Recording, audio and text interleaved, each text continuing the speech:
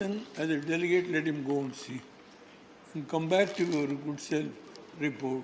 The point is today, we are entirely suffering for the drinking water, where to our misfortune, the area which has not been confined to Kaveri Basin, that was the decision given by this Supreme Court.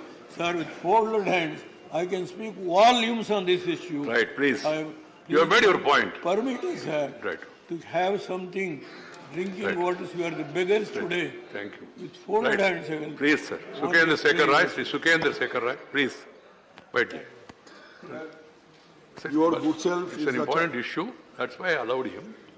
And he did not make any controversy or comment on others. Sir, your good self is the champion for promotion of Indian regional languages.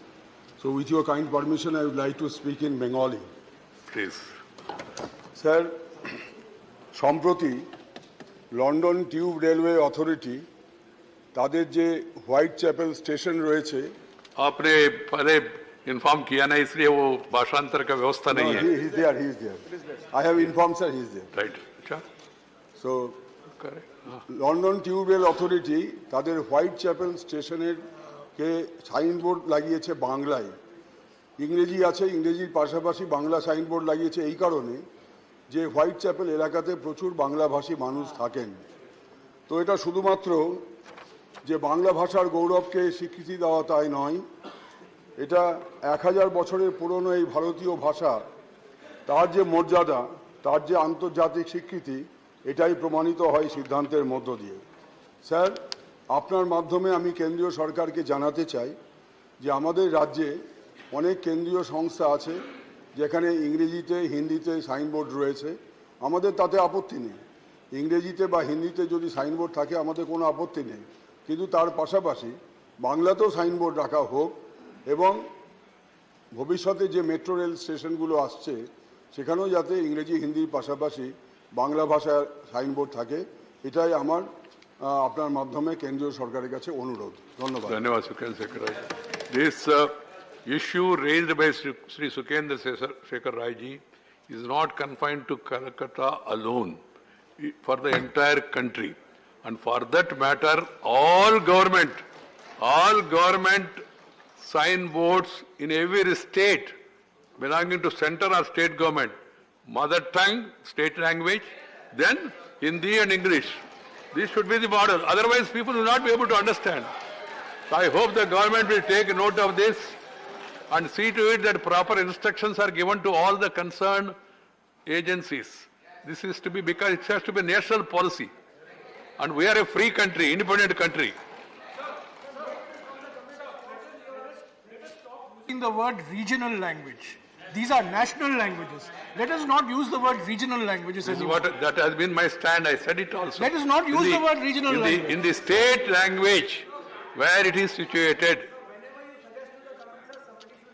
Right. They are nodding their head in agreement. Sri Neeraj Dangi. Yeah. There is no senior concerned minister available. Sir, they keep mum. Please. When I say something, it will be taken seriously. You don't worry. I'll see to it. Right. Okay, please.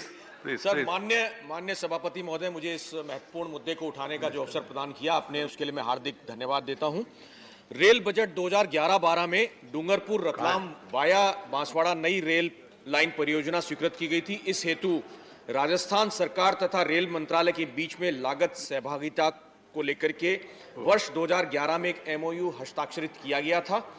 MOU के समय परियोजना की संभावित लागत रुपए 2082.75 करोड़ जो परियोजना की लागत थी एवं रुपए 180.94 करोड़ जो भूमि की लागत थी, जिसमें राजस्थान सरकार द्वारा परियोजना लागत का 50% वहन किया जाना था। राजस्थान तथा मध्य प्रदेश में आने वाली भूमि अधिग्रहण की लागत को राजस्थान सरकार को वहन करना था।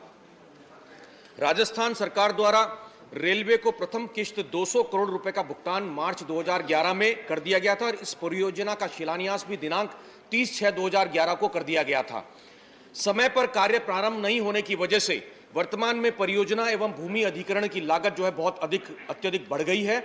ऐसे में माननीय मुख्यमंत्री राजस्थान ने माननीय प्रधानमंत्री जी को अवगत कराया कि राजस्थान सरकार बढ़ी हुई परियोजना लागत वहन करने में सक्षम नहीं है, इसलिए रेलवे व्यवहारिक दृष्टिकोण अपनाते हुए इस महत्वपूर्ण परियोजना को स्वयं के संसाधनों से पूर्ण करवाए। हालांकि मध्य प्रदेश और राजस्थान में भूमि अधिग्रहण की लागत का भुगतान राजस्थान सरकार द्वारा ही किया जाना था। साथ ही इन्होंने इस प्रकरण में नीति आयोग के साथ चर्चा दिनांक 6/8/2021 के क्रम में परियोजना के जनजातीय क्षेत्र से संबंधित होने के दृष्टिगत रेल मंत्रालय द्वारा एग्जम्पशन बेस्ड अनुमोदन दिए जाने के लिए निवेदन किया है। अतः माननीय सभापति महोदय, आपके माध्यम से भारत सरकार से अनुरोध है कि प्रकरण में केंद्रीय बजट 2022-23 में प्रस्तावित पूंजीगत व्यय से राजस्थान सरकार के प्रस्ताव को स्वीकार किया जाए ताकि इस महत्वपूर्ण परियोजना को मूर्त रूप दिया जा सके। धन्यवाद। Sri Muralidharan, Minister for Parliamentary Affairs, I think Sonawal also is here.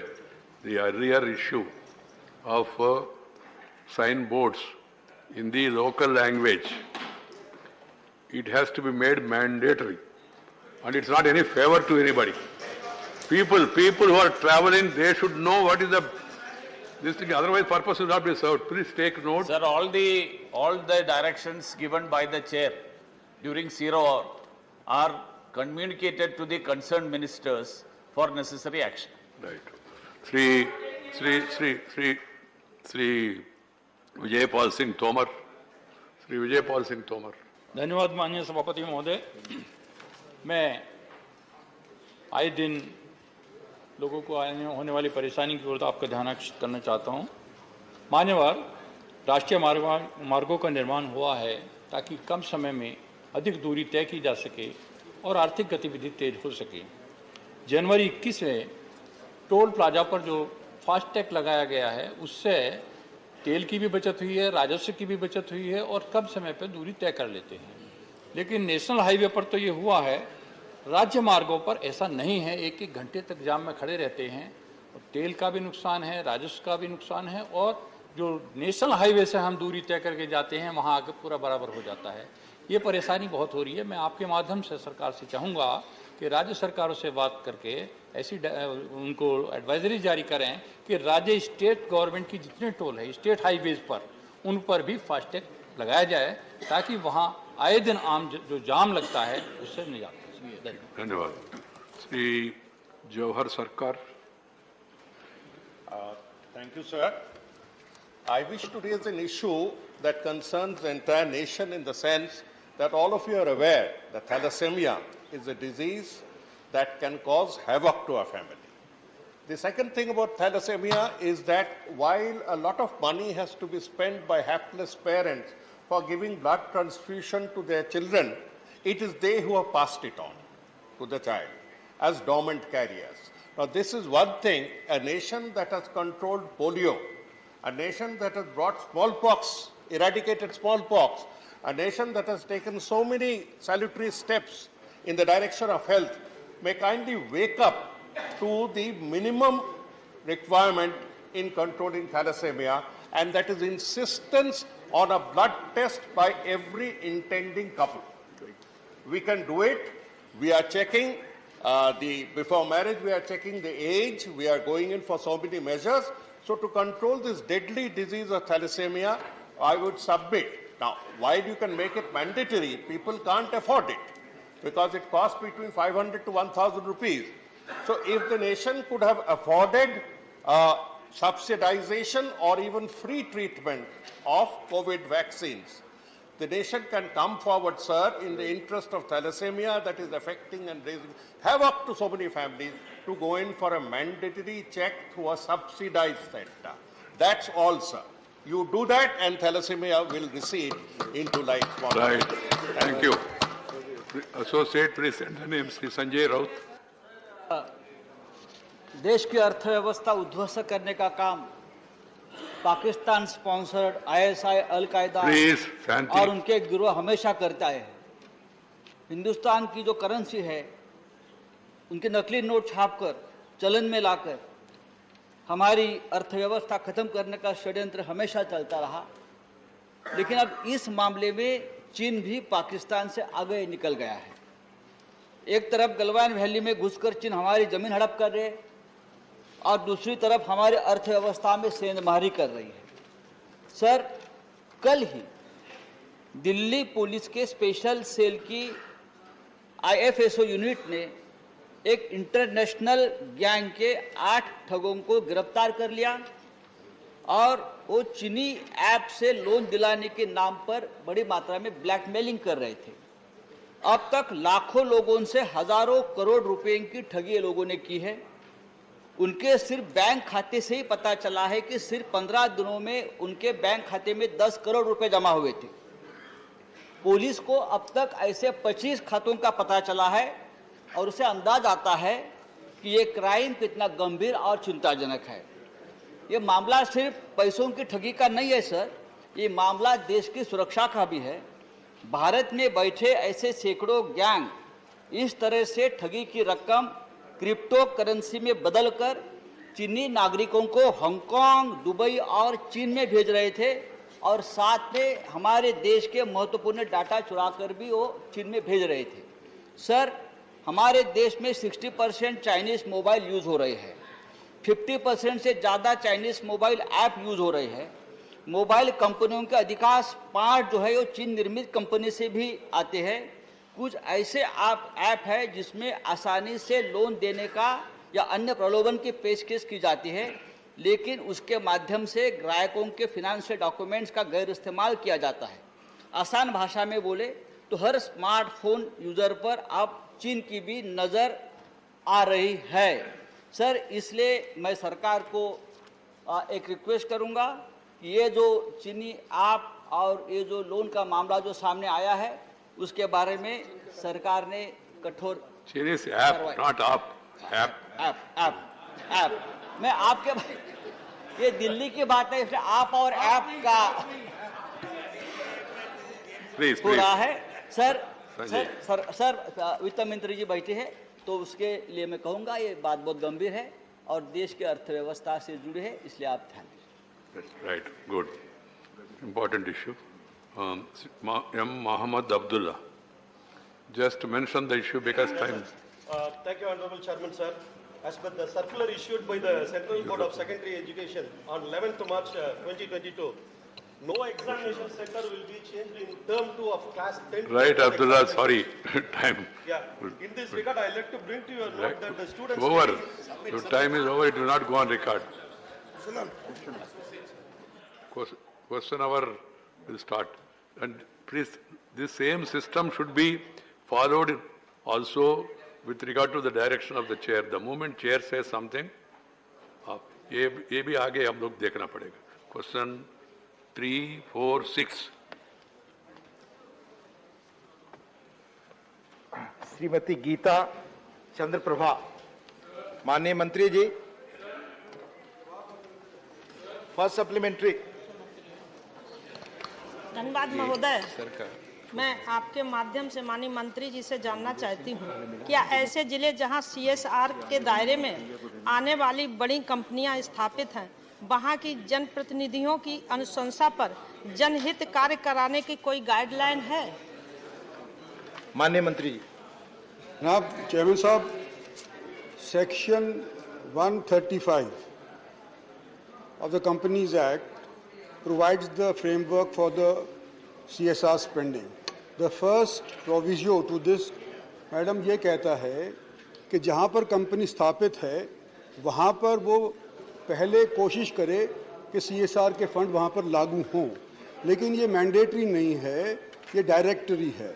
और जो ब्रॉड प्रिंसिपल भारत सरकार ने आज के दिन अपनाया हुआ है वो ये है कि केवल उस स्थान के ऊपर ही नहीं बल्कि कंपनी उसके अलावा भी बाकी देश के अंदर भी CSR का पैसा अगर खर्च कर सकती है तो जनरल लाभ पब्लिक का होगा. इस तौर के ऊपर सिर्फ इसको डायरेक्टरी किया गया, मैंडेटरी नहीं किया गया.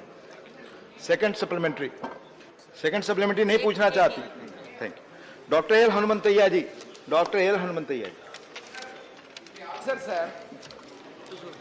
Section 135(5) of the Act provides companies shall give preference to the local area and areas around where it operates. However, the emphasis on the local area is only directory and not mandatory. This is what they have given. Sir, now to improve the backward districts, it should be made mandatory that the CSR funds has to be used in backward districts. Otherwise, this purpose of the CSR funds will not be served. Please put question. That is what I wanted to ask the Honorable Thank Minister. you. Thank you, Hanumantaiah ji. Already stated that it is not mandatory. What happens is that, generally speaking, companies tend to spend the money in areas where they are located. The main beneficiaries thereafter are, say, states like Maharashtra, Gujarat, Tamil Nadu, Andhra Pradesh, Delhi. And areas in the northeast, say Nagaland, gets very little CSR spending. So in the last 7 years, since CSR has been in vogue, Nagaland has only been able to get 8 crores out of the 1.2 lakh crores spent under CSR by various companies. Having said that, nevertheless, I must say that there is some sort of a guideline for public sector undertakings that they should look into aspirational districts, backward districts, where there is gurbat. So that kind of a thing is already on the anvil and it has been passed, and 60% of the funds of PSUs are intended, or hopefully they spend that money in these so-called aspirational districts. Thank you. Mani Prasanna Acharya ji. Minister, whether CSR funds are allowed for government schemes as a gap funding and thereby depriving other non-governmental schemes. And sir, secondly, CSR fund is allowed for Prime Minister Relief Fund, and whether it is a fact that it is not allowed for Chief Minister Relief Fund. So is it not telling upon the federal structure of this country? So whether government will consider to make amendment in this provision of the Act? Thank you. Sir, out of the 1.2 lakh or 1.25 lakh crore rupees that have been spent under CSR over the last 7 years, not more than 4 to 5% has gone into PM CARES fund. And most of that money has gone during the COVID 2 years. Before that, the companies by themselves have been able to spend on all those activities that are enumerated under the CSR pattern, under Section 35 and Schedule 5 of it. As far as chief ministers go, never was the chief ministers, well, to begin off with, there was attempts to make CSR go to the chief minister's fund, but it was not accepted by the government of India, because then in whichever state the chief minister is, then the funds from these companies will only go to the direction given by the chief minister. So we don't want to have that. The basic idea of sending CSR is to do the best you can for the public good. And it cannot necessarily mean only one person can think of that, not the chief minister alone. So it is a board-based activity that the board undertakes. We give the general guidelines and the board implements it. And it is an activity which is pan-Indian, no matter where the country comes from, where the company comes from. Thank you. Manye Virendra Prasad Baisha ji. Thank you very much, sir. Sir, mic is not working, sir. It's working. आपके बगल में हो, please. Thank you, Chairman, sir. Corporate Special Responsibility Fund played important role इसमें और नहीं है ना? for the economical development of backward region of the country, sir. In his reply, written reply, Honorable Minister has said, Niti Aayog identified 82 districts of our country with earmark with the rupees of more than 331 crores, sir. And Minister himself admitted right now they have allotted only 8 crore rupees in the Nagaland. Sir, my question is that Northeastern region is a constituent of the 8 states. Out of this 82 districts, Niti Aayog identify how many districts from the Northeastern region and how many money already spent in the Northeastern region.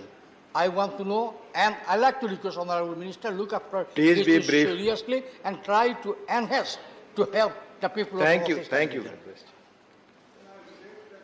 The idea of the Government of India is that it should be a broad-based activity. The responsibility of spending CSR funds lies with the board of the company. If we make it directory, then it will not go to states like the gentleman has said.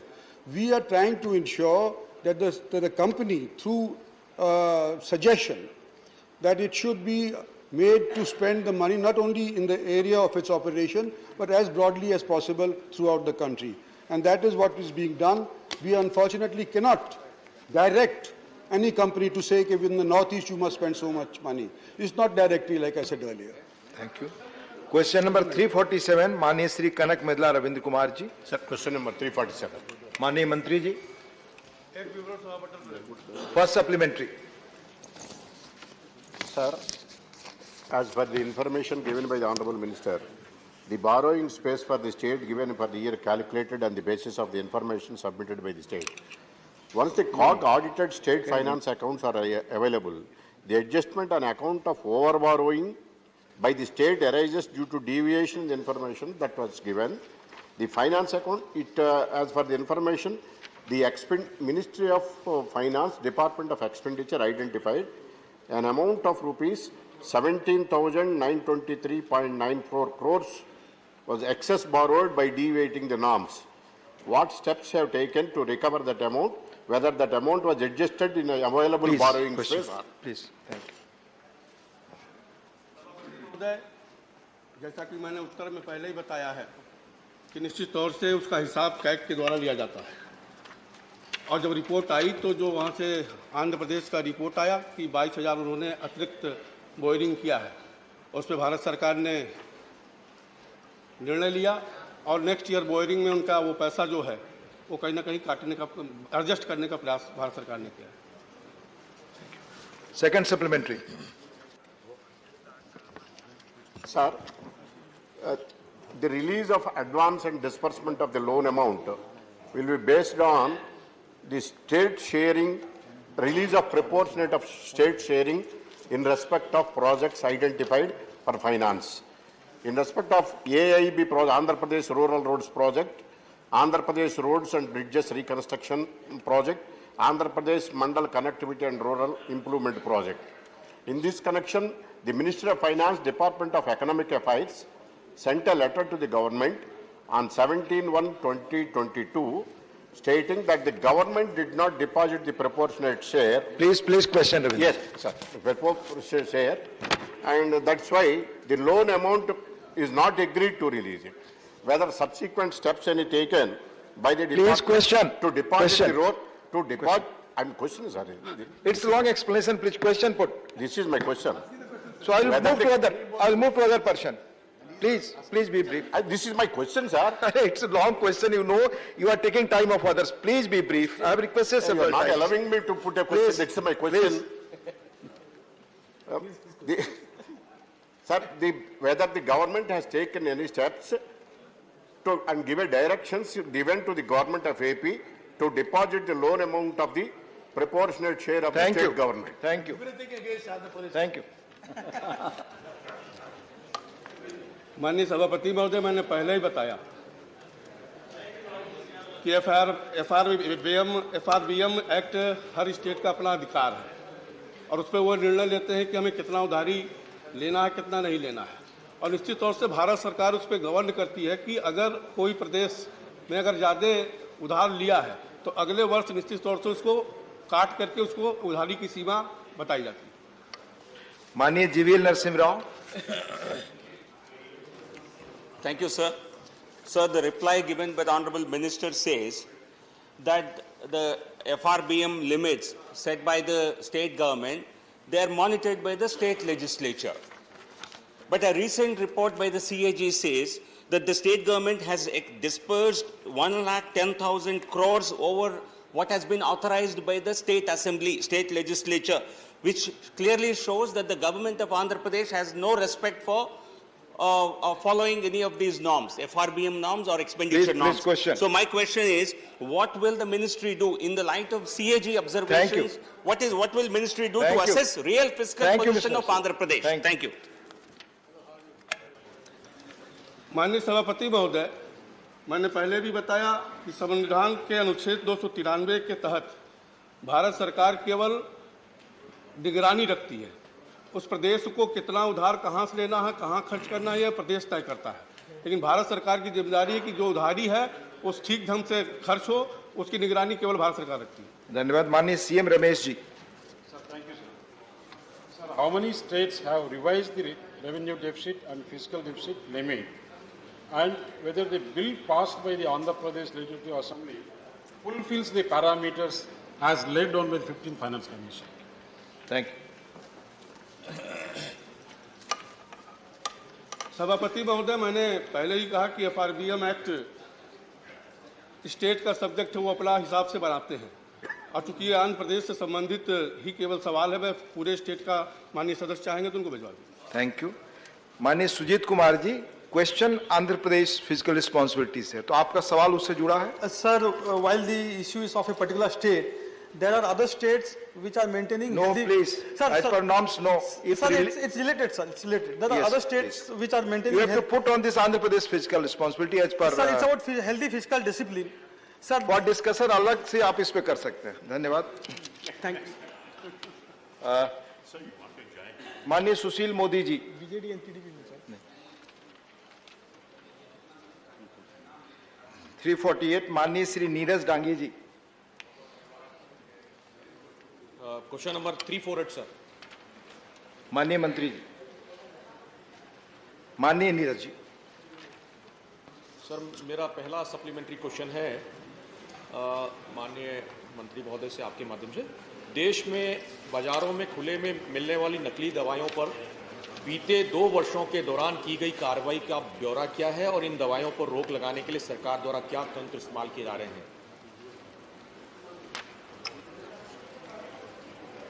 आप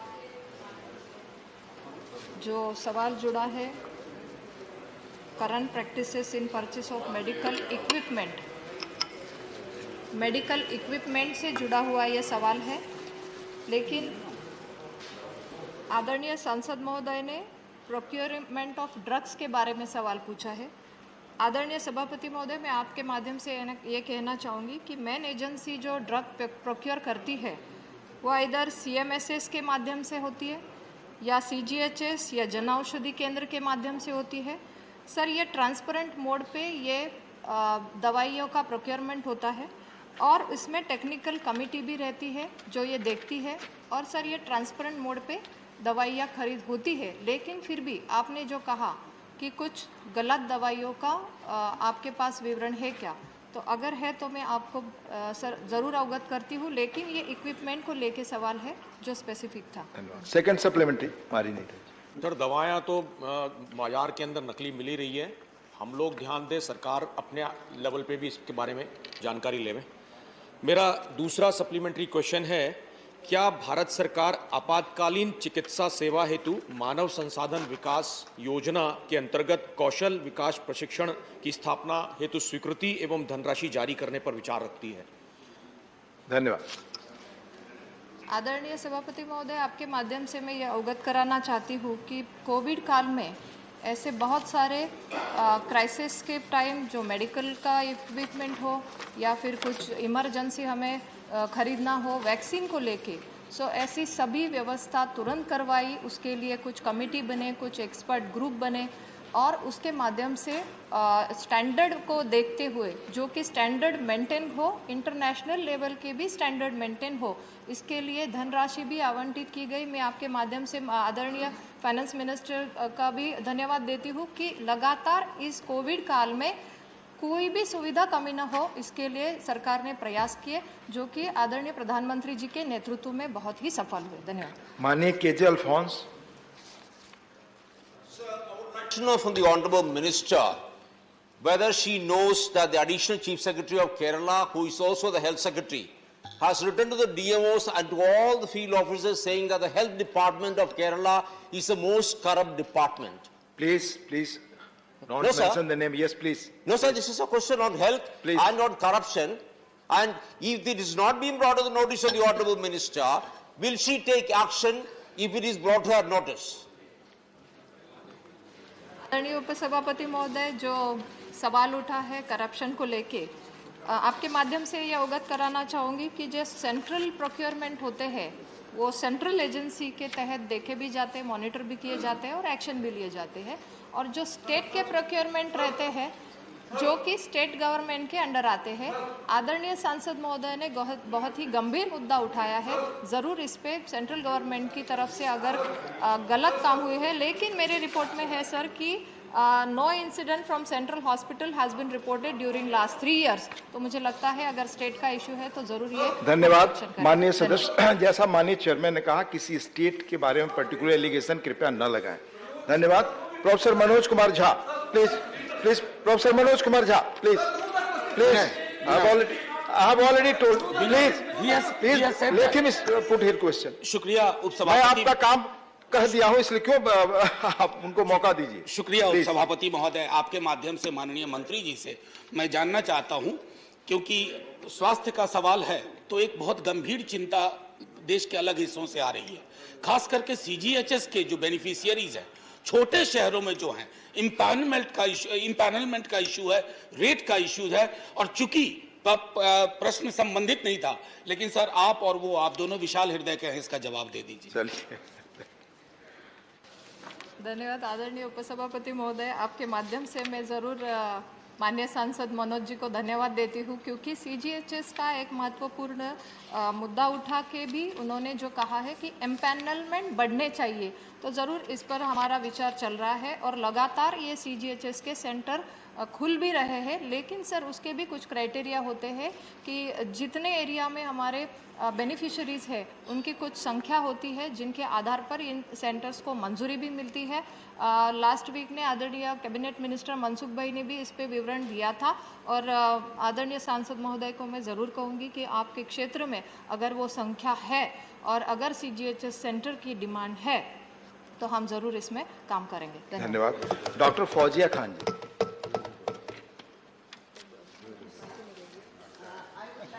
The Honorable Minister, through you, whether government is aware about the damage caused by the unchecked presence of health service online aggregators pushing aggressively for tests, surgeries, for healthcare services without any medical requirement or prescription. If yes, whether the government is considering to stop direct consumer advertising as suggested by the Consumer Drug Advocacy Group of All India Drug Action Network, AIDAN. Thank you. महोदय, माननीय सदस्य फौजिया जी ने जो सवाल उठाया है वो specific कुछ कंज्यूमर के बारे में जो कि ऑनलाइन प्रिस्क्रिप्शन के बारे में जुड़ा है, तो मुझे लगता है कि इसमें थोड़ा डिटेल लेके मैं ज़रूर सांसद महोदय को अवगत कराऊंगी। लेकिन फिर भी जो स्टेट गवर्नमेंट के अंडर जो क्लिनिकल एस्टेब्लिशमेंट एक्ट के तहत कुछ प्रिस्क्रिप्शन के अगर हमें प्रॉब्लम्स है या शिकायतें हैं तो वो स्टेट गवर्नमेंट उन क्लिनिकल एस्टेब्लिशमेंट एक्ट के तहत उन हॉस्पिटल के थ्रू एक्शन ले सकते हैं। धन्यवाद। क्वेश्चन नंबर 349 माननीय शक्ति सिंह गोयल जी। माननीय मंत्री जी, माननीय मंत्री जी। सर उत्तर सभा पटल पर रख दिया। First supplementary. माननीय सभापति महोदय, बड़ा गंभीर सवाल था। मैं उम्मीद करता था कि कैबिनेट मंत्री हमारे गुजराती भाई मांडविया जी जवाब देंगे। बड़ी शालीन मंत्री राज्य कक्षा की है, उनको ही जवाब देना है। खैर इनका सब्जेक्ट है। मैं ये जानना चाहता हूँ, यहाँ इस हाउस में बैठे हुए हमारे में से कोई भी यहाँ हाथ रख के कहेंगे, कोविड के दौरान हमें फोन आते थे, हमें डॉक्टर्स ने, हमें गवर्नमेंट ने भी कहा कि ऑक्सीजन सप्लाई नहीं थी और डेथ हुए हैं, ये हकीकत है। अब यहाँ पे सरकार का जो रिटर्न रिप्लाई है, उस रिटर्न रिप्लाई में कहा गया है कि कोविड की वजह से 5,21,358 डेथ हुए हैं। मैं फर्स्ट सप्लीमेंट्री में आपके जरिए ये जानना चाहता हूँ कि गुजरात सरकार ने पहले कहा था कि कोविड में 10,000 लोगों ही सिर्फ मृत्यु हुई है, 10,000 एंड ऑड। सुप्रीम कोर्ट ने कहा कि आपको मुआवजा के लिए डिटेल दीजिए, जांच कीजिए। उसके बाद निकला कि 1.5 लाख से ज्यादा लोग गुजरात में कोरोना से मृत्यु हुए हैं, ऑफिशियल फिगर आया बाहर। तो इधर ये जो 5,21,358 है, उसमें गुजरात का कौन सा फिगर है, 10,000 या 1.5 लाख? धन्यवाद। उपसभापति महोदय, आपके माध्यम से मैं ये जरूर कहना चाहूँगी, आदरणीय शक्ति सिंह जी ने, माननीय संसद जी ने उपस्थित किया मुद्दा। पहला तो ये है कि माननीय कैबिनेट मिनिस्टर आज जो कॉन्फ्रेंस पे गए हैं, तो वो भी एक देश की सक्षम भूमिका रखने के लिए ही गए हैं। वो देश की एक अच्छी भूमिका जो कि ग्लोबल लेवल को भारत को सराहना जा रहा है। मुझे लगता है अगर इस अच्छी बात को अप्रिशिएट किया जाए तो मैं बहुत धन्यवाद देती हूँ। लेकिन ये बहुत ही गंभीर मुद्दा है और आदरणीय सांसद महोदय ने जो पूछा था कि क्या ऑक्सीजन को लेके क्या व्यवस्था और डिमांड के बारे में, फिर एक बार ये माननीय कैबिनेट मिनिस्टर मनसुख भाई ने लास्ट वीक में और लास्ट सेशन में भी इसका जवाब डिटेल दिया था। मैं फिर एक बार बड़ी नम्रतापूर्वक ये कहना चाहूँगी सर, क्योंकि ये सर लगातार ये मुद्दा आता है, कुछ बातें भी फ्लोर पे रखनी ज़रूरी है कि union government has requested states UTs to furnish the details as asked for. Sir, इसमें से 20 states and UTs have responded and none of the states and UTs have reported confirmed dates due to oxygen shortage. Sir, हमने लगातार इस बारे में उन राज्यों को पत्र भी लिखे हैं, वो पत्र के भी डिटेल्स हमने दिए हैं। उसमें सर 11 बार हमने ईमेल्स भेजे हैं, चिट्ठियाँ लिखी है, कुछ राज्यों को रिमाइंडर दिए हैं। सर राज्यों ने देने के बाद ही हम सेंट्रल गवर्नमेंट उसको पार्लियामेंट पे रख के बोलते हैं। लेकिन सर जैसा कि इन्होंने कहा कि पहले मृत्यु की संख्या कम थी और आज आपने जो डेटा दिए हैं वो 5 लाख का डेटा है डेथ्स का। सर ये बहुत ही दुखदाई है, क्लेशदायी है कि एक ऐसा पेंडेमिक आया कि जिसमें हम इस कोविड को जो नया था उसमें डेथ्स के बारे में भी रिपोर्ट करना हो, तो इसमें सर लगातार सेंट्रल गवर्नमेंट से रिसर्च बेस्ड जो भी आता था उसके नोटिफिकेशन, उसमें गाइडलाइंस जाते थे। और तो और सर जो भी डेथ के बारे में रिपोर्टिंग था उसमें भी सर व्यवस्था दी गई कि ये इन्होंने करना है पोर्टल पे। लेकिन सर कुछ राज्यों ने जो कि उस टाइम नहीं किए वो आज भी कर रहे हैं। इसीलिए सर आज आपने जो सवाल उठाया, लेकिन सर आपने गुजरात के बारे में पूछा है तो मैं उसका डिटेल आपको ज़रूर देती हूँ। सर उसके बाद भी ये एक्स ग्रेशिया का भी जो NDMA के थ्रू माननीय हाईकोर्ट ने जो स्टेटमेंट दिया उसके आधार पर ये बढ़ा है जो आपने कहा है उसका डिटेल रिपोर्ट। लेकिन सर ये हमारे पास आ रहा है, ये जो है रिपोर्ट ये सभी राज्यों से आ रहा है जो कि ये दर्शाता है। सेकंड सर सप्लीमेंट्री वो तो ये था कि आज 10,000 है इसमें या 1.5 लाख, वो जवाब तो नहीं मिला मुझे।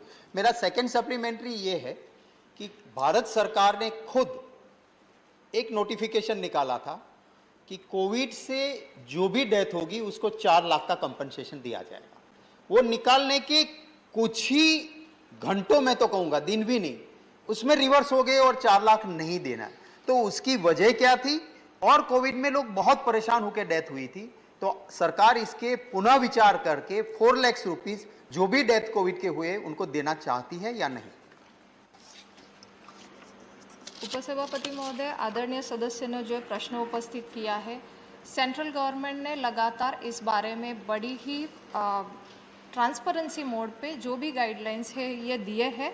इसमें पहली बार तो सर जो डर था कि पेशेंट के बाद जो इन्फेक्ट होंगे तो उनका क्या, तो वो तो इतना पहला बड़ा डर था कि उसके लिए सर गरीब कल्याण पैकेज के तहत हमने जो इंश्योरेंस दिया जो कि डायरेक्ट कोविड के पेशेंट के कांटेक्ट में आएंगे तो उन्हें हम तुरंत इंश्योरेंस के माध्यम से प्रोटेक्ट करेंगे। सर आज उनका भी हमने मदद की है। सर उसके बाद आप सदस्य ने जो प्रश्न उठाया है कि एक्स ग्रेशिया, सर माननीय कोर्ट ने जो कहा कि इनका डिटेल लेना जो कि कोविड रिलेटेड डेथ हुए हैं, सर ये एक्स ग्रेशिया के रूप में जो कि 50,000 का उन्हें मदद मिलेगा। सर ये सेंट्रल गाइडलाइंस के तहत आज स्टेट के तहत आज जो डिस्ट्रिक्ट लेवल पे जो कलेक्टर की अंडर जो कमिटी है सर वो इसको एग्जामिन भी करते हैं और उनके तहत ये नाम भी आते हैं। सेंट्रल गवर्नमेंट के नाम आने के बाद ये डिटेल भी दिए हैं सर। ये एनडीएमए ने 50,000 का ये प्रावधान किया है, ये 4 लाख का नहीं है, ये बात क्लियर हो गई है। Thank you. माननीय जुगल सिंह लोखंडवाला।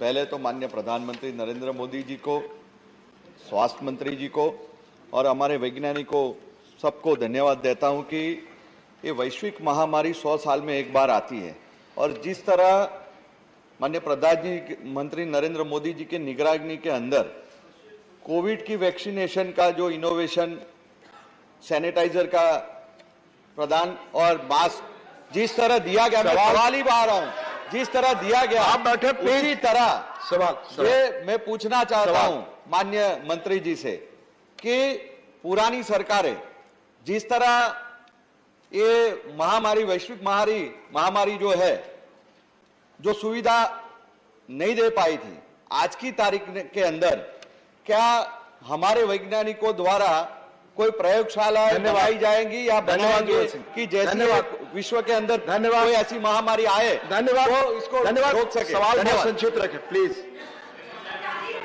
प्लीज बैठकर, प्लीज कुर्सी पर बैठकर आपस में बात ना करें प्लीज। कोई रिकॉर्ड पर नहीं जा रही आप लोगों की आपस की बातचीत, प्लीज। माननीय उपसभापति महोदय, जो सवाल उठा है कि क्या हमने इस दौरान कोविड के कार्यकाल में क्या किया है और आगे जाके भविष्य में अगर ऐसे ही पैंडेमिक का सामना करना पड़े तो क्या इसके लिए प्रावधान है। मैं आदरणीय सांसद महोदय जी को पहले तो धन्यवाद देती हूँ कि जो काम हुआ है उसमें बहुत ही बढ़ोतरी हुई है, क्योंकि जो डिमांड थी पैंडेमिक के पहले और आज ये लगातार अच्छी बनी है व्यवस्था हेल्थ इंफ्रास्ट्रक्चर को लेके। फॉर एग्जांपल अगर हमारे पास आज 3000 से भी ज़्यादा अच्छे लैब खड़े हुए हैं।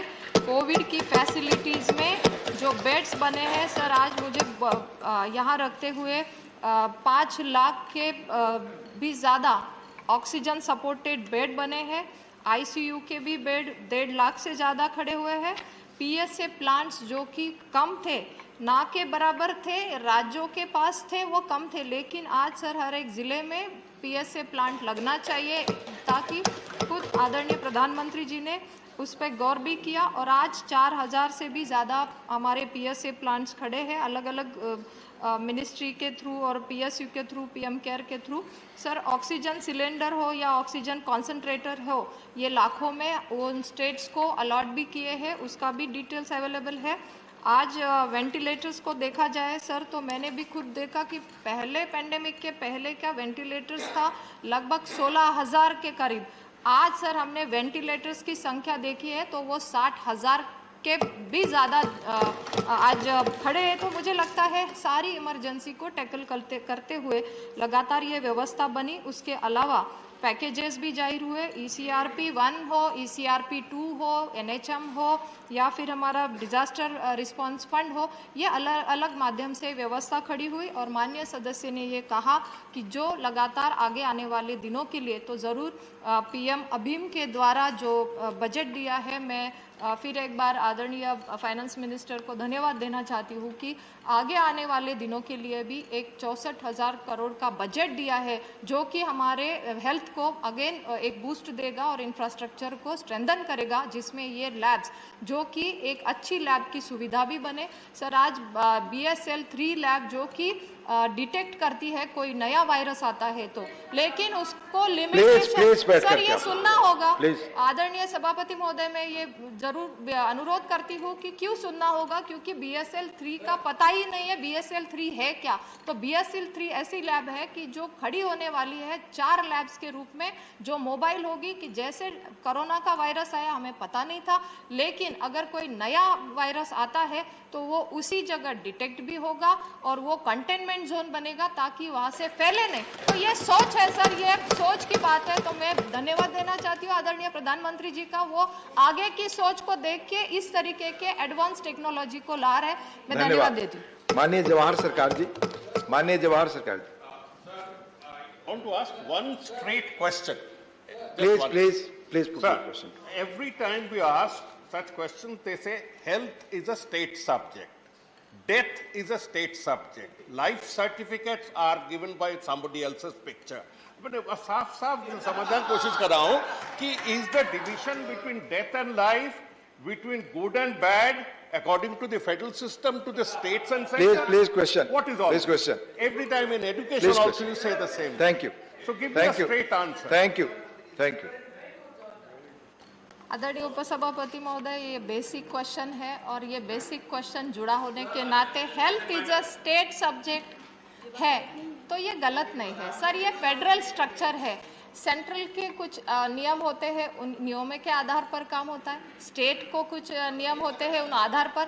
सर हम ज़रूर ये कहते हैं कि हम मिलकर काम करते हैं, कोई भी सुविधा हम जो देते हैं तो हम स्टेट के हेल्प को लेके ही करते हैं। हम ऐसा नहीं कहते हैं कि हम जिम्मेवारियां को टाल रहे हैं, लेकिन सर हम एक रिस्पेक्ट से कहते हैं कि हम जो भी सर आप सर जो भी हम फाइनेंस देते हैं सर वो स्टेट को ही अलॉट होता है सर, स्टेट ने ही वो नीचे देना है सर। हमारी एनएचएम की जो विंग खड़ी है वो स्टेट के थ्रू ही जाती है सर। लेकिन जो आदरणीय सदस्य ने महोदय ने कहा कि जो भी इनपुट्स आते हैं सर वो स्टेट से ही आते हैं, तो हम उनका भी रिस्पेक्ट करके स्टेट के साथ ही जुड़े होकर काम कर रहे हैं और अच्छा काम किया है। माननीय रामनाथ ठाकुर। धन्यवाद उपसभापति महोदय। मैं आपके माध्यम से मंत्री जी से पूछना चाहता हूं कि समय सीमा के अंदर ऑक्सीजन से कितने लोग मरे,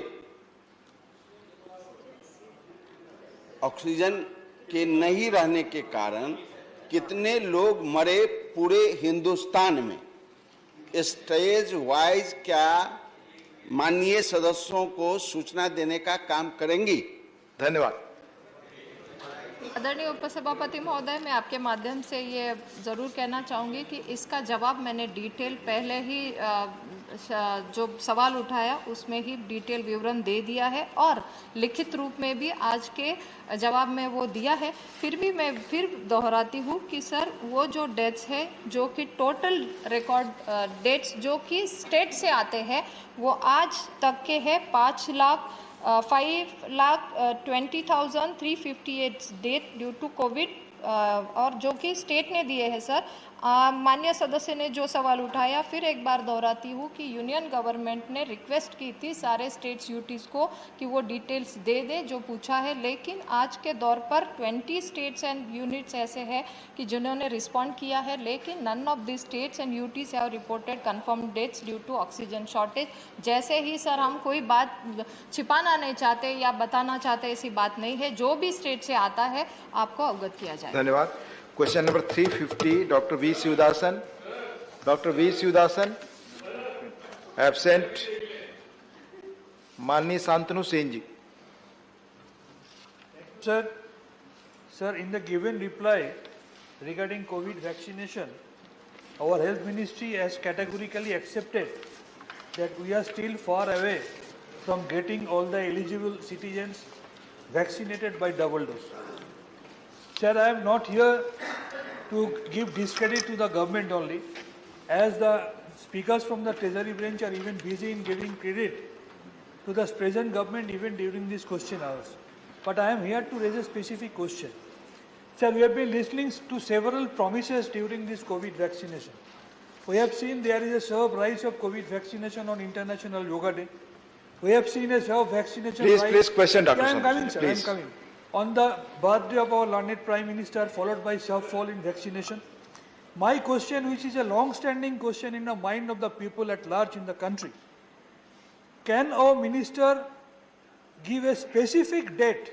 Because earlier I used to learn that by 31st of December 2021, all eligible citizens will be vaccinated by double dose. Forget about the booster dose. Please question. My minister, can she give a specific date by which all the eligible Indian citizens will be vaccinated by double dose? Thank you. उपसभापति महोदय, मैं पहले तो माननीय सांसद जी को बहुत बहुत धन्यवाद देती हूँ कि जो चिंता का विषय है वो भी उन्होंने रखा कि वैक्सीन को लेके, लेकिन उसके पहले मैं ये ज़रूर कहना चाहूँगी कि भारत का सबसे अच्छा, सबसे बड़ा वैक्सीन ड्राइव चला, जो कि दुनिया ने देखा, और जो हमारे बेनिफिशरीज है और लैंडसेट ने क्रिटिसाइज उनको हमने भी देखा। सर, सब जर्नल्स का भी हम विवरण लेते हैं, लेकिन मैं ये बात ज़रूर कहना चाहती हूँ, अगर आज 184 करोड़ को हम लोग पार कर रहे हैं, जिसमें कि फर्स्ट डोज 97% दिया गया है, सेकेंड डोज 85% दिया गया है, लेकिन सर उसमें भी मैं कहना चाहूँगी कि ये जो किया है हमने, ये सबको मिलके सबके प्रयासों से हुआ है। हर एक ने अपना, आदरणीय सांसद सभी बैठे हैं यहाँ पे, सभी ने अच्छा ध्यान दिया है। हर घर दस्तक भी चला, अनेक ऐसे प्रोग्राम्स चले, मीडिया ने भी सपोर्ट किया, इसी कारण ये सक्सेसफुली ड्राइव चला। लेकिन सर मैं कहना चाहूँगी कि ये वॉलंटरी है, जो कि हमने लिखा भी है, जो 94 करोड़ बेनिफिशरीज को हमने सामने रखा था। हमारी कमिटमेंट थी सर कि दुनिया में जो भी क्राइसिस चल रहे थे वैक्सीन को लेके, लेकिन भारत में ये नहीं होगा, भारत वैक्सीन अवेलेबल करेगा, वैक्सीन बनाएगा। वो सर कमिटमेंट पूरी कर दिया। आदरणीय प्रधानमंत्री जी के नेतृत्व में ये वैक्सीन बना भी और सभी को दिया भी। लेकिन सर ये वॉलंटरी है। मैं माननीय सदस्यों को बहुत ही अनुरोध करती हूँ और कहती हूँ कि अगर ये वॉलंटरी है, लेकिन फिर भी हम सब जुट जाए इस मुहिम में कि सबकी सुरक्षा को लेकर हम सबके प्रयास और बढ़े, ताकि जो रहे हैं हम उनमें दे सकें। माननीय दिग्विजय जी।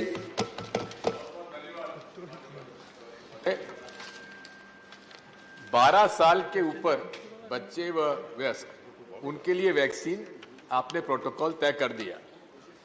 उन सभी भारतीयों को इस बात की चिंता है कि 12 साल से कम बच्चों के लिए अभी तक आपने कोई प्रोटोकॉल तय नहीं किया है, जबकि यूएसए और अधिकांश वेस्टर्न वर्ल्ड और मिडिल ईस्ट में एज 5 से लेकर एज 11 तक प्रोटोकॉल मंजूर कर दिया है और वैक्सीनेशन प्रारंभ हो गया है।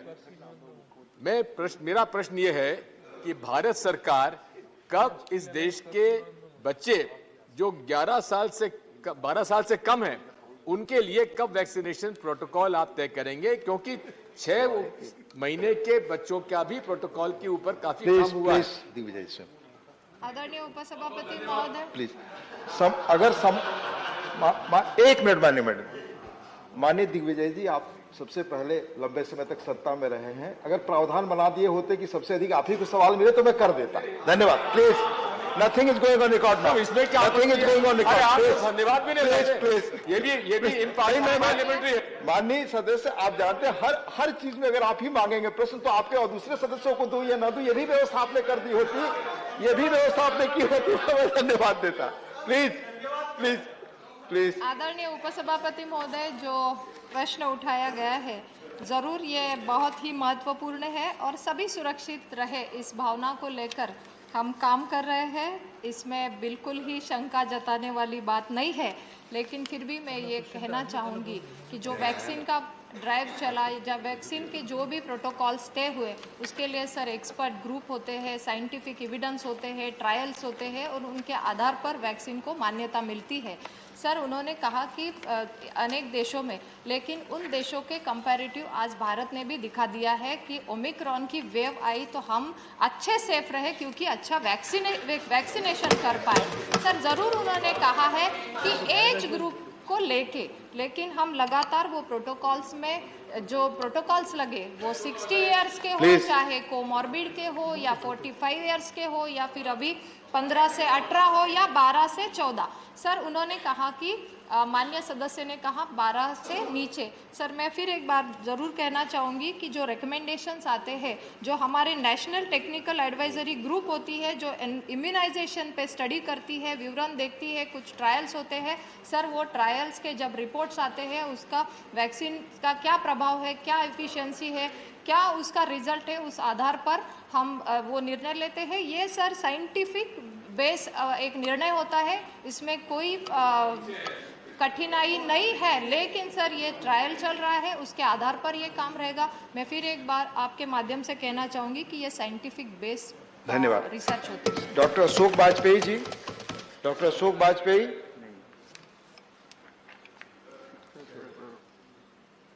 देसाई जी।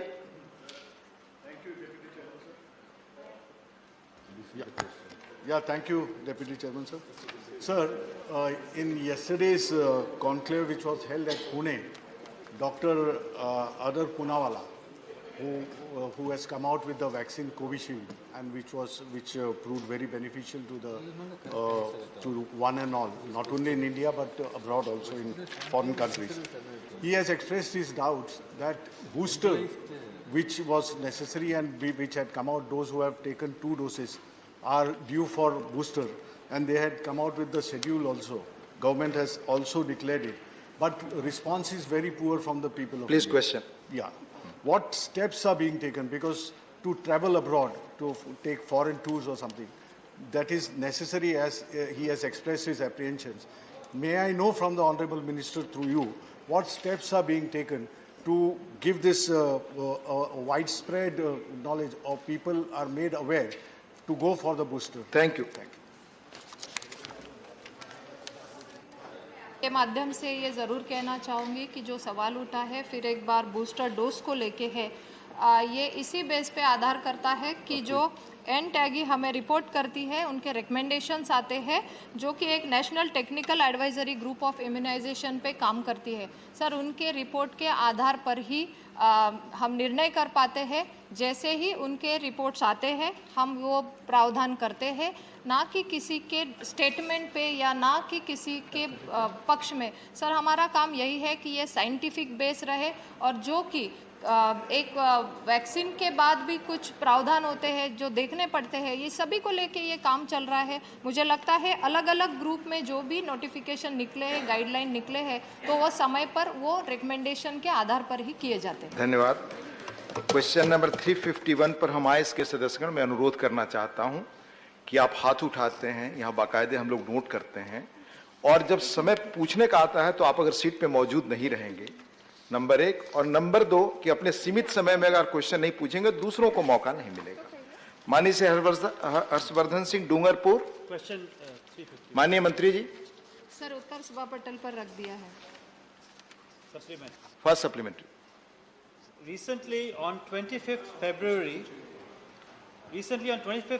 AIIMS institutions together have conducted an exhaustive survey and reported that warning labels have overwhelming health and family welfare, considering acceptance of this study by renowned medical establishments like AIIMS, which recommended warning labels. Thank you. Sir, आदरणीय सदस्य ने जो प्रश्न उठाया है, जो label को लेके है, जो फूड पैकेट्स पे आता है, तो मैं आदरणीय सदस्य को यही कहना चाहूँगी आपके माध्यम से। सर, ये रेगुलेशंस जो नोटिफाई किए हैं food safety and standard authority of India ने, जो कि कहता है कि ये रेगुलेशंस में दिया गया है कि ये लेबल पे जो न्यूट्रिशनल इन्फॉर्मेशन है, जो कि contribute to recommended daily allowance के आधार पर परसेंटेज के माध्यम से, जो कि कंज्यूमर को एक विकल्प देने के लिए बने हैं, तो वो मैंडेटरी है। और इसको sir for food business operators को ये लेबल फूड पैकेज के लिए देने के लिए अभी शुरू होने वाला है। Second supplementary. Sir, I have only one supplementary. माननीय संजय सिंह। सर, मेरा आपके माध्यम से माननीय मंत्री जी से सवाल है कि ऐसे कितने मामले आपके विभाग के द्वारा हल किए गए, या कितने मामले आपके सामने आए जिन पर आपका हेल्थ डिपार्टमेंट कार्रवाई करता है? कितने लोगों पे आपने अब तक कार्रवाई की? क्या इसका कोई डाटा है? क्योंकि FSSAI का लेबल लगा के बहुत सारे लोग सामान अपना बेचते हैं जो वास्तव में आपके मानकों को पूरा नहीं करता, बावजूद इसके अगर वो बेच रहे हैं तो उन पे कितनी कार्रवाई हुई? और एक छोटा सा सवाल हो गया संजय, इसी में 2 सवाल आपने संजय जी पूछ लिया। प्लीज। जी, ज़रूर आदरणीय उपसभापति महोदय, मैं आपके माध्यम से ये सदस्य को अवगत कराना चाहती हूँ कि ये सवाल बहुत ही गंभीर है, जो कि एक फूड रिलेटेड जो अडल्ट्रेशन है उसके बारे में है, और ये food safety and security standards के एक्ट के तहत जो भी एक्शंस है वो लिए जाते हैं, जो कि अपने मानकों पे खरे नहीं उतरते हैं। तो वहाँ पे सर स्टेट में हमारे स्टेट कमिश्नर रहते हैं, डिस्ट्रिक्ट लेवल पर फूड ऑफिसर्स रहते हैं, जो कि ये देखते हैं और तुरंत उन पे कार्रवाई भी की जाती है। आदरणीय सदस्य ने जो सवाल किया है इसके डिटेल्स, तो मैं ज़रूर ये कहना चाहूँगी कि लगातार इसमें 2019 20 21 में मुझे डिटेल्स है, लेकिन फिर भी उसमें नंबर ऑफ सैंपल्स अगर एनालिसिस किए हैं तो लास्ट ईयर के मैं कहूँगी तो लगभग 1 लाख सैंपल को सर एनालिसिस भी किया है। उसमें जो भी है उनको कंप्लेंट के आधार पर, पिनल कोड के आधार पर उनको एक्शन भी लिया है और वो स्टेट के तहत किया जाता है। धन्यवाद। माननीय जया बच्चन जी।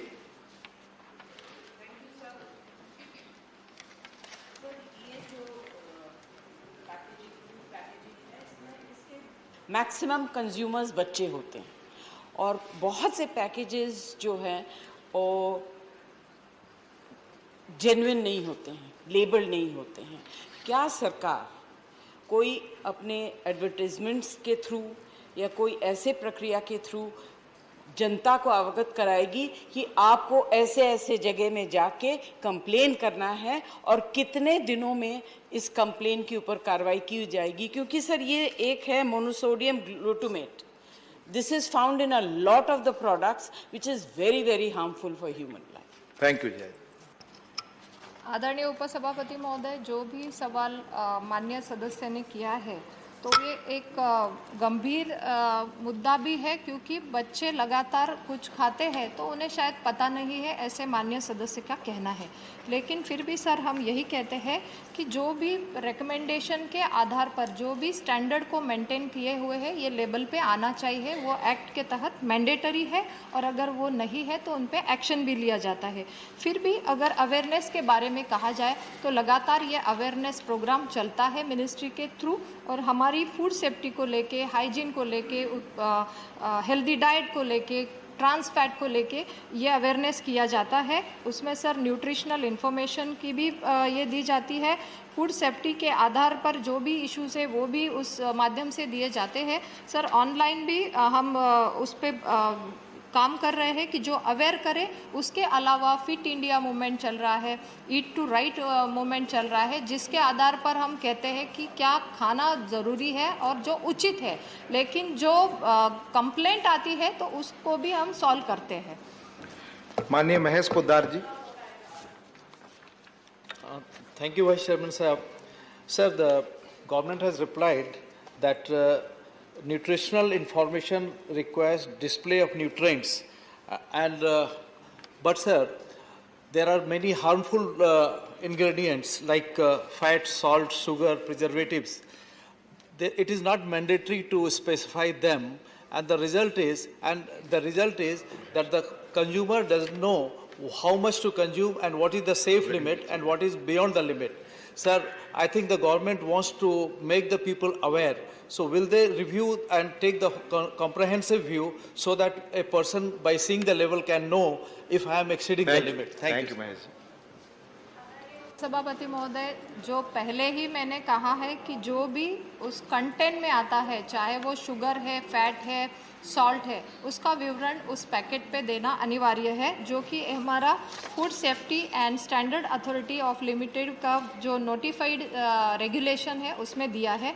लेकिन फिर भी अगर डेली अलाउंस में कितना खाना है और कितनी हमारी मार्किंग है न्यूट्रिशन की, तो उस माध्यम से ये भी मैंडेटरी किया है कि वो उस लेबल पे आए, ताकि एक विकल्प चुन सके कि इसमें क्या हानिकारक हो सकता है। धन्यवाद। Now question number 352, Honorable KRN Rajesh Kumar. माननीय मंत्री जी। जवाब सभापति पर रखा गया। सभापति महोदय। Rajesh ji, put your first supplementary. Honorable Deputy Chairman Sir, first I thank you, this August House member and the ministers, because today the question is reached the serial number 7.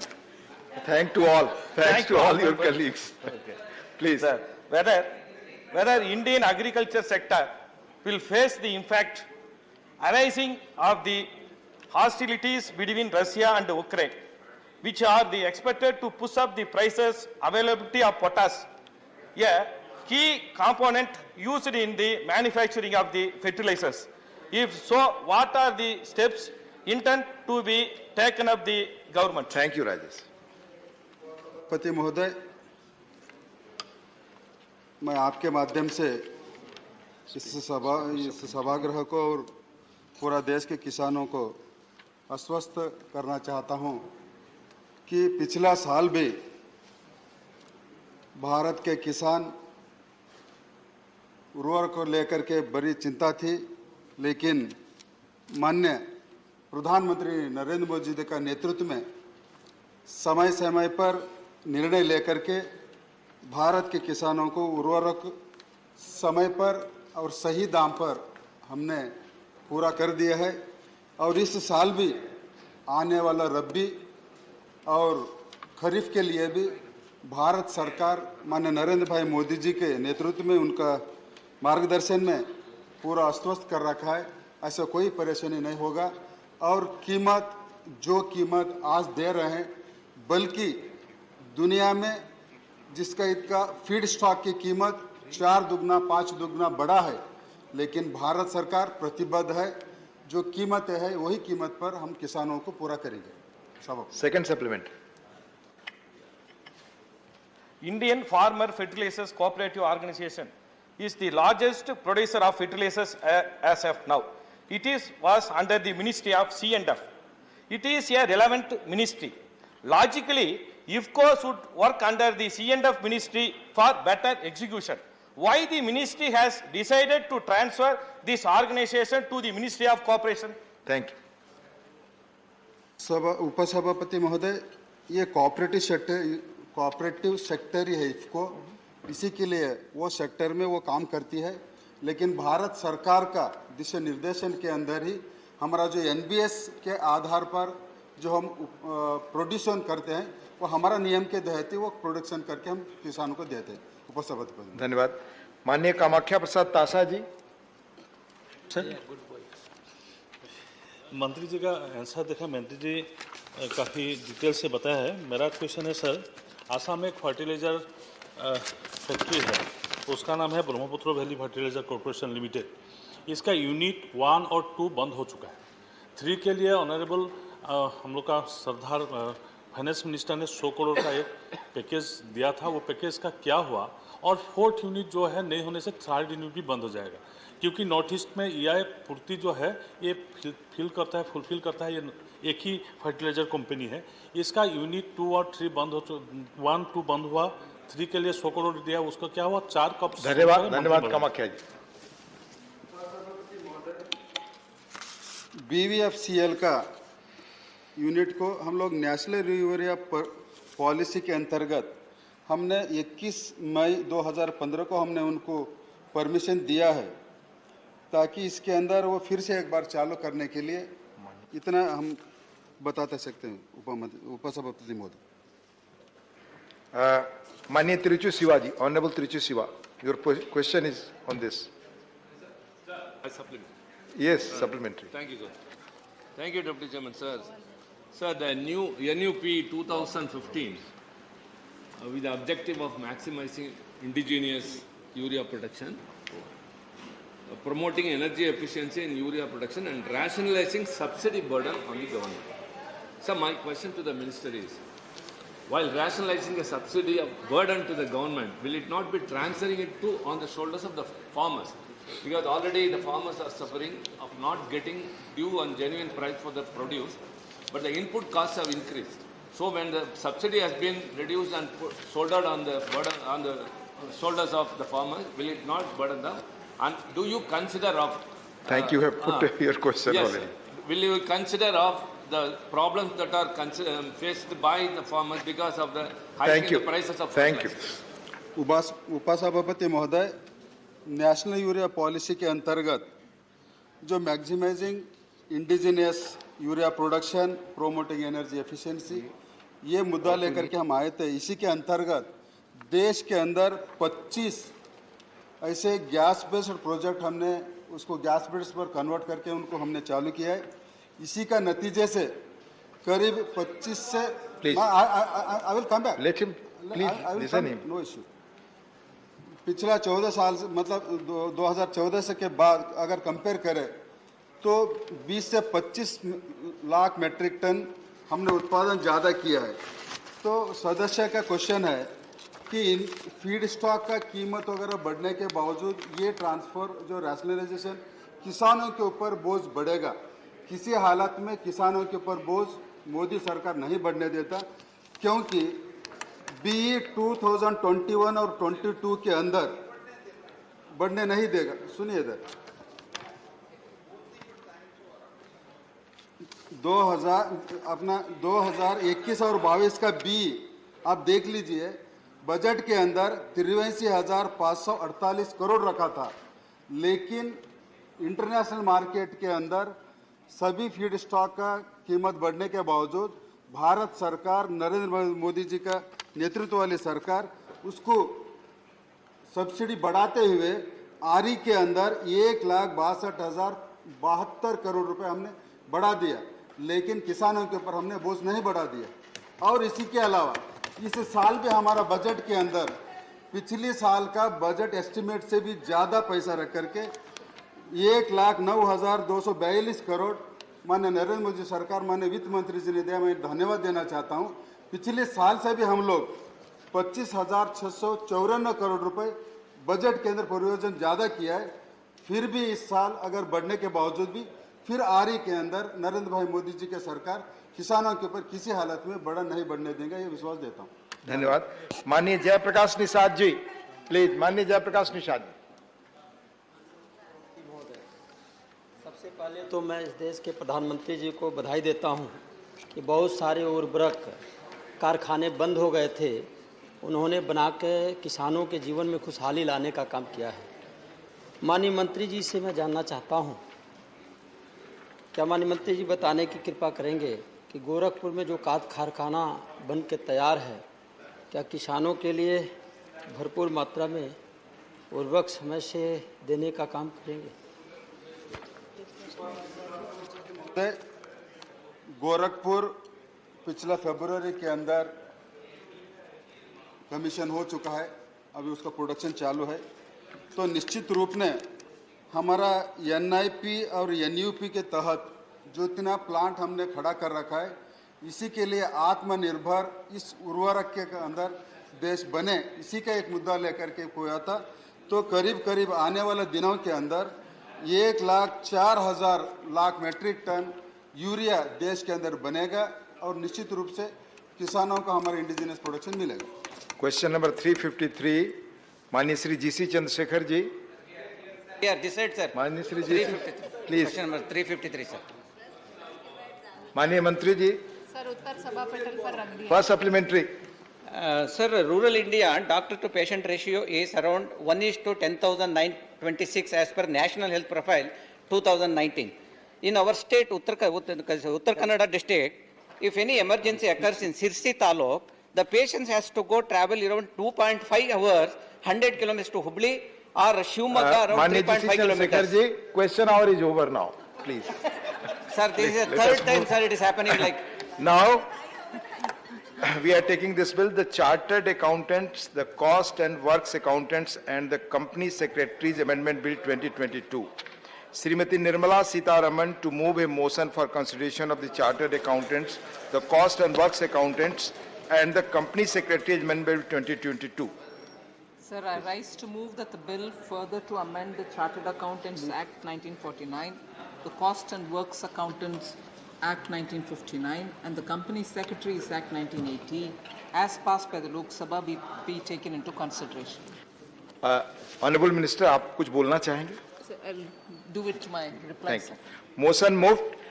There is one amendment by Sri John Britas for reference of the Chartered Accountants, the Cost and Works Accountants and the Company Secretaries Amendment Bill 2022 as passed by Lok Sabha to a select committee of the Rajya Sabha. Member may move his amendment at this stage without any speech. Sri John Britas, Honorable John Britas, absent. So motion not moved.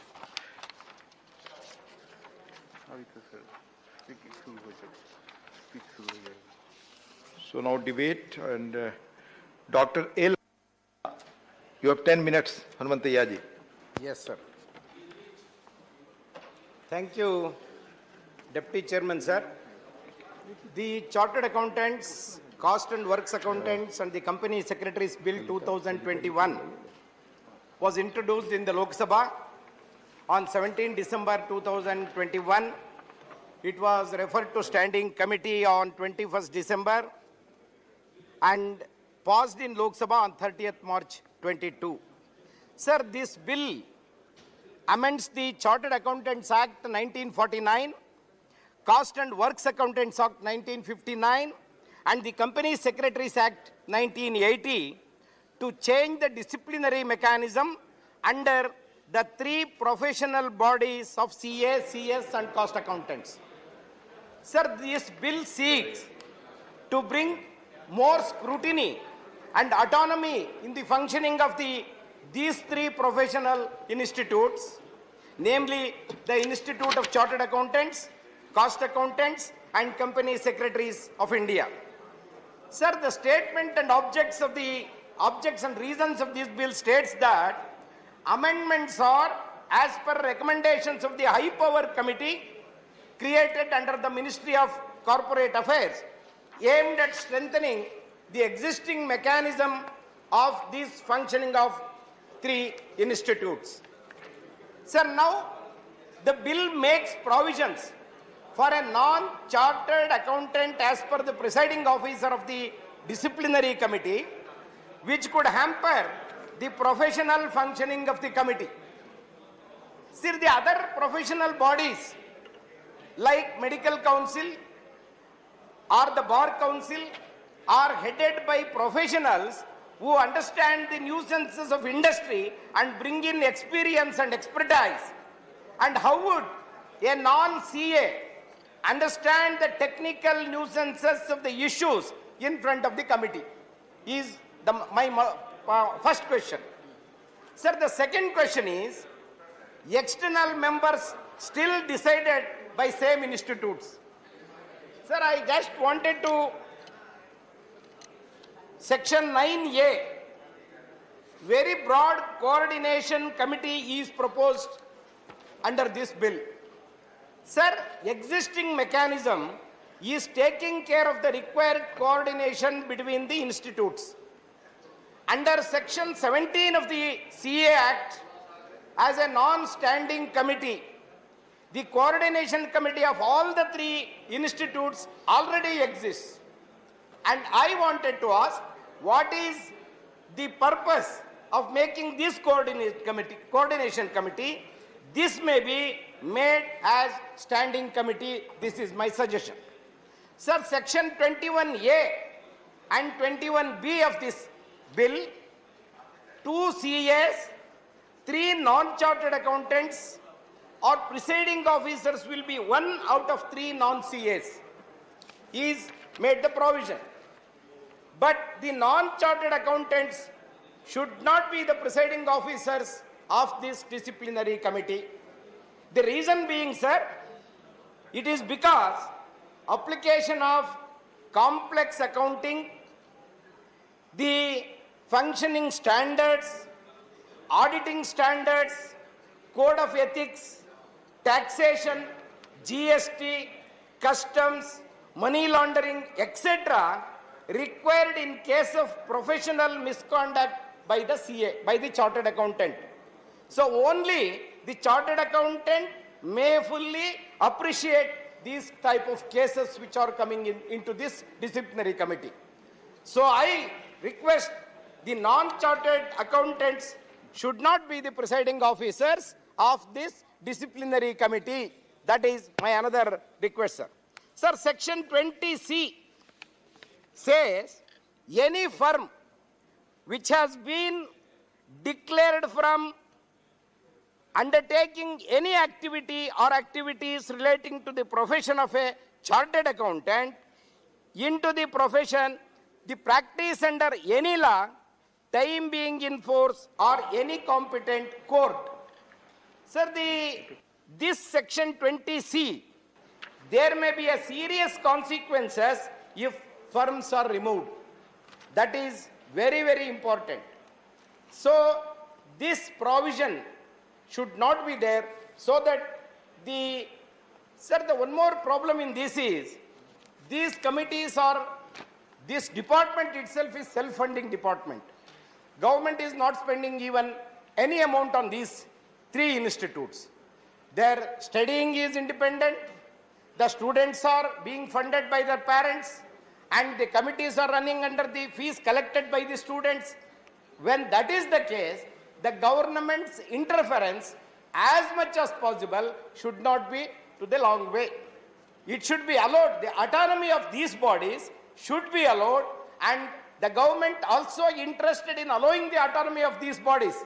But on the other hand, backside of the door, they wanted to enter and control all the institutes, which is not correct. Sir, as per the section 20A, register of firms has been made a separate chapter. Of course, that is okay and good. I agree with it. If the name of the firm is registered outside India, then identical or similar name should not be registered in India is the condition.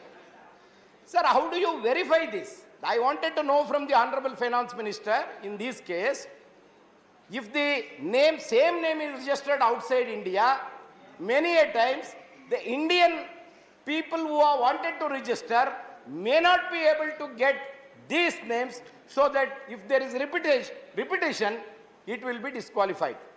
That should not be allowed, and I wanted that section has to be corrected properly.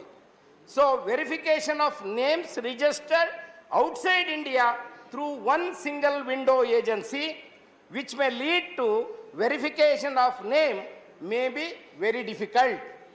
So we should not put people into trouble just by names. So that is what my request is.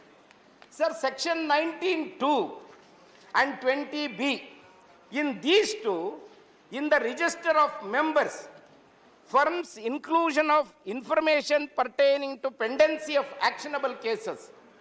Sir, this entry of pendency of actionable complaint or information, the cases should be made only after the member or the firm held guilty by the board of director or disciplinary committee and the final order is passed.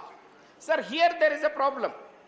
During the process, if a firm or a person, his name is announced here, he will have the adverse effect. So unless the final order is passed, his name should not be published. That is another request by me. So I am requesting section 21(8) as per the bill, non-withdrawal of the complaint filed with this disciplinary directorate under any circumstances is the condition. Sir, I just wanted to ask the Honorable Finance Minister again, if anybody files a submission or files to the disciplinary directorate, if they are not allowed to withdraw their own things after the correction by them, what is the problem for the disciplinary committee is my question. Why it should not be allowed to withdraw? Sir, can we be so strict that treating these firms, treating these persons as criminals under these acts? So I sincerely request the government allowing withdrawal of the complaint filed before them must be there.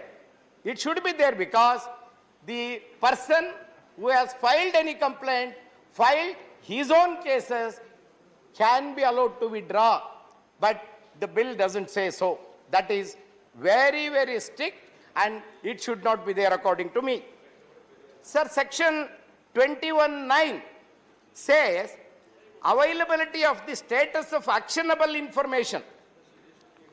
Availability of status of actionable information and complaints pending before the disciplinary directorate or the board of directorate or the disciplinary committee. These only after final order is made by the BOD, which I have already said. See, unless... Please wind up now. I will do it, sir. Unless the board of directorate or the disciplinary committee are made available in public domain, then the firm will have the adverse effect in the public domain. Afterwards, if the case is going to be in his favor, the firm may not get any business afterwards. He may not be able to practice at all. So that is the reason I request the Honorable Minister, allow these only after the final decision is done by the Board of Director. So these are my submissions under this bill, sir. Thank you. After correcting this bill, this can be passed. Thank you very much. Thank you. Thank you very much. The next speaker is Sri Suresh Prabhu.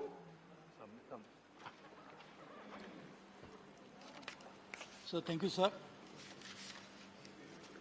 And I know this is in a way a very important piece of legislation, bringing amendments to some of the very important institutions, professional bodies that function in the country. As we know, when we want to accelerate the rate of growth of Indian economy, it is obvious that a main important responsibility will be that of the corporate sector. Because as the finance minister said in a budget speech, as well as reiterated it on a number of other occasions, that we must boost private investment. Besides public investment, which is really now responsible for bringing in a very good, respectable rate of growth for the Indian economy, we must have a corresponding boost from the Indian private sector, which is actually called a corporate sector. There are, of course, non-corporate sector entities as well, but major burden lies on the corporate sector. So the corporate sector's functioning, therefore, becomes very important. How do you ensure that a corporate sector which collects monies from the secondary market, from the primary market, put it back as equity or even loans, they borrow from the banks as well as from others. How do you ensure that this corporate sector functions properly? So, in a collective wisdom of this parliament, we passed a law just 2 years after the independence. Way back in 1949, when we created Indian Chartered Accountant Institute, we created subsequently Cost and Works Accountant Institute, also Company Secretary Institute. These are the three major professional bodies which have a very important role to play in ensuring that corporate sector functions properly, and they have to also make sure that their own function is also transparent. How can you guarantee that a sector which has to rely on such entities and the members who are getting the membership flowing out of the charter of these institutes, how do they maintain properly? So their functioning also has to be proper. So therefore, this is a very important legislation, I would feel, which are trying to deal with the various aspects related to these. There are, of course, few provisions which are sought to be amended. Let me, first of all, Honorable Chairperson, I would like to disclose my interest. I am a chartered accountant by training. And I used to also practice as a chartered accountant for quite some time before, I don't know, rightly, wrongly, I decided to come into public life. And now I completed 40 years in public life, 26 years in the parliament. So I don't know, it was a right decision, wrong decision, I don't know. For us, it's a right decision, Mr. But Prabhu. I am a chartered accountant by training, that's why I want to disclose that and tell you that in that context I am speaking. So, I was asking my institute of which I am a member, that I heard that you are opposing this bill tooth and nail. I said, why are you opposing it? They said, no, I think there is some misconception, we are not opposing. So I said, where are you supporting? So I collected from them that they are almost on several points, they have accepted a proposal which was mooted by the ministry. So it's a good thing that there was a dialogue between the government and I, knowing my Honorable Minister, who I have worked for many, many years, that she will definitely consult somebody without doing anything like this, so I really appreciate it. So therefore, it is not true that Institute of Chartered Accountants of India, I cannot speak on behalf of the other two institutes because I am not a member of them, but they are not fully opposed everything that has been said in the bill.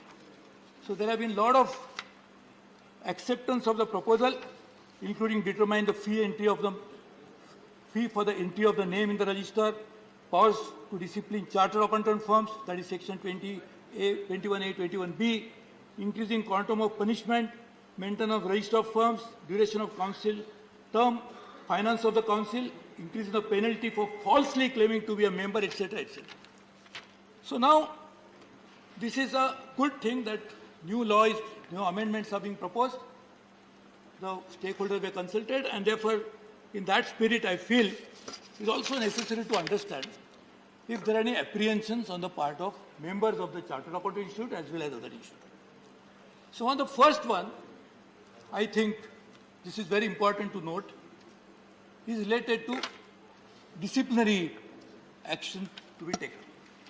As we know, no one can dispute the fact that every institute and every member of that institute must function in a manner which has to be firstly in accordance with the law, but also in line with the professional conduct rules that have been framed from time to time. And the regulation of that, ideally, should be self-regulation. In fact, the former president of the institute is also sitting here. So, it should be in regulation, should be such that it should be done in a transparent way, but also must inspire confidence of the society. It is true that some instances that have happened in the last several years, people are questioning about this issue. So I can understand the response, but I will only point out to my the Honourable Minister about the certain issues which are related to this.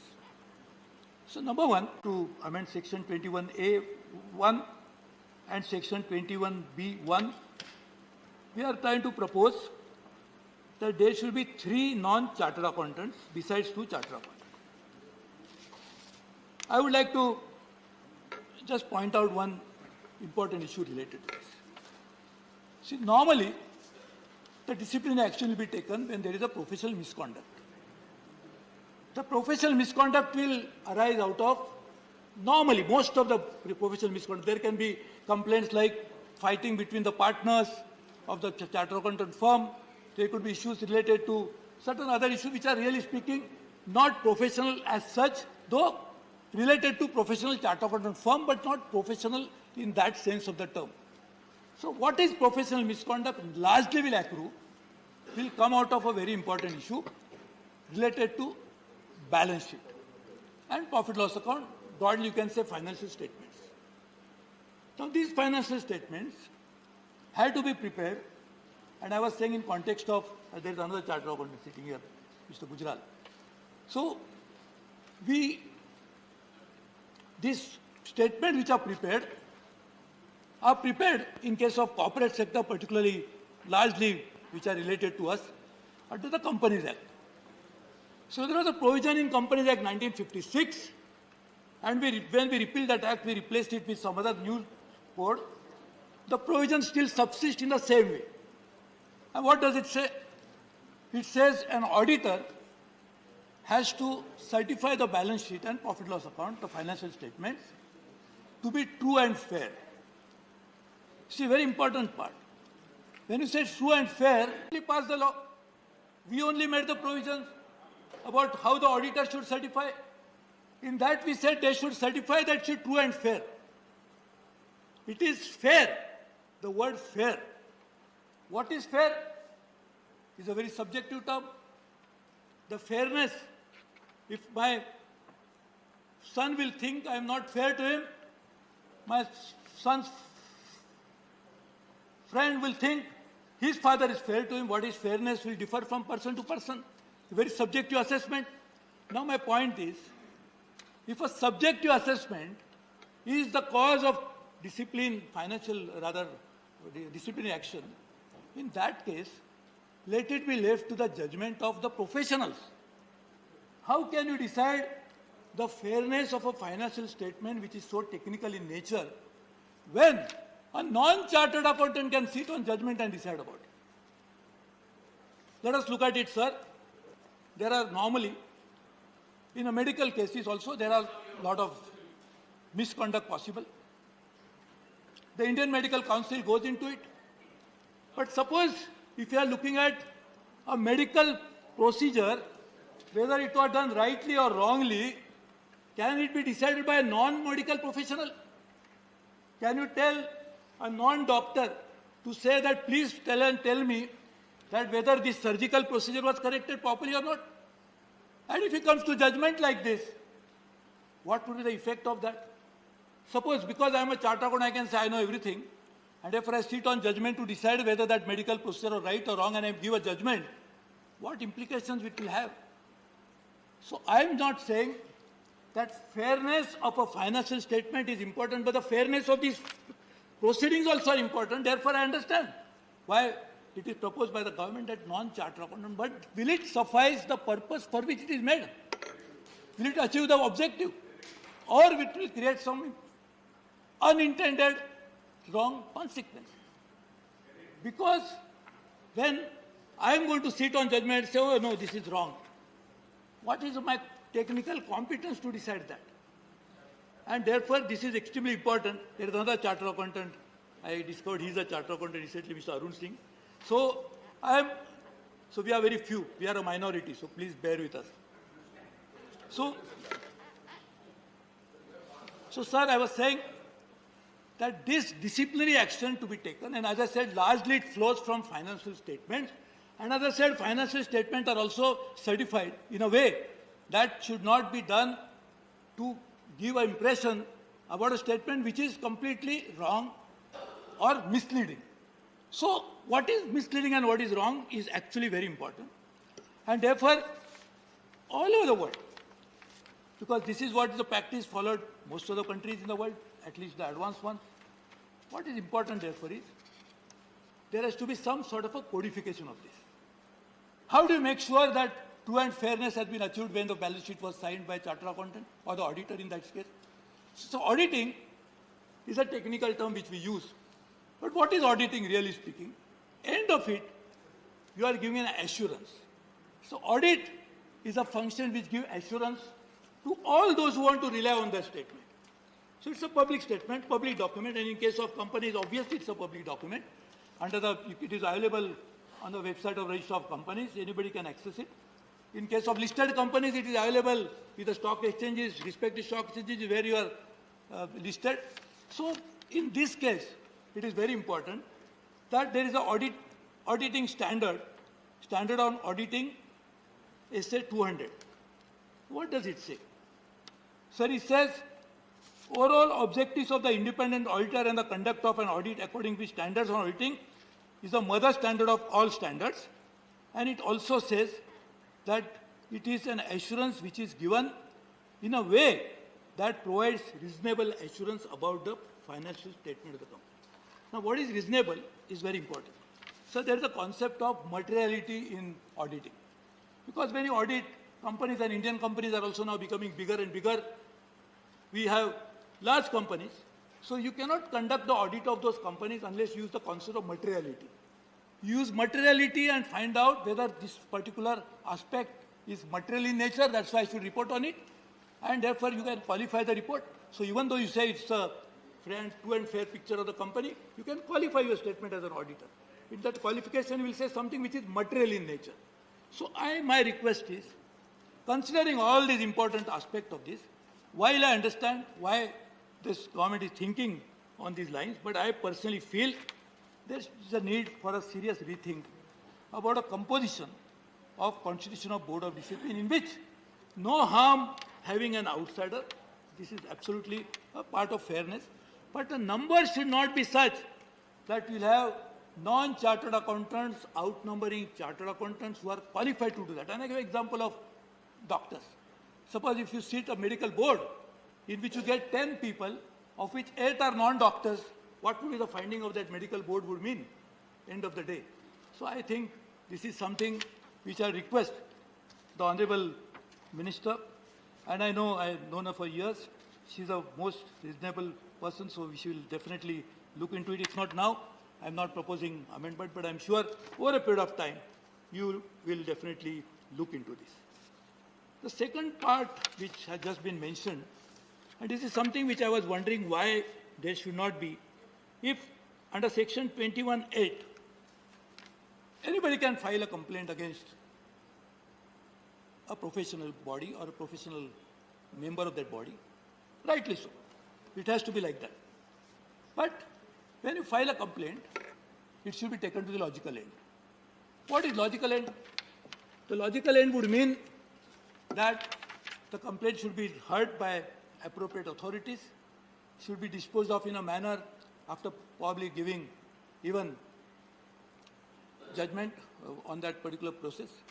But during the pendency of that complaint, it is always possible that you can withdraw the complaint. Sir, even in the courts, if you file a petition, the courts allow you to withdraw. Of course, you need to seek their permission. Here in this house, if I present a bill, I will seek the permission of the house, but then I can withdraw the bill. So I don't know why there should be a provision which does not allow the withdrawal of complaint. Because complaint has to be taken to logical end, I am fully agreeing. But for whatever reason, I decided to file a complaint, and then I realized that probably it was not the way it should have been filed, or the merit of that complaint I was not knowing at that particular time, whatever could be the reason. But I think there is a need to also allow the withdrawal of complaint rather than saying this. Of course, there are provisions which is trying to bring in more coordination between the three bodies. I am told there is already a coordination between the three bodies. Of course, there is a reason to bring it. I only feel that when you decide the terms of reference of these coordination committees, which is going to be chaired by the Secretary of the Corporate Affairs Ministry, should be done in a way that we must realize that there are three distinct bodies dealing with three distinct functions, though related to main sector, corporate sector, but completely different functions. And that's why, in the wisdom of this parliament, we decided to have three different bodies. We never, otherwise we could have made one single body. But we realized that there is need to have three different bodies. And when we have three different bodies, coordination is always a good idea, there's nothing wrong. But making sure that this coordination will happen in a way, keeping in mind the distinct identities as well as the different role of these individual professional bodies. I think that's something, if it is done properly, would really help in a very important way. I also feel that the removal of firms, I think, Madam Minister, I would like to just bring it to your attention, something which again is an important aspect. Ultimately, if you find that a particular professional member has not done a good job and it is finally concluded, so then the end will definitely happen in the removal of his membership, rightly so, because that's the ultimate punishment you can give. Because if you feel that he's not performing his professional duties rightly, what right he has got to continue to be a member, understandable.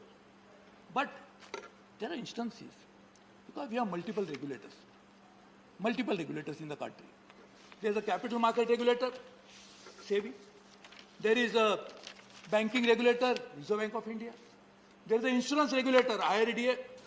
And there are multiple regulators, even for pension fund, we are regulators of different kinds. Suppose if one of the regulators, for whatever reason, points out that there is something wrong and this firm or this member is not done a correct job, you should not then jump to conclusion immediately to remove his name from the register of members. That is what might happen, and that is something which will be unfair and even denial of natural justice. And also, in what context other regulators, because we are now creating even a disciplinary committee here. So let the disciplinary committee deciding about it is understandable and logical.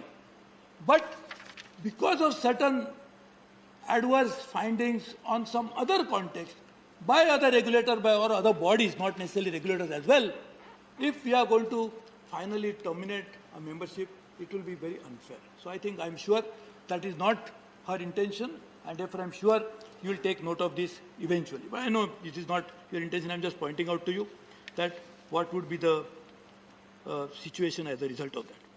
But coming to the very important aspect, sir, this is a time that we have a great opportunity to bring about huge increase in our service exports. So luckily, I succeeded the finance minister as commerce industry minister, and I have known the good work that she had done, and I I'm not sure I could carry forward such a good work as she did. But the huge potential for service exports. And our service exports will rise faster than merchandise exports over a period of time. And in service exports, one of the services that we can export in a significant way is this professional service which are coming from these three institutes. Whether chartered accountants, whether cost accountants, or whether company secretary institute and the members can actually bring about a huge increase in their export earnings and also create huge job opportunities. There are many possibilities that you can render these services offshore. Sir, this particular pandemic has shown that most of the work now is carried out from distant places. So just imagine in all these financial services, in auditing, in taxation. Auditing, of course, is a regulator subject because you have to do audit, you have to be registered in that particular jurisdiction. But otherwise, you can carry out such services in a very efficient way, remotely. And there offers a great opportunity for all these three professional bodies. So in that context, you must strengthen them, make them more effective, make them more efficient. And there are a number of young chartered accountants who are now wanting to be chartered accountants, despite the fact that they could see not a good chartered accountant like me, but still they want to become chartered accountants. And I know that this is possible, that we can create huge employment opportunities for these not millions, but few lakh chartered accountants or aspiring chartered accountants. And cost accountant and company secretary, the number will be higher. So I feel, realizing this, we should keep, I'm just going to. So we'll really need to strengthen these professional bodies. I'm sure we'll take these appropriate measures along with this amendment that we are doing. We'll also work on ensuring that this potential that these particular three professional bodies hold will be exploited to the fullest. Sir, thank you very much. Thank you, Mr. Prabhu. The next speaker is Srimati Mausam Noor. Thank you, sir. I rise today to oppose the Chartered Accounts, Cost and Works Accounts and Company Secretaries Amendment Bill. And I'd like to thank my party for giving me an opportunity to speak on this important bill. Sir, let me begin by pointing out on behalf of All India Trinamool Congress that something fundamental has changed in how our parliament functions. While this particular bill has been scrutinized by the Standing Committee, the scrutiny percentage of bills in general has fallen. So in the 15 Lok Sabha, it was 71%. In the 16 Lok Sabha, it dropped to 25%. What is the number now? In the 17 Lok Sabha, as of December 2021, it was a dismal 13%. Sir, my question is the government taking the parliament for granted? Sir, this government is not allowing the discussions on national issues which are affecting the masses, such as the burning issue of price rise. Bills such as these are important to ensure prevention of white-collar crimes and high-value fraud. But what about the loot happening to the common people today in the name of fuel price hike? We are discussing cost and chartered shameful accountant. burden on their livelihoods. Speak on the bill. Speak on the bill. Shameful that we as their elected representatives are prevented from speaking on it in Parliament. Sir, I would like to state the grounds on why I rise to oppose this bill. Sir, number one, this amendment bill proposes a radical change in the composition of the bodies which regulate the functioning of important members of the financial sector. This bill proposes the presiding officer of disciplinary boards formed be a government nominee and not a member of the institutes. In case an additional board is formed by any of the three committees, the presiding officer and one of the two members must not be members of the institute and will be chosen from a roster of people provided by the government. So not only does this allow for non-sector experts to influence the functioning of an industry-specific institute, but also gives the union government the power to interfere in the matters of a trade body. This is in direct contradiction to one of the government's favorite achievements, ease of doing business. What happened to the 2014 promise of minimum government and maximum governance? The inclusion of non-domain experts into the body and as the president is detrimental to both quality and morale. While there has been instances of accounting fraud, Bringing in an outsider to regulate the sector may lead to situations where the outsider has no expertise and is unable to understand and suitably check fraud. So my second point would be the bill does not address the issue of ICAI whimsical censoring. Sir, in the recent past, ICAI has used the penal provisions to arbitrarily censor the content that some chartered accountants posted on social media. So the new bill does not address this issue. A suitable middle ground must be reached between the need to regulate by the government and prevent outreach by the members and the need for domain expertise in regulating such a technical field.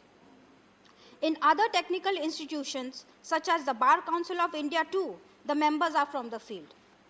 The government, however, seems to be making a habit of stepping into expert fields as it has done with the National Medical Commission. While government nominated members can provide requisite regulatory oversight, there must be a way of ensuring they are people with the necessary domain expertise. So the third point, the bill provides for disclosure of pending complaints or actionable information against members and firms. Disclosing details of pending complaints before finding guilt may tarnish their professional reputation and goes against the first principles of grievance redressal that complaints be evaluated and acted upon in a free and fair manner. Any premature disclosure is not only against the judicial decision-making process, but also an open invitation to unethical interference. We can't be living in a country where we shoot first and ask questions later. We live with the rule of law, where people are presumed innocent until proven guilty. This should apply in financial cases as much as in criminal cases. Sir, I would like to end with one last comment. The ICAI has criticized the Chartered Accounts Act 1949 for leaving the definition of other misconduct open-ended, calling this terminology vague. The present amendment does not address the ambiguity of this definition. If anything, the proposed changes widen the scope of said ambiguity, as any matter could easily be categorized as misconduct, and now the government's nominees are in the body to nudge it towards taking this interpretation. The absence of clearly defined parameters, coupled with the government's presence within the institute, could set a dangerous precedent for obscure and intrusive functioning. Sir, I conclude by asking the Centre, what really is the policy? Minimum government and maximum governance, or maximum government and... Thank you. The next speaker is Sri P. Wilson. Thank you, Chairman, sir. Sir, I first of all thank that the bill is debated, because whenever a bill is passed without any debate, it is called as a black letter law. The Honorable Chief Justice of India has deprecated these types of practices, that bill being passed without any debate, and therefore I thank you, sir, for debating on this bill.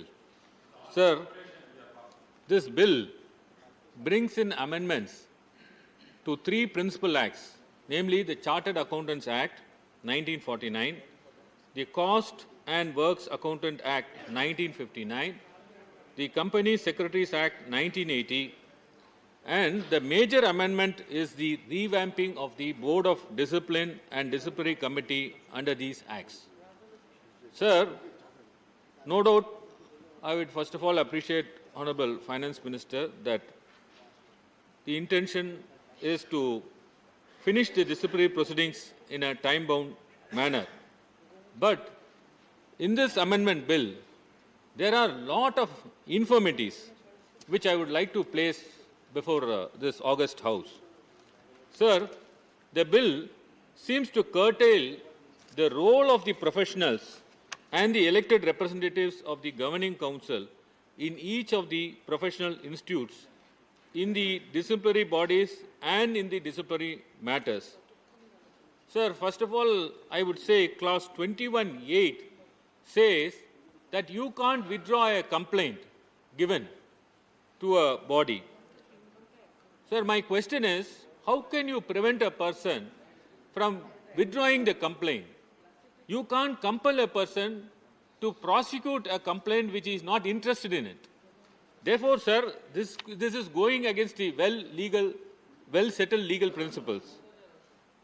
Sir, there are two disciplinary bodies, namely Board of Discipline, which acts as a disciplinary authority in case of misconducts falling under the first schedule, and is empowered to impose minor penalties like censure, temporary suspension up to 6 months, and fine of rupees 1 lakh, and which is now increased to 2 lakhs under the amendment bill. The other disciplinary authority, sir, is the disciplinary committee, which deals with the second schedule misconducts and is capable of imposing punishment not only restricted to censure, but permanent removal or removal for any specific period, and impose fine which may extend to 5 lakhs, which is now increased to 10 lakhs under the amendment bill. Sir, reading of clause 22 of the bill shows that the Board of Discipline constituted under the original section 21A is now substituted with a new provision wherein it is revamped. Earlier, the Board of Discipline had 3 members, wherein all of them could be the members of that institute of the same profession. Out of the 3 members, 2 would be nominated by the council, including the presiding officer, and 1 by the union government. Sir, in the amendment bill, the present Board of Discipline under clause 22 will have only 1 member nominated by the council, and other 2 members should not necessarily be the members belonging to the institute. Thus, the lay persons are brought inside this disciplinary committee. Sir, what they have to do with this professional body, sir, that too in disciplinary matters. Sir, the presiding officer of the Board of Discipline will now be a non-member. He is a lay person. Thus, the professional or the members of the institute is reduced to 1 in the Board of Discipline, which is empowered to impose minor punishment. Furthermore, the power to nominate the other 2 non-members is given to the central government, reducing the work of the council to the status of preparation of the panel alone. Under the amendment bill, the union government, by nominating 2 out of 3 persons, assumes the bureaucratic control over the Board of Discipline of all the 3 professional bodies of respective councils, and the Amendment Act enables the same. Sir, will it not compromise the independency of these professional bodies? What the central government has to do with these professional bodies? Honorable Union Minister has to explain with regard to this. Sir, insofar as clause 23 is concerned, it deals with the disciplinary committee. Sir, section 21B is now substituted with the new provisions. Under this clause, the elected president or a vice president of the council who was acting as a presiding officer are now removed from the disciplinary committee altogether, and the committee is now taken over by lay persons who are non-members of the councils. He will now be nominated by the central government, and he will be acting as a presiding officer. Apart from this non-member, there will be 2 other non-members nominated by the central government. By virtue of the amendment bill, council can only nominate 2 of its members. Thus, sir, Conclude out now. of 5 Conclude members, now. sir, 2 minutes, sir. Thus, out of 5 members, only 2 members shall be the professionals, and other 3 will be the non-members, non-professional members who are lay persons nominated by the union government. Sir, on the contrary, in the Principal Act, all 5 members, including the president or vice president, shall be a professional and shall be the member of that institute. Thus, sir, the number of professional persons are reduced Thank in you. the disciplinary Thank you, committee. Mr. Sir, Wilson. 2 minutes, Thank sir. you very much. 2 minutes, sir. 2 minutes, sir. No, Sir, no. this discipline- Your 1 time minute, is sir. over. 1 minute, I I'll have given finish. you said 1 minute, sir. 2 I'll minutes. finish I have now. given I'll 2 conclude, minutes I'll more. conclude, sir. Now you have no time. I'll Please conclude, conclude. sir. Please conclude. Sir, I'll call my the question other is- speaker. Sir, my question is, how can a disciplinary body with a majority of members being lay persons nominated by the union government can deal with the allegations of the misconduct, which involves a high degree of technicalities owing to the profession? Why should the central government control these disciplinary bodies, and why are why is that the central government is Thank poking you. its nose into Thank these you. bodies? The next speaker Only is Sujit Kumar. Sir, only one Sri Sujit point. Kumar. Sir, 1 minute, sir. 1 minute, sir. 1 minute, sir. Your, Sir, your 1 time minute. is Sir, over. the- Nothing will go on record now. I have called the next speaker. Please, please, please take your seat. Please take your seat, Mr. Kumar. Please take your seat, Mr. Kumar. Sir, I, on behalf of my party, Biju Janata Dal, stand to support the amendment bill, which has been brought to revamp the working of the three professional bodies. In a reply in Lok Sabha, the Honorable Finance Minister has asserted that this amendment bill will not infringe on the autonomy of these three institutes, and I have no reason to doubt her assertions. Rather, sir, I feel the amendments will make these three bodies more accountable and enable them to adopt global best practices and also reform and speed up the disciplinary mechanism of these institutes. Sir, the disciplinary track record of at least one of these institutes, the Institute of Chartered Accountants of India, has come under the scanner in recent months, and no less than the Honorable Prime Minister has flagged it once at the time of launch of the GST. Sir, the statement of objects and reasons of the bill states that it seeks to address the conflict of interest between the administrative and the disciplinary arms of the institutes.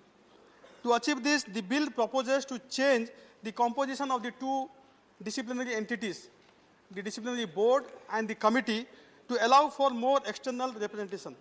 Sir, here I would like to very respectfully disagree with my former speakers, very erudite and very learned speakers, Suresh Prabhu ji, Honorable Member Hanumantia ji, and also Mr. P. Wilson, who have apprehensions that non-CS should not be members of the disciplinary committee, and they have argued how can such a technical subject as accountancy be understood by non-CAs.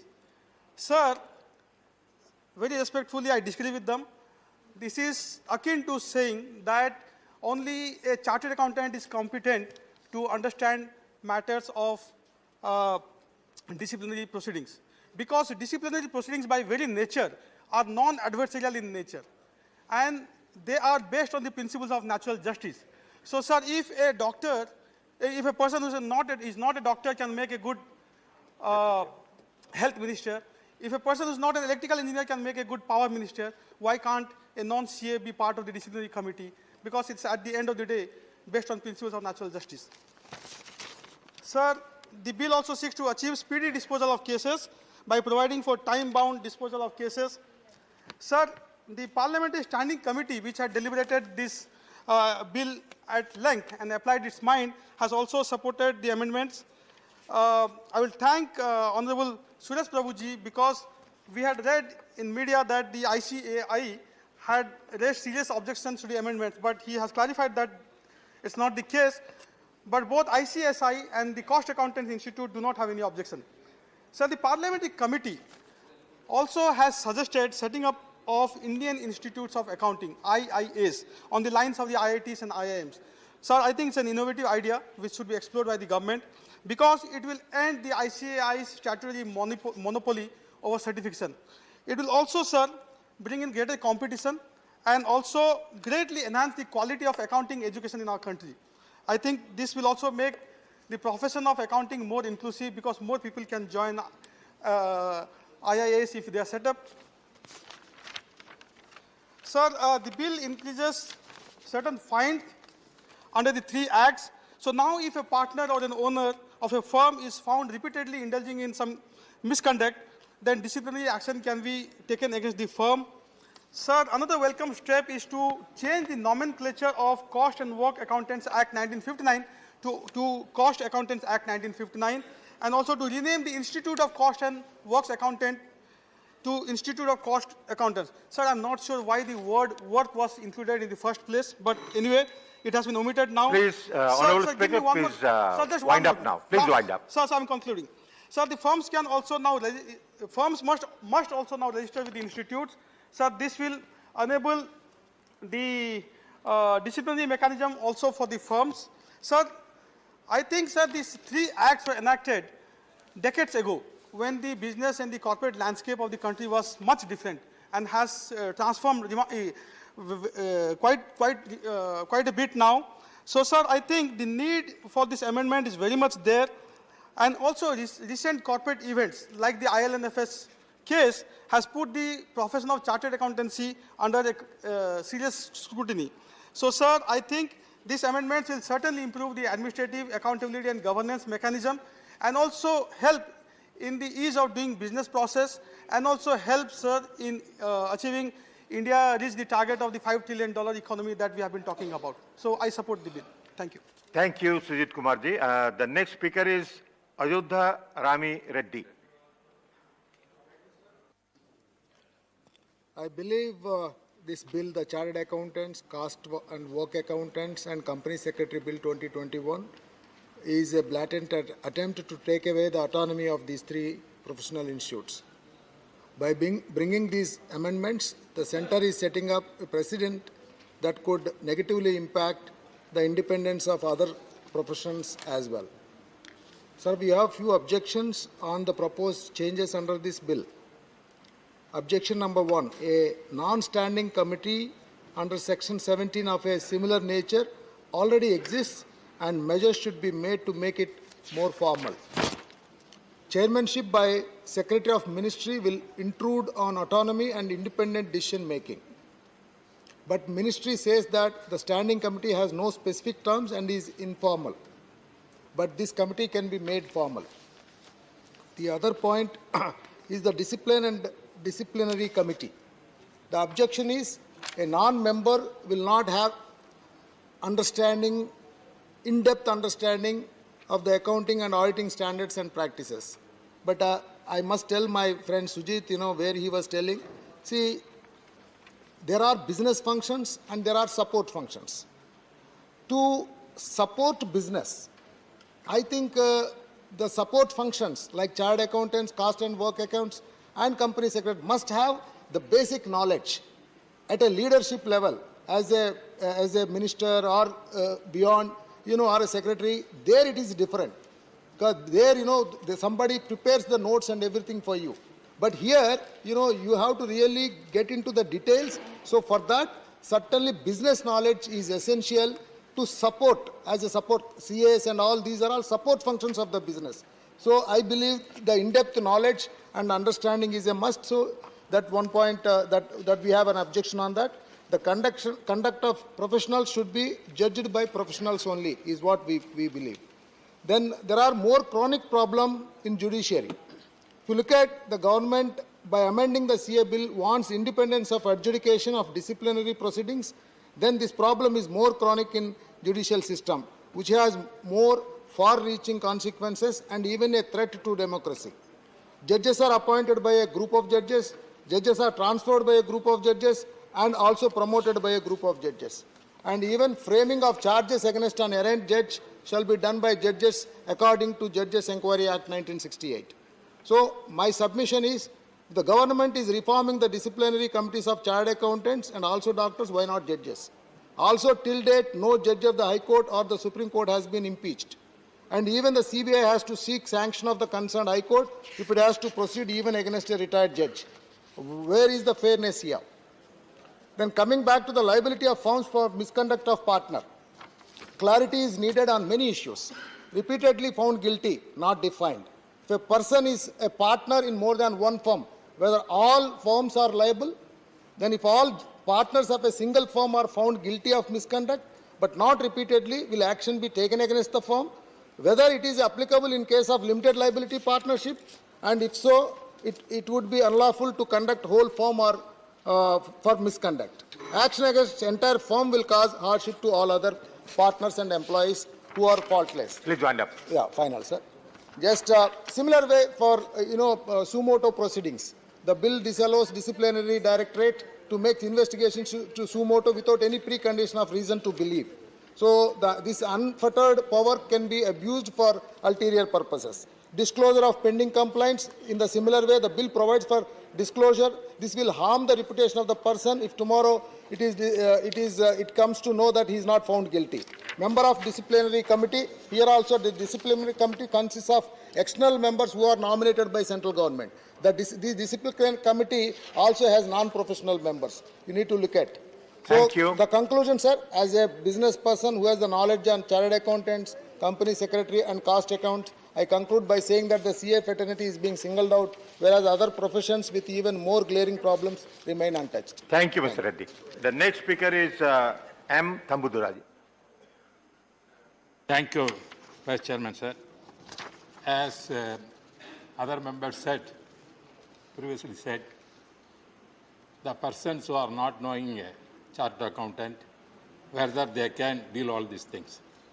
Sir, I was also holding this ministry, company affairs, 98, 99. I am not a chartered accountant. But still I am the minister for this concerned department, I know that.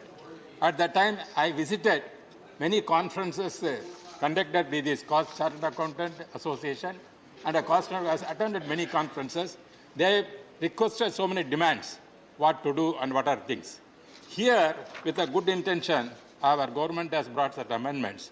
Because already former finance minister, Mr. Chidambaram, raised when Madam was here discussing a finance appropriation bill at that time. Where is the confidence of private investors in the country? See, to create the confidence of the private investors only, this chartered accounts has to be regularized. That is more important.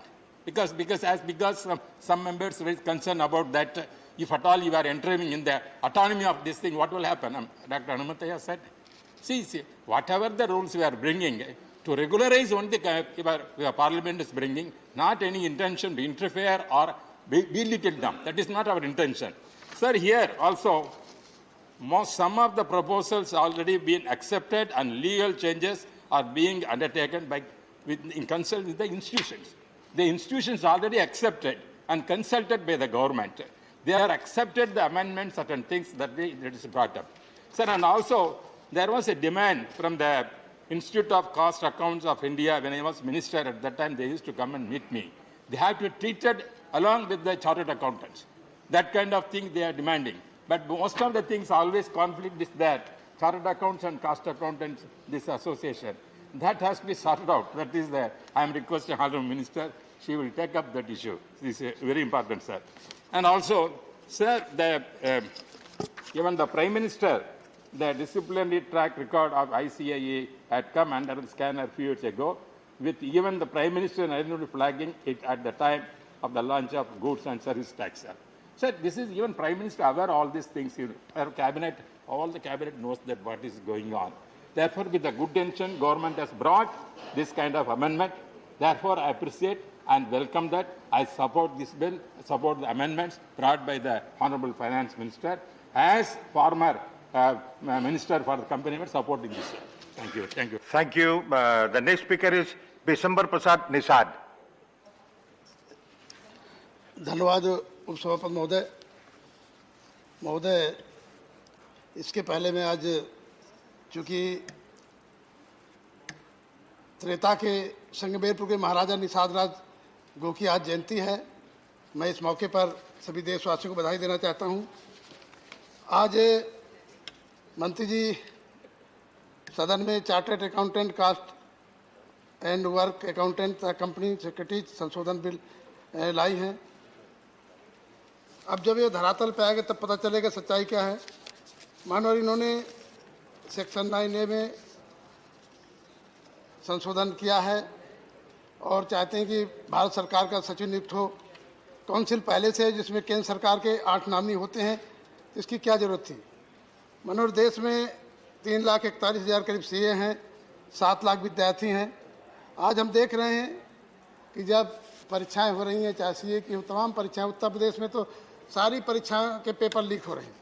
तो जिस तरह से हो रहा है, और इसमें एक संशोधन इन्होंने किया है, 21A 21B में संशोधन करना चाहते हैं। मानवर इस परिप्रेक्ष्य में जो दृढ़ नियामक संस्थान न केवल देश की कंपनियों को सुचारू रूप से चलाने में सहायता करता है, बल्कि देश की जनता के धन को घोटालों से भी बचाते हैं, लेकिन भारत की अर्थव्यवस्था धोखाधड़ी और घोटालों से छूती नहीं रही है। बड़े बड़े घोटाले देश के अंदर हुए हैं, चाहे वो यूपीए की सरकार रही हो, चाहे एनडीए की सरकार हो। इस सरकार के सत्ता में आने से पहले हुए हर्ष मेहता सिक्योरिटी स्कैम 1992, ट्राइस और India limited scam 1975-76, the global trust bank, Ketan Parikh scams 2001, Satyam computers limited 2008, Ranbaxy laboratories scam 2008, national spot exchange limited. Nishad ji bill पर बोलिए, डिस्कशन दूसरा है, आप दूसरे बोल रहे हैं। नहीं, वही बता रहे, तमाम जो घोटाले हुए मानो आप बिल पर बोले तो इसे बता रहे ना। तो ये जो माननीय मंत्री जी लाई हैं, तो चूंकि आधा अधूरा लाई हैं, इसमें हम चाहते हैं कि इसमें जो गलतियां हैं वो सुधर जाए, सिलेक्ट कमेटी को चला जाए। तो जो उसमें हमारे सदन में जो है करीब 6 मेंबर सीए हैं, सब लोग उसके सिलेक्ट कमेटी के मेंबर रहें, तो उसमें जांच लें। नहीं, बाद में तमाम कठिनाई आती हैं, बाद में फिर बिल में संशोधन करना पड़ता है। तो माननीय मंत्री चाहेंगे कि इसको सिलेक्ट कमेटी भेज दिया जाए। धन्यवाद। धन्यवाद। The next speaker is John Brittas. Your time is 3 minutes.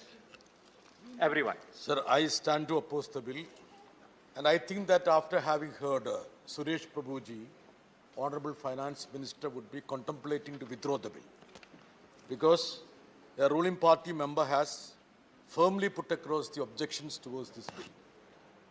Though Mr. Thambidurai is supporting the minister without having any portfolio in the government, I don't know why the government should pursue with this bill, because cutting across party lines, there have been opposition to this bill.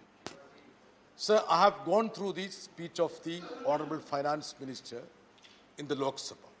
There are certain aspects which she tried to emphasize. One is that she wants to make the pillars of corporate governance more important. That is one of her articles in her speech. Second is to in line with the global standards. And she also confides, or rather reiterates, saying that she doesn't even have a faint intent to dilute the autonomy of these institutions. These are the cardinal points on which she actually spoke in Lok Sabha, apart from saying that she doesn't have any interest in the money of these organizations. Sir, I feel that there is a method in the action of the government. They want to dilute the autonomy of every organization in this country. Already they have finished off many constitutional institutions.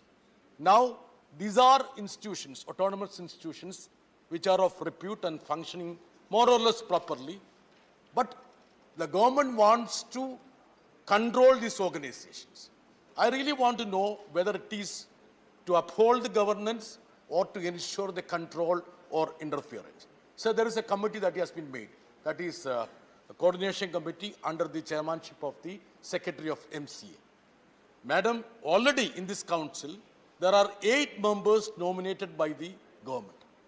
And I would submit with the finance minister, she should at least ascertain the presence of these government nominees in the present council. Sir, I can even point out that the joint secretary of MCA, his attendance would be less than 10%. So they have not shown any interest to enrich the governance of these bodies. And they think that bringing bureaucrats is a panacea for the ills. That is where the government is going to err. Honorable Finance Minister was a free thinker when she was a student. And I really want her to, look at the, I would say, the opinions that have been expressed from different parties. Sir, there has been a mention about the government not being interested in the money. Is it not a fact that these institutions put together contributed something like 28 crores for the PM Care Fund? Is it not a fact? Was there a coercion from the government, from the secretaries? And is it also not a fact that her own department, Income Tax Department, has served a notice Please for wind one up of these now. institutions for diverting 8 crores to PM Care Fund, flouting the norms? So there are so many issues. I would certainly urge upon the government that if at all they are interested to protect the autonomy of the organization, they need to enrich the autonomy instead of trying to creep it and also interfere with the functioning of this organization. Sir, just now a report has come that only 8% of the autonomous organizations submit their periodic audit reports. 8% only. 92% of the central organizations, approximately 400 in number, they don't even submit their audited reports. The government is not interested in that. The government is interested in these. Thank you, Mr. Bittas. Your time is over. I have given you 1 minute more. It's over now. 1 minute, sir. It's Just over. 1 minute. Please Sir, conclude. I'll sir, call the next speaker. Just see the amount at the disposal of these organizations. 2,499 crores for the Institute of Chartered Accounts of India. And for Institute of Cost Accounts of India, 359 crores. And Institute of Company Secretaries, 885 crores. You want the bureaucrats to interfere and interrupt? Is it that what the government wants? I really wish that Suresh Prabhu's counsel prevails over the Honorable Sri Anil Desai. Thank you, Vice Chairman, sir. Thank you for allowing me to speak on this Chartered Accountants, Cost Accountants and Company Secretaries Amendment Bill 2022. Sir, ICAI Act 1949, which governs the activities of the Chartered Accountants in India, is a 73 years old organization, and under the autonomous status which was granted to it, has been working efficiently in its sphere of activities and discharging its obligations quite deftly. And under the present mechanism, there are government nominated members on the council, 8 are there. May I know from the Honorable Minister what feedback the government has received regarding their work record in discharging their responsibilities as of today? You may get an insight on their work performance.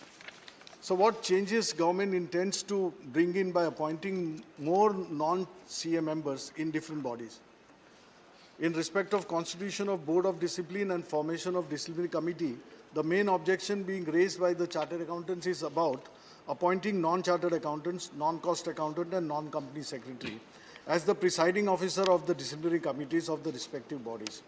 So their contention is that this amendment will damage it because conduct of professionals like CA or ICWs or company secretaries should be judged by the professionals of the similar nature. Similarly, coordination committee, which is that is presently it is in the shape and it is doing its job quite fairly, then what is the necessity of bringing about one more or formation of a new coordination committee? Secondly, sir, government has already set up NFRA, that is National Finance Reporting Authority, to oversee the auditing profession and accounting standards in India. In 2018, it was formed. And it has the powers to investigate professional misconducts of chartered accountants for listed companies and non-listed companies also. Sir, today, more than 10,000 chartered accountants have been rendering free of charge, that is honorary services in looking after the affairs of this chartered accountants institution. To get into new mode, government will be making it have more expenses for that. Where would the extra expenditure would come, and that would run into crores of rupees. So only an option is that I think by revising the fee structure or registration members, the CA students will be burdened to that to meet this expenditure. So another important aspect of the bill is that proposed setting up of an Indian Institute of Accounting, IIA, in various parts of India. Sir, IIAs will offer 5 years degree course and all that, and they will be given certificate as CAs, CPAs, and they will be given, they will be able to practice like chartered accountants. But what is the logic behind it when we have such a finest of 3 professional institutes like they are autonomous in nature too? Then what is the purpose? Will it not create multiple of institutions? Will it not create more confusion? Will it not complicate the whole process? So these are the things, and to set up IIM like institute, 350 crores around, that is the expenditure. This is hard-earned money of the taxpayers. So why would we go for this kind of expenditures where already mechanism and infrastructure is there in place? So multiple institutions will definitely create confusion. So, Honorable Finance, just 2 minutes I'll take. Please wind up. We have some time constraints. Minutes, sir, Please understand, Honorable Member. So, we have some Honorable time Finance constraints. Minister Please had conclude. mentioned in Lok Sabha in a reply that big four international auditors like we have Deloitte, we have KPMG, we have Ernst and EY, we have PwC is there, and we do not have the matching size of our chartered accountants firms at this stage. With this legislation in place, that will Thank you. Let me complete, sir. Thank you. Hardly we get some time. Please conclude. If we are not given chance to make our point, I mean, what is the... Please conclude now. Please give me 2 minutes, I'll just finish.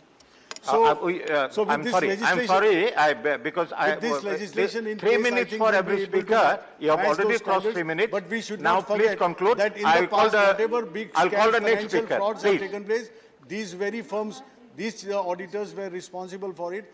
We do agree that in our system also there are wrongdoers, there are exceptions, but there are provisions in the law which take care of them, which punish them.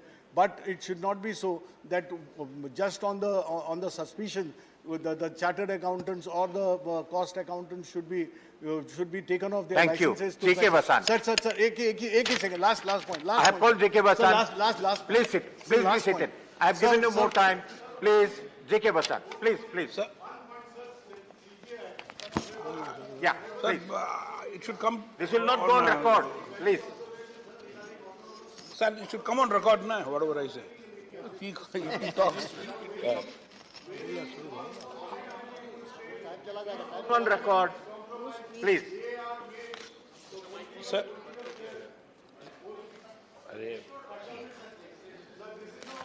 Sir.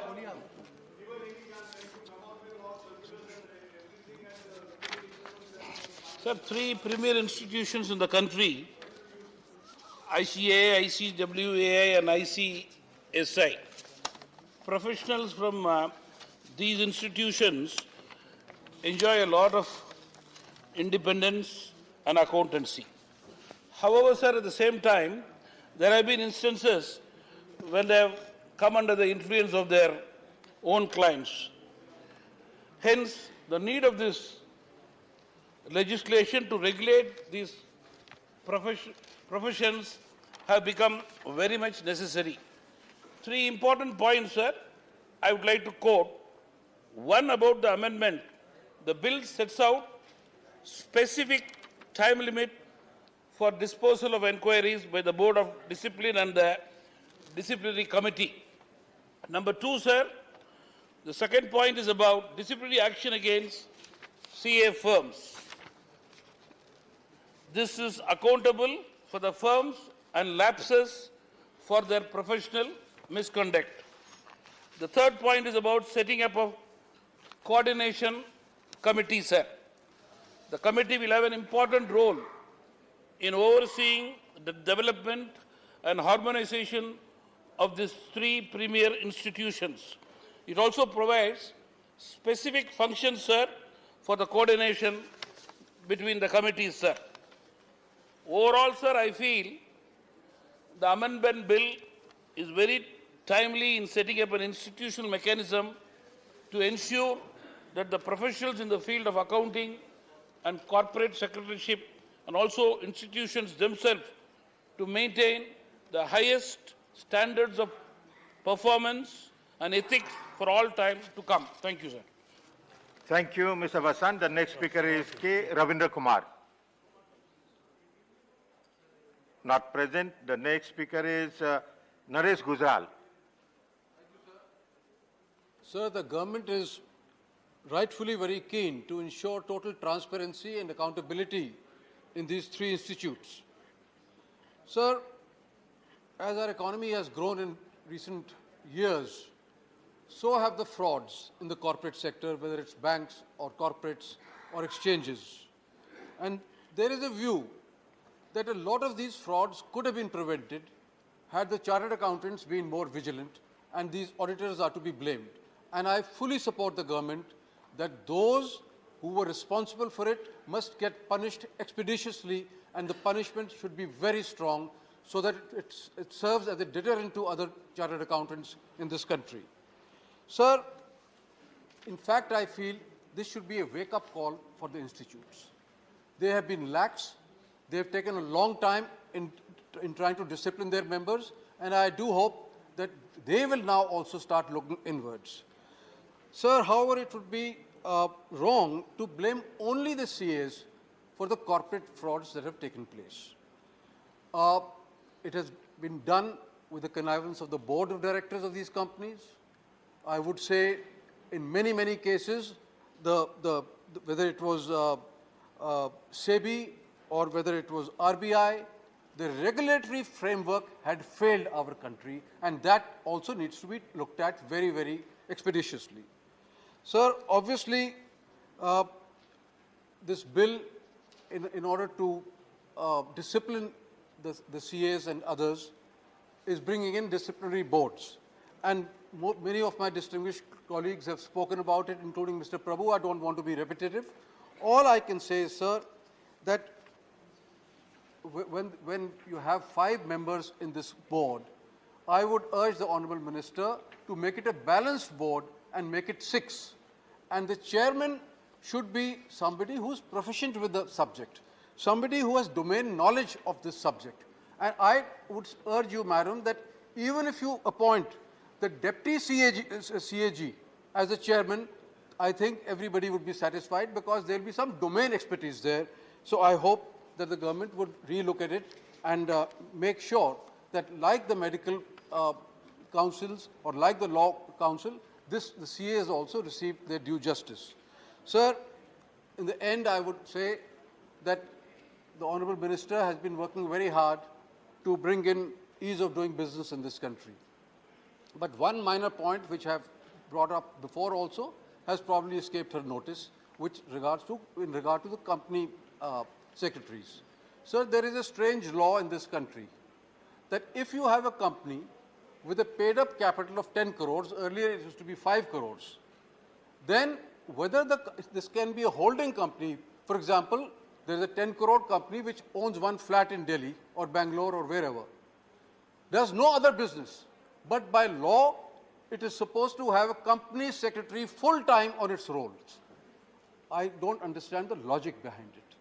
So I do hope that the minister would relook at it and change this and link it with turnover.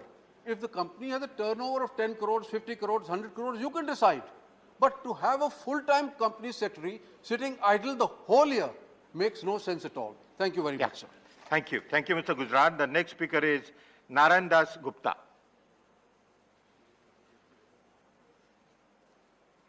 Thank you, sir, for allowing me to speak on amendment bill on account of Chartered Accountants Act 1949, Cost and Accountant 1959, and the Companies Act 1980. Sir, because I had the opportunity and privilege to head this Institute of Chartered Accountants, I know from the day one when the institute came into being in 1949 under an Act of Parliament. That was and even before the Constitution came, Constitution of India, that was adopted on 26 November 1949. Before that, I would like to share with this august house the history of this institute. It came with this idea that because there was a deficit of trust in the financial statement, that's why there was a debate in the Parliament, and this responsibility was given to the institute with total autonomy in terms of this was an autonomous body in all respects. Even, sir, the expenses in today's date, we have on record around 340,000 members, 7 lakh students. In that way, 1 million, a family of 1 million members we have in today's date. And the responsibility which were given, whether it is accounting standard, audit standard, quality of the audit, or the disciplinary mechanism, that is a very robust system in the institute. As far as examination is concerned, for the last 74 years, we are conducting examinations, and at no point of time there was any complaint of any leakage of the papers, as per the requirement. Second thing, sir, for the members of I will just give the background of that. In today's date, this institute is working through the council, elected body. 32 members are elected from 5 regions, and 8 are nominated by the Government of India. Through this process, it is working. There is a representation from the Ministry of Company Affairs, There is a representation from the CAG, representation from the other government department that is working. And now the disciplinary mechanism also. There is a two types of system, disciplinary board and disciplinary committee. Board decide whether there is a prima facie guilty or not. And if he found prima facie guilty, matter is referred to disciplinary. I would like to share with this August House, for the last 75 years, whatever decision have been taken by the disciplinary, they have been subject to the scrutiny of the tribunal, High Court, Supreme Court, and hardly any decision has been reversed. This is because of the robust system in place in the institute. I don't think why there is a need of changing. As our Tambudarai, our colleague in the House, he said he was a minister for the Ministry of Company Affairs, but he was not a chartered accountant. Why not? Sir, can a non-judicial person preside over any judicial proceedings? This is a question minister can become, but we cannot compare that way. Sir, I have just to submit that. Now, there are amendment 1A, 9A of this Amendment Act. They say coordination committee. What is the need of this coordination committee? When there is a council, there are members, 8 members of the government nominees. Similarly, in disciplinary committee, and there are more than 40 committees of the institute, where in each committee there is representation from the government. From the apex body, business apex body, there is there. That way, this is a system. Thank you, Mr. Gupta. Pardon, sir, because these amendments which have been proposed, coordination committee, disciplinary mechanism, these are not required. The institute is known for its independence, its integrity, its excellence. This is a tinkering with the independence of the institute. I will request the Honourable Minister, through you, sir, that if the amendments are not required at all, I am not going into the amendment. And if there is because we are here, 6 members chartered accountant in this House, I will request. Thank you. This matter may be referred to the select committee. This is what I will say. Sir Charles Darwin, the father of modern science, has said, it is not just the species that is the fittest that survives, but what survives most is the species that is the most responsive to change. Sir, as a rule of nature and as a responsible opposition, we are certainly responsive to change and reform, sir.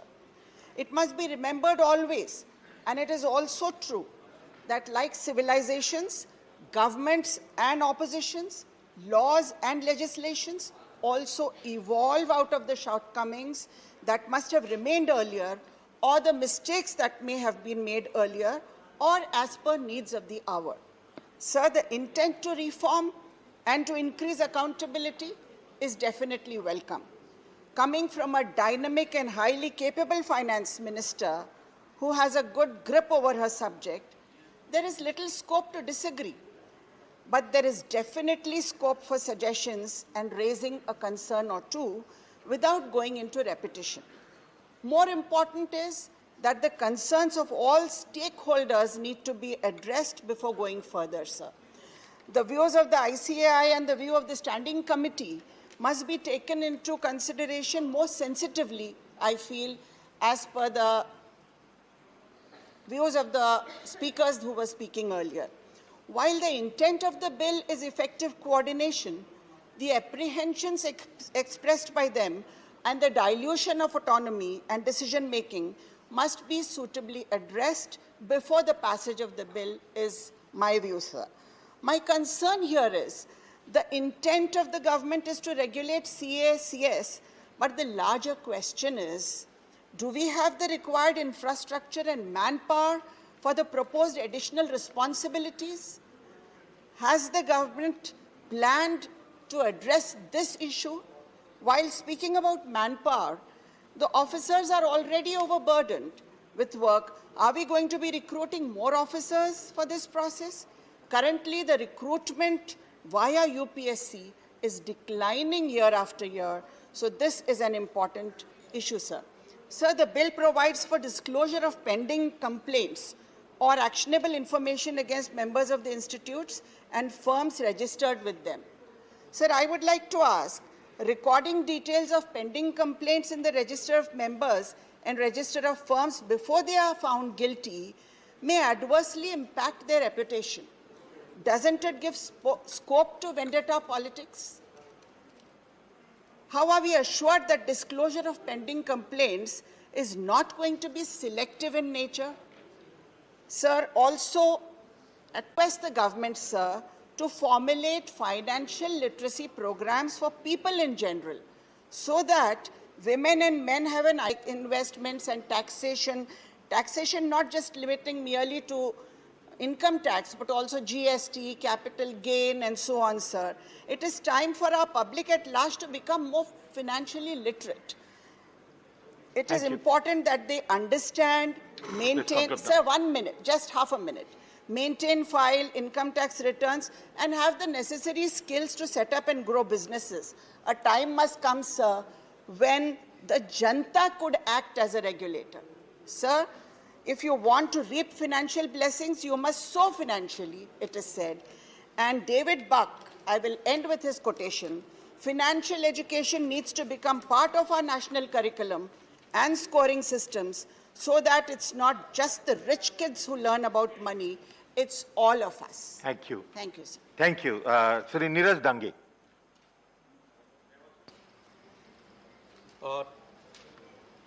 केंद्र सरकार हर एक पर, चाहे वो व्यापारी हो, doctor हो, उद्योगपति हो, शिक्षक हो, सरकारी कर्मचारी हो, स्टूडेंट हो, अधिकारी हो, अमीर हो, गरीब हो, किसान हो, दुकानदार हो,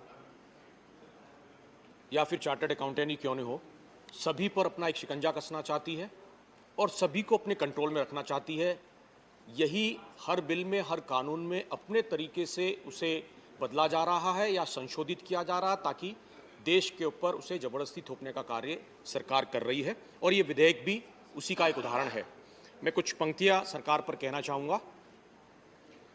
नफरत हो जाएगी तुझे अपने ही किरदार पर, अगर मैं तेरे ही अंदाज में तुझसे बात करूं। हम बात करते हैं institute of chartered accountants of India को, हम अगर मोटे तौर पर समझने की कोशिश करते हैं तो chartered accountants, cost and work accountants and company secretaries, ये तीनों ही इंस्टीट्यूट जो हैं, इनके मैनेजमेंट, इनके संबंधित काउंसिल्स जो हैं वो संभालते हैं।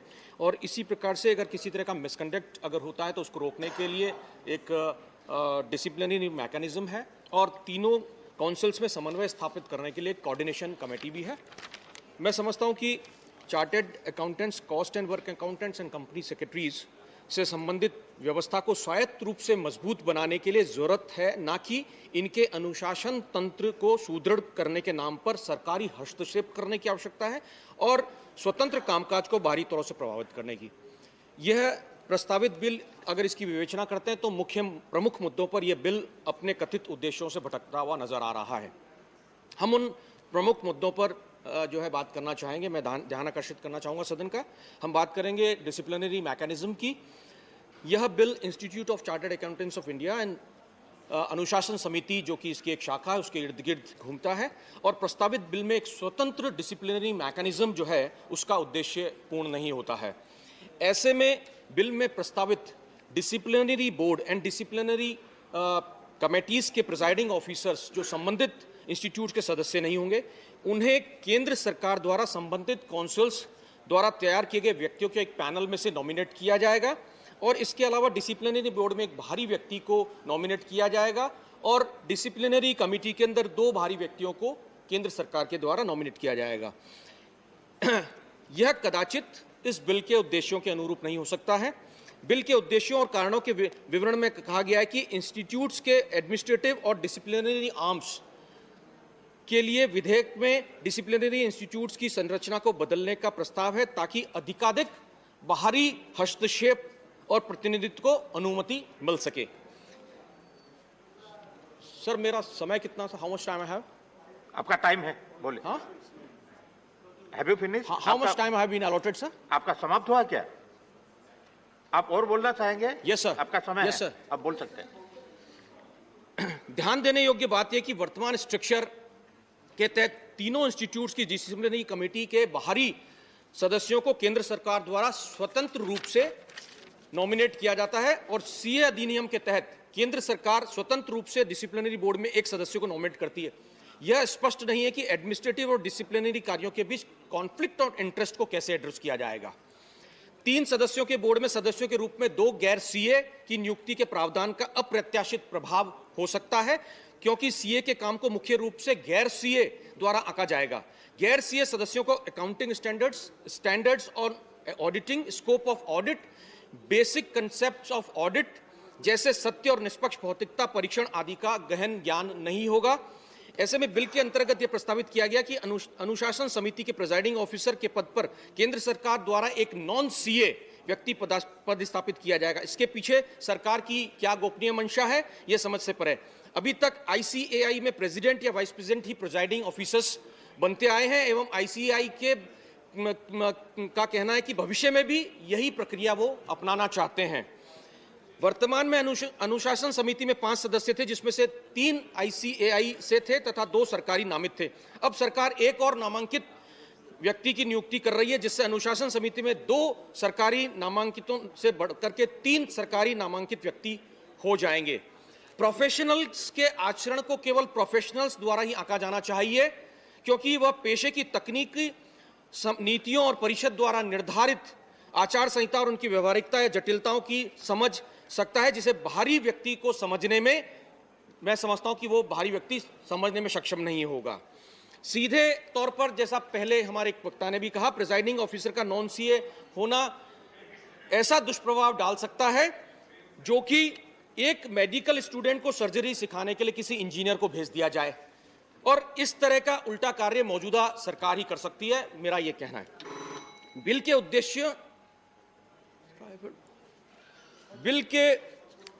उद्देश्यों और कारणों के विवरण में कहा गया है तो यह बिल डिसिप्लिनरी मैकेनिज्म को मजबूत करके इंस्टीट्यूट्स के सदस्यों के खिलाफ मामलों में त्वरित निपटान को प्राप्त करना चाहता है, जो क्लियर नहीं है। मैं समझता हूं कि इसमें बदलाव होना चाहिए। बहुत क्लियर है कि if same people will not be available for the parallel meetings, which will definitely hamper the speedy disposal of the pending cases. धन्यवाद। मैं धन्यवाद सर बस कंक्लूड कर रहा हूं एक लाइन के साथ। अंत में मैं कहना चाहूंगा कि केंद्र सरकार कितनी भी मनमानी कर ले, कितना भी देश को अपने ढंग से चलाने की कोशिश कर ले, हर गलत निर्णय के अंदर हम लोग जो है विरोध करते रहेंगे और आपको झुकने पर मजबूर करेंगे। धन्यवाद। एक लाइन के साथ सिंगल लाइन सर, हमने दुनिया में मोहब्बत का असर जिंदा किया है, हमने नफरत को गले मिल मिलकर शर्मिंदा किया है। धन्यवाद। जय Hind. Shri Arun Singh. Thank you, sir. By the Chartered Accountant Act, Cost at Work Accountant, Company Secretaries Amendment bill 2021 के समर्थन में बोलने के लिए खड़ा हूँ। मान्यवर, अभी लोगों ने जो कहना शुरू किया कि इस अमेंडमेंट के माध्यम से बहुत ज़्यादा रेडिकल चेंजेस किया जा रहा है। Institute of chartered accountant of India के जो ऑटोनॉमी है उसको भी खतरा है, उसको भी समाप्त किया जा रहा है।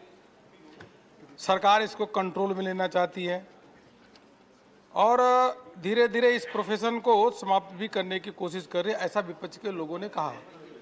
इन अमेंडमेंट के माध्यम से कैसे इंस्टीट्यूट की ऑटोनॉमी समाप्त हो सकती है, इसे लोगों को गुमराह नहीं करना चाहिए। आज भी जो सीए इंस्टीट्यूट है, किस प्रकार का कोर्स डिजाइन करना है, स्टूडेंट को कैसे एंट्री देना है, एग्जाम लेने का अधिकार, मेंबर को एनरोलमेंट करने का अधिकार, उनको ट्रेनिंग समय समय पे देने का अधिकार, वो तो सीए इंस्टीट्यूट के पास ही रहेगा।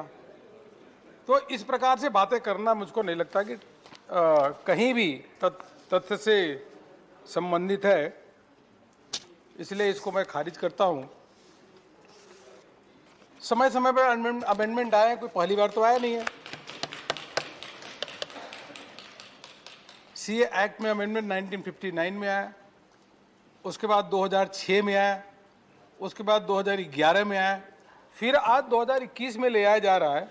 ये समय की परिस्थिति के हिसाब से जैसे हमारी अर्थव्यवस्था चल रही है, जो सुधार हो रहा है, उसको देखते हुए लोगों का और विश्वास इस प्रोफेशन पे कैसे हो, और उसको ध्यान में लिया करके यह अमेंडमेंट ले आया गया है। इसलिए मैं इसका स्वागत करता हूं।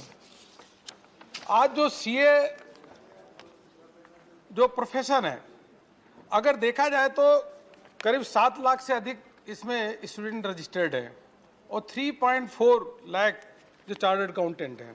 164 ब्रांचेज पूरे देश भर में हैं और पूरे विदेश में 44 फॉरेन कंट्रीज में यहाँ के चार्टर्ड अकाउंटेंट जो है उनका चैप्टर है और फॉरेन रिप्रेजेंटेटिव जो है 31 कंट्रीज में है। मतलब कह सकते हैं कि यहाँ के चार्टर्ड अकाउंटेंट जो है उनका प्रेजेंस पूरे ग्लोब में है, पूरे विश्व भर में है। और तो और अगर मिडल ईस्टर्न कंट्रीज देखेंगे तो उसमें 70-80% उनके जो फाइनेंस को हेड करने वाले हैं वो यहाँ के पढ़े लिखे चार्टर्ड अकाउंटेंट ही हैं, वही वहाँ की भी इकोनॉमी और वहाँ की कंपनियों को संभाल रहे हैं। 23 कंट्री ऐसी हैं विश्व की जिनके साथ हमारा MOU हुआ है या MRA है, तो यहाँ के लोग जाकर वहाँ भी प्रैक्टिस कर सकते, 1-2 परीक्षा दे करके वहाँ के लोग यहाँ के भी आकर के परीक्षा दे करके वो प्रैक्टिस कर सकते हैं 23 कंट्रीज में। और यहाँ तक कि जो global accounting, international global accounting body है जिनका बहुत पूरे विश्व भर में जिसके आधार पे पूरे फाइनेंशियल स्टेटमेंट बनाए जाते हैं, ऑडिटिंग होती है, IFAC, कापा, CAPA कापा और SAFA सापा, ये तीनों जो इंटरनेशनल ग्लोबल बॉडी है, मैं बताते हुए हर्ष हो रहा है कि तीनों के फाउंडिंग मेंबर है उसमें यहाँ institute of chartered accountant of India उसका एक सदस्य है। तो इसलिए अब उनका विश्वास जो यहाँ के CAs हैं उन पे रहना चाहिए, जो दोषी हैं मिलनी चाहिए। अब पहले क्या होता 2 साल, 4 साल, 5 साल, 6 साल, 7 साल लग जाता था, तो दोषी जो है उसको सजा तुरंत मिलनी चाहिए और जो निर्दोष है वो 6 साल 5 साल क्यों इसके लिए अपना केस का इंतजार करे। इसके लिए सरकार ने सोचा है कि एक जो कमेटी है और डिसिप्लिनरी मैकेनिज्म अनुशासन समिति है उसमें सुधार लिया है। और इसलिए सुधार का मैं तारीफ भी करूंगा कि जो निर्दोष है उसको जल्दी न्याय मिल जाएगा, नहीं तो 6-7 साल उसको इंतजार करना पड़ता था। अब सेपरेट एक तरीके से डायरेक्टरेट होगा, 2 ज्वाइंट डायरेक्टर होंगे, वह जो केस आएगा उसको इवेल्युएट करेंगे, इस केस पे एक्शनेबल है कि नहीं एक्शनेबल है वह निर्णय उसको तुरंत उसको कर लेंगे और अगर वह एक्शनेबल है तब जाकर अनुशासन समिति के पास जाएगा और वह भी समय रहते हुए 180 दिन में केस का निपटारा कर देगा। तो इससे कहीं बहुत बड़ा यह चेंज जो ले आया गया है ये अच्छा ही है। इससे मुझको लगता है कि काफ़ी प्रोफेशन है उस पर लोगों का और विश्वास बढ़ेगा। आए दिन अखबार में पढ़ते हैं कि एक चार्टर्ड अकाउंटेंट पकड़ा गया, होता तो एक चार्टर्ड अकाउंटेंट पकड़ा गया, लेकिन सोसाइटी का विश्वास उस पर उठता है। तो इसलिए यह अच्छा ही प्रोविजन है। इसके साथ साथ कुछ इसमें यूनिफॉर्मिटी ले आई गई है, जैसे कास्ट अकाउंटेंट है, कंपनी सेक्रेटरी है, उनके जो है 4-4 साल के टर्म होते थे, तो अभी अमेंडमेंट करके इन सभी का जो है तीनों का 4-4 साल का टर्म रहेगा जो काउंसिल के मेंबर होंगे और उनका पहले 3 साल का टर्म था तो अब 3 बार का टर्म था, अब 2 बार हो जाएगा। तो इसमें भी एक यूनिफॉर्मिटी आ जाएगी। इस बिल में एक और अच्छी बात है, पहले क्या होता था मेंबर्स की जब फीस बढ़ाई जाती थी और स्टूडेंट की भी अगर फीस की रिवीजन होती थी तो गवर्नमेंट से अप्रूवल लेनी पड़ती थी, और इस बिल के माध्यम से कहा गया है कि मेंबरशिप जो फीस है उसका इंक्रीज करने का अधिकार काउंसिल के पास ही रहेगा, वह काउंसिल उसके फीस के बारे में डिसीजन ले सकता है। और इसमें एक हमको और अच्छा दिख रहा है कि जो पेनाल्टी क्लाज है उसको बढ़ाया गया है। पहले पेनाल्टी जो थी बहुत कम थी, उस पेनाल्टी को अगर कोई दोषी है तो उसमें 10 लाख रुपए का पेनाल्टी लगाया जाएगा, और कोई हैबिचुअल ऑफेंडर है 5 साल में लगातार ऑफेंस कर रहा है तो उस पर 50 लाख का उस पर पेनाल्टी लगाया जाएगा। ये अच्छा कदम है, इससे लोग जो है में थोड़ी कुछ लोग जो गलत करते हैं खौफ रहेगा और उनको सबक मिलेगा और वो ऐसा काम नहीं करेंगे। इसका भी अच्छा ही इसके लिए भी अच्छा ही इसमें मैं समर्थन करता हूँ। और सेक्रेटरी जो इंस्टीट्यूट के सेक्रेटरी होता है उसको अधिक एम्पावर किया गया है। That is also good move of the government कि वो CEO रहेगा, so he will be able to take the decision timely and appropriately, वो उसको डिसीजन को लेने का समय पे ले लेगा। और कुल मिलाकर के पूरे जो भी अमेंडमेंट है वो उसकी सराहना करता हूँ। कुछ लोगों ने जरूर एप्रीहेंशन व्यक्त किया है, लेकिन वैसा वो सच नहीं है। लोगों को डरने की आवश्यकता नहीं है। अच्छा काम करो तो क्यों डरोगे। और दूसरी बात क्या है, कोई सीधे अनुशासन समिति में तो केस आ नहीं जाएगा। पहले केस का इवैल्यूएशन होगा, इवैल्यूएशन के बाद अगर एक्शनेबल है कि नहीं है, फिर उसको आगे बढ़ाएंगे। और इसलिए इसकी चिंता नहीं करनी चाहिए। हमें गर्व है कि आज जो सीए जो प्रोफेशन के लोग हैं वह ग्लोबल स्टैंडर्ड अभी नहीं, बहुत शुरू से उसको मानते हैं, अडॉप्ट करते हैं, और वो globally they are well aware of. और इस प्रोफेशन के लोग भी बहुत अच्छी अच्छी जगहों पे बैठे हैं। कई बैंकों के जो शुरू से लेके इस पोजीशन पे HDFC जैसे बैंक को ले जाने वाले भी सीए थे। और even dean of Harvard business school के भी अगर उसका डीन है हार्वर्ड बिजनेस स्कूल का, तो वह भी सीए है। और बहुत सारे ऐसे नाम हम बता सकते हैं। यहाँ तक कि 80% जो कंपनियां हैं, कंपनी के जो CFO हैं, वो अभी चार्टर्ड अकाउंटेंट ही हैं। मैं इस बिल का समर्थन करते हुए अपनी बात समाप्त करता हूं। और इस बिल के माध्यम से अवश्य रूप से सोसाइटी में कॉन्फिडेंस बढ़ेगा। और जैसे हम इकोनॉमिक रिफॉर्म के लिए और एडमिनिस्ट्रेटिव रिफॉर्म के लिए आगे बढ़े हैं, उसमें भी काफ़ी अच्छा कंट्रीब्यूशन होगा। और ईज ऑफ डूइंग बिजनेस जो है, उसमें भी इसका एक कुछ न कुछ जरूर योगदान आगे रहेगा। बहुत बहुत धन्यवाद आपको। धन्यवाद माननीय अरुण जी। माननीय अब्दुल वहाब जी, माननीय अब्दुल वहाब नॉट प्रेजेंट। माननीय विनय विश्वम जी।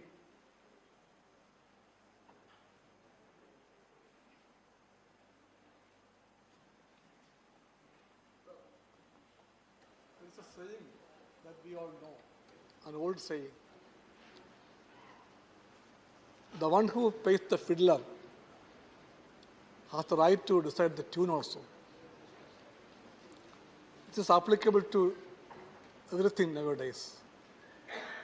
In the market-friendly days, when it became market fundamentalism in the country and the whole world, it is the moneyed people and the rich people that decide the character, the habits, activities of everything. Not only for the CAs, chartered accountants, even for the government bodies, for the government itself, it is the truth that they decide the tune. In that background, the move of the government to bring certain amendments and regulations in the matter of the chartered accountancy is to be viewed. There is a feeling that the professional character of the profession is going to be eroded by the involvement or intrusion of the government. The government is trying to put its hands on every activities of the chartered accountancy. It's mainly a professional task, and that professional character has to be upheld. I don't know, the present government or the bill would appreciate how much, to what extent, this basic necessity of the chartered accountancy. Sir, the Board of Discipline, the main controlling body of the whole profession, how it is going to be conducted and how it's going to be constituted. Majority of them seems to be are drawn from the profession. They are there, but only for namesake. Politicians and the government nominees are going to control it. That means the government wants to control everything. Every walks of life has to be run only by the government is not an appreciable approach that we can support. The same way, the bill talks about a disciplinary committee. Discipline to any profession is a must. Please conclude. We know it. But a professional task, a professional job should be judged by professionals only, not by politicians, not by bureaucrats. But the government wants to control that also. Thank you. Kind of, no sir, one sentence. This kind of overhandedness of the government is going to affect the profession in a very bad way. That's why I am. Thank you. I am constrained to oppose the bill. Thank you, Vinay Visham ji. माननीय कनक मेदला Ravindra Kumar ji. Sir, thank you, sir, for giving this opportunity to speak on these bills. At the outset, I raise my objection the way of the bill has been presented. And sir, the proposed amendments in the present bill pertains to different statutes dealing and different with distinct institutes and was enacted in different years. In order to amend them, the government has brought single bill before the Parliament. The bill mainly focuses on the constituting disciplinary committees of 3 institutes. Sir, audit and accounting require highly specialized skills which are aligned to a common man, and if the majority of the bench members are laymen who are non-CAs, the decision can turn out to be based on expectations of public perception rather than merit. The government nominees in the present bench generally don't understand the intricacies of compliances with the standards of auditing, accounting standards, law governing the audit, either Companies Act or Income Tax Act or other statutes under the audit to carry it out. The conduct of the professionals should be judged by the professionals only. The National Medical Commission Act 2019 envisages a disciplinary mechanism for the failure of the doctors by the majority of the doctors. Similarly, the situation with the Bar Council of India established by the Parliament under Advocates Act 1961 and also Architects Act 1972. None of these bodies are confronted with the issue of conflict of interest. One can imagine a situation where the failure of a doctor is primarily judged by an engineer and vice versa. Can a lawyer's failure be judged by a chartered accountant? Why this vital and that at the disciplinary committee level, the issue is judged based on the facts of the case and the larger question of law not settled at the initial level. Sir, the question of law largely taken up to the High Court, where the appeal against the decision of the disciplinary committee appellate authority lies. Therefore, it is essential that the failure of the professional should be judged by a professional who has got in-depth knowledge of the intricacies issue related to the profession and domain expertise. With these submissions, I request the Honourable Minister to consider these main important objections and make necessary changes in that. Thank you. Dr. Narendra Jadhav ji. Thank you, Deputy Chairman, sir. I rise to wholeheartedly support this bill on Chartered Accountants, the Cost and Works Accountants, and the Company Secretaries Amendment Bill 2022. The bill proposes to strengthen the disciplinary mechanism under the existing acts and provide for a time-bound program, time-bound disposal of cases against members of the 3 institutes. Sir, I commend the bill for prescribing timelines for completion of disciplinary proceedings involving misconduct by the members of the respective professions. The bill also empowers the 3 reputed councils to constitute multiple boards of discipline and disciplinary committees. However, the bill allows central government to nominate the same persons as presiding officer or members across different boards of discipline and disciplinary committees. This may be incompatible with the objective of speedy disposal of cases against some members. Sir, appointing the same set of people on multiple boards of discipline may prevent these entities from hearing cases of misconduct simultaneously, thereby leading to delay in disposal of cases. This may hinder speedy disposal of disciplinary cases.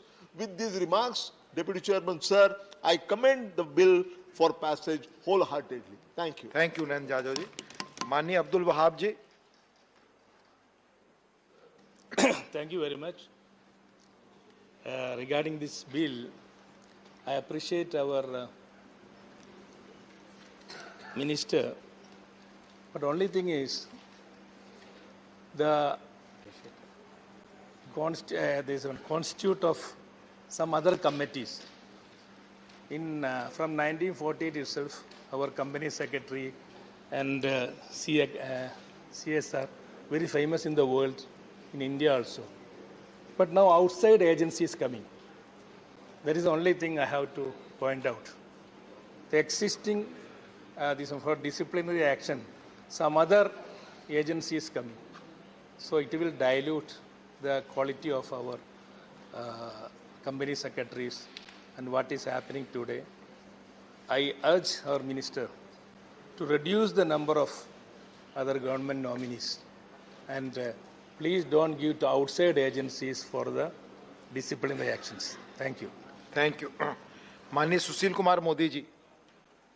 महोदय, मैं इस bill के समर्थन में बोलने के लिए खड़ा हुआ हूँ। उपसभापति महोदय, पिछले 5 वर्षों के अंदर 5 लाख से ज़्यादा कंपनियों का नाम कंपनी रजिस्ट्रार के रजिस्टर से हटाना पड़ा।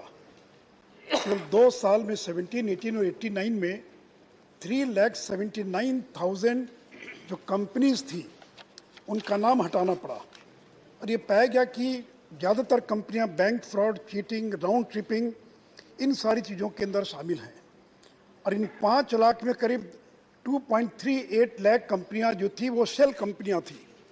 एक ही एड्रेस पर 100 कंपनियां हैं, एक ही और बड़ी संख्या में ऐसी कंपनीज थी जिनका ना कोई पता ठिकाना था ना कोई इनकी जगह थी। तो सती महोदय, क्यों ये बिल लाना पड़ा, आप इसी से अंदाज कर सकते हैं। और इन सारी शेल कंपनियों के पीछे कहीं ना कहीं कोई सीए का दिमाग था, कहीं ना कोई सीए उसके अंदर शामिल था। इतना ही नहीं सती महोदय, मैं पिछले दिनों ED arrest CA in Hyderabad for aiding shell companies launder funds to Hong Kong. ED arrests Delhi CA in money laundering case linked to fertilizer scam. 8 chartered accountants arrested for GST fraud. Sati Mahoday, 16 for gambling arrested, 3 chartered accountants arrested. CGST official and 2 CAs arrested on charge of extortion. Sati Mahoday, ये जो पिछले 5 साल के अंदर जो बड़े पैमाने पर ये पाया गया कि जो चार्टर्ड अकाउंटेंट्स है वो कहीं ना कहीं, और उसमें कुछ लोग हैं, वो सारे लोग नहीं है, कुछ लोग हैं जो इस प्रकार की शेल कंपनी और इस प्रकार के और भ्रष्टाचार के खिलाफ में हैं और इसलिए सरकार को मजबूरन इस बिल को लाना पड़ा है। सती महोदय, जैसा मेरे पूर्व के सदस्य ने कहा, हम उनकी परीक्षा में कोई हस्तक्षेप नहीं कर रहे हैं। उनके एग्जाम में, उनके करिकुलम में, उनके रिजल्ट में, उनके लाइसेंस के अंदर, उन सारी चीज़ों में उनको स्वायत्तता है। केवल एक जगह जहां सरकार हस्तक्षेप नहीं बल्कि उसको मजबूत करना चाहती है, वह डिसिप्लिनरी कमेटी के बारे में। और मैं सदन को बताना चाहूँगा अभी क्या थी स्थिति सती महोदय। 4 कमेटी है डिसिप्लिनरी कमेटी और 3 के चेयरमैन कौन है, तो आईसीआई के जो प्रेसिडेंट होते हैं वो 3 कमेटी के चेयरमैन हैं और एक कमेटी के एक जोन के चेयरमैन कौन है, तो जो वाइस प्रेसिडेंट हैं वो 4थे जोन के डिसिप्लिनरी कमेटी के चेयरमैन हैं।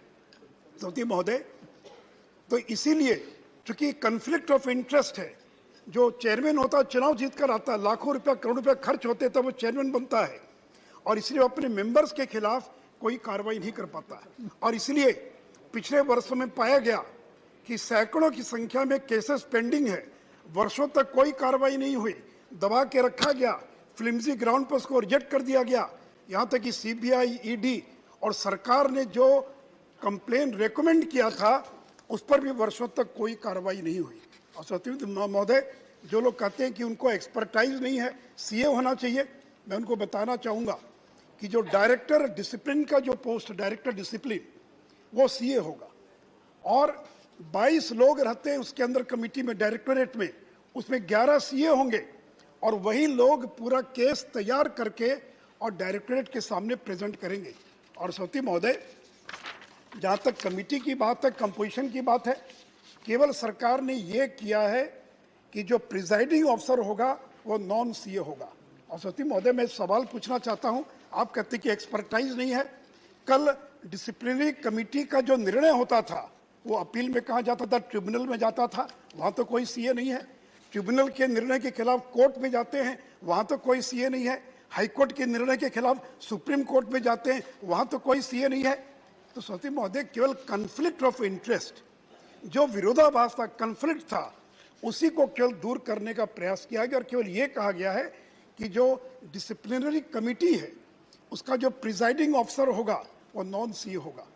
और पहले सरकार नॉमिनेट करती थी सती महोदय उसके मेंबर्स को, लेकिन अब सरकार नॉमिनेट नहीं करेगी, जो सीए की काउंसिल है वो एक पैनल तैयार करेगी और उसी पैनल में से सरकार जो नामों का चयन करेगी।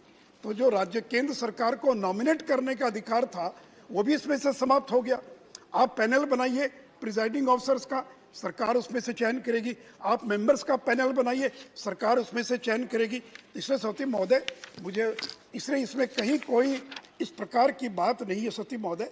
और फिर ले मेंबर्स का experience in the field of law, economics, business, finance, accountancy, तो कोई क्या वित्त मंत्री बनने के लिए और हार्वर्ड से पास होना जरूरी है क्या? या स्वास्थ्य मंत्री मंडाविया साहब इतना अच्छा काम कर रहे हैं, वो क्या एमबीबीएस डॉक्टर हैं क्या?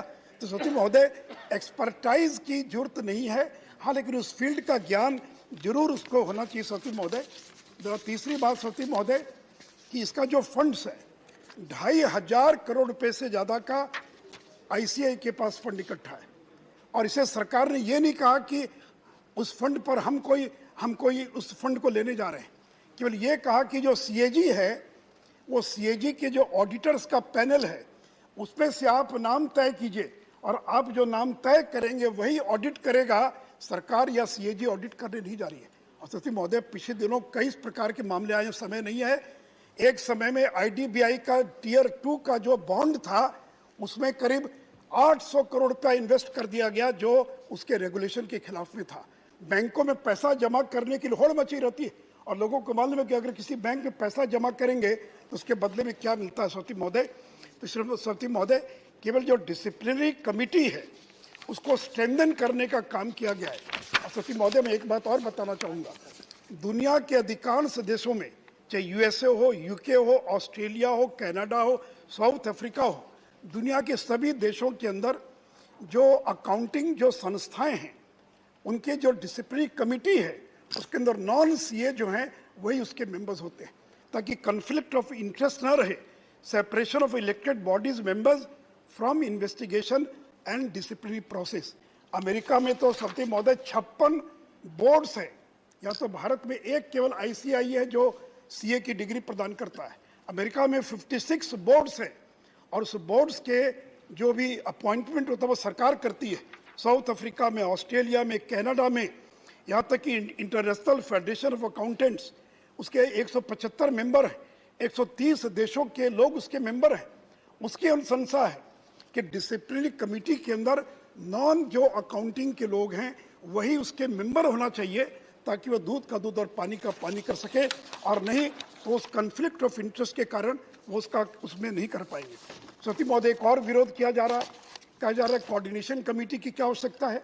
सती महोदय 3 संस्थान हैं और अगर तीनों 2000 में एक एमओयू साइन किया इन लोगों ने और उस एमओयू में यह प्रावधान था कि मिलकर कोऑर्डिनेशन करेंगे। 16 साल हो गया, एक बैठक नहीं हुई, बैठक का एजेंडा पता नहीं, क्या निर्णय लिया गया। अब सरकार ने कहा कि तीनों जो संस्थाएं हैं उसके लिए कोऑर्डिनेशन कमेटी होगी जिसको प्रिजाइड करेंगे कंपनी सेक्रेटरीज के जो कंपनी अफेयर्स के जो सेक्रेटरी हैं और तीनों संस्थाओं के प्रेसिडेंट, वाइस प्रेसिडेंट और सेक्रेटरी उसके मेंबर होंगे। इसमें क्या आपत्ति सती महोदय, इसका भी विरोध किया जा रहा है। और सती महोदय जो एक सबसे महत्व की बात है, अभी तक केवल कार्रवाई करने का अधिकार था चार्टर्ड अकाउंटेंट पर, लेकिन जो चार्टर्ड अकाउंटेंट फर्म्स है उन पर कार्रवाई करने का चार्टर्ड अकाउंटेंट इंस्टीट्यूट को अधिकार नहीं था।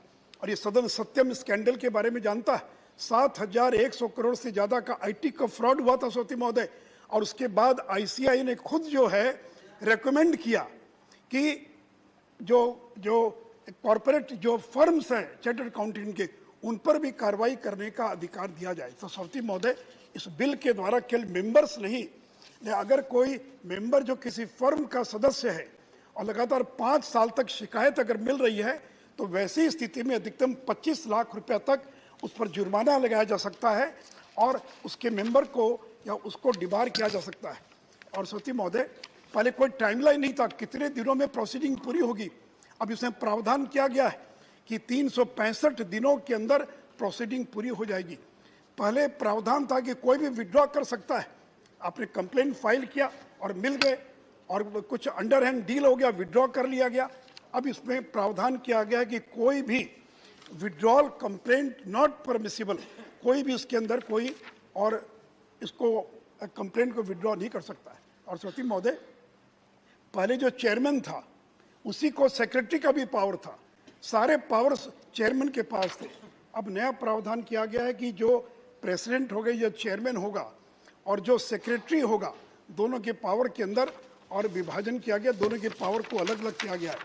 और सभापति महोदय, इतना ही नहीं तो साथ ही साथ मैं सदन को ये भी बताना चाहूँगा, जो NFRA बना है, नेशनल फाइनेंशियल रिपोर्टिंग अथॉरिटी, तो अब उसमें यह प्रावधान किया गया है कि जो लिस्टेड कंपनीज हैं, जो अनलिस्टेड कंपनीज है, 500 करोड़ रुपए से ज़्यादा जिनका टर्नओवर है, जो बैंक्स है, जो इंश्योरेंस है, उनके अकाउंटिंग स्टैंडर्ड जो है वो NFRA और निर्धारित करेगी।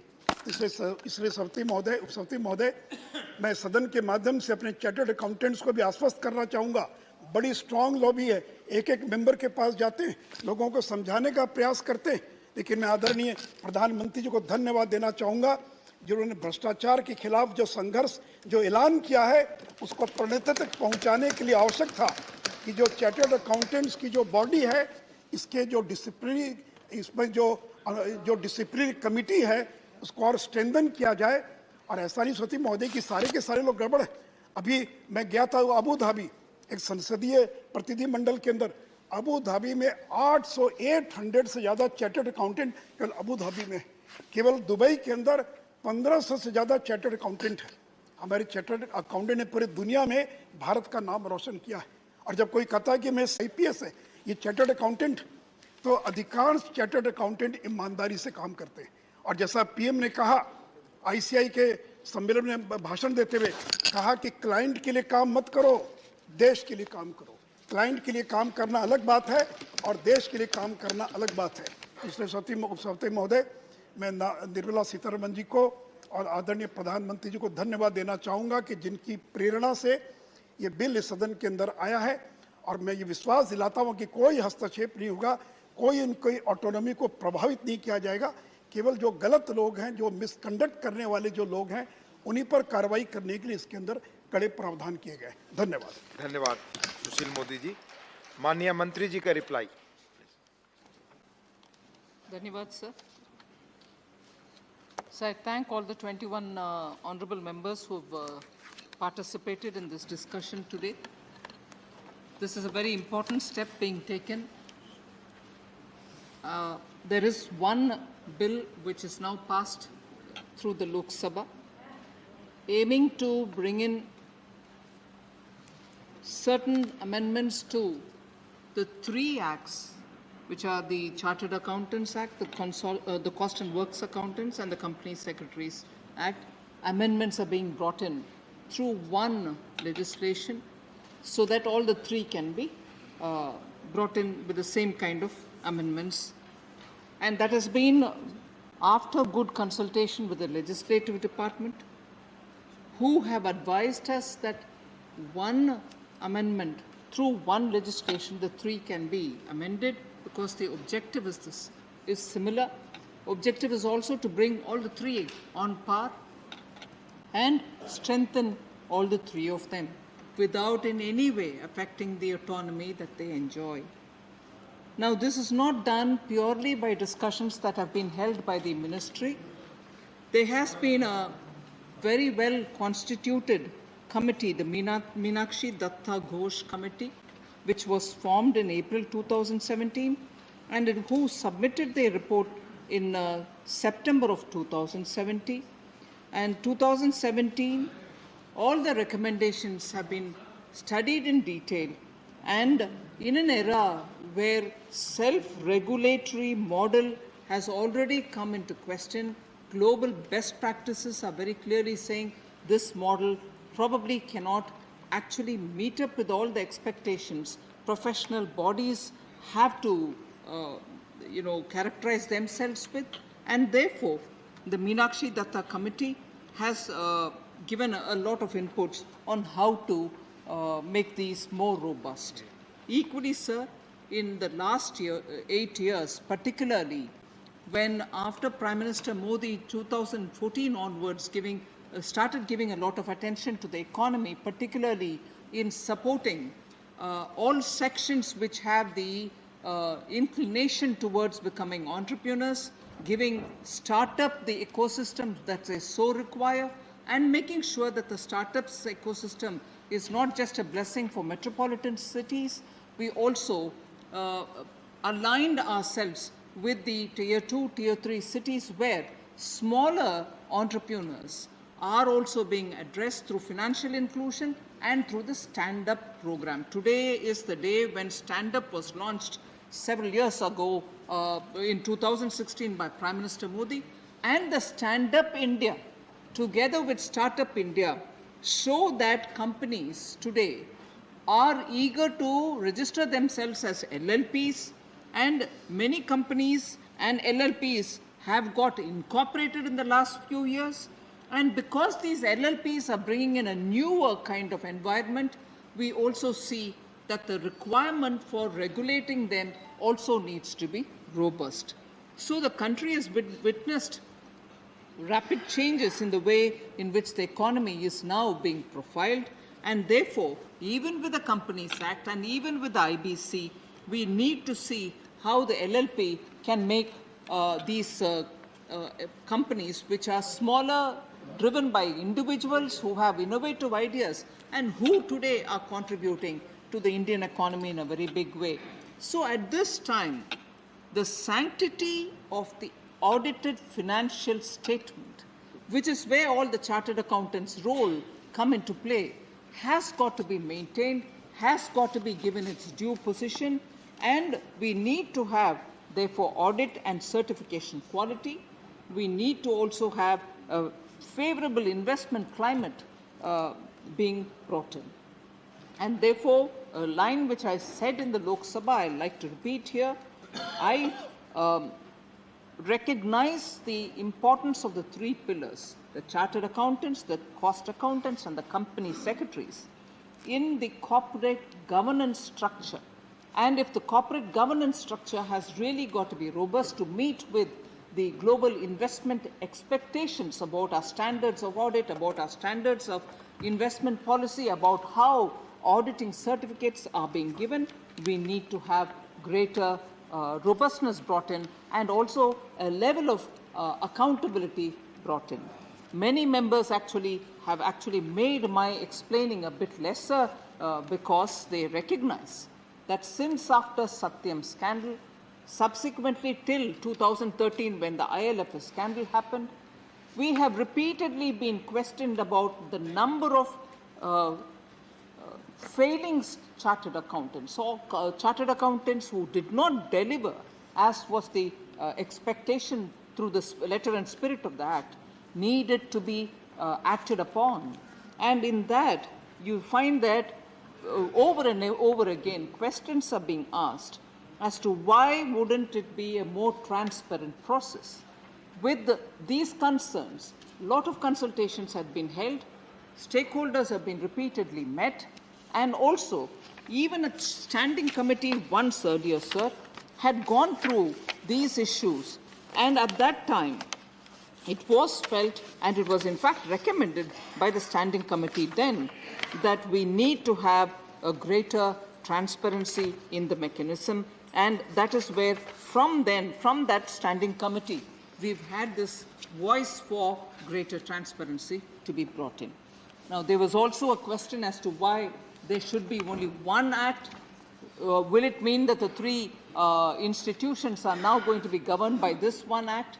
I would like to dispel any doubts that honourable members might have. Those three acts are there.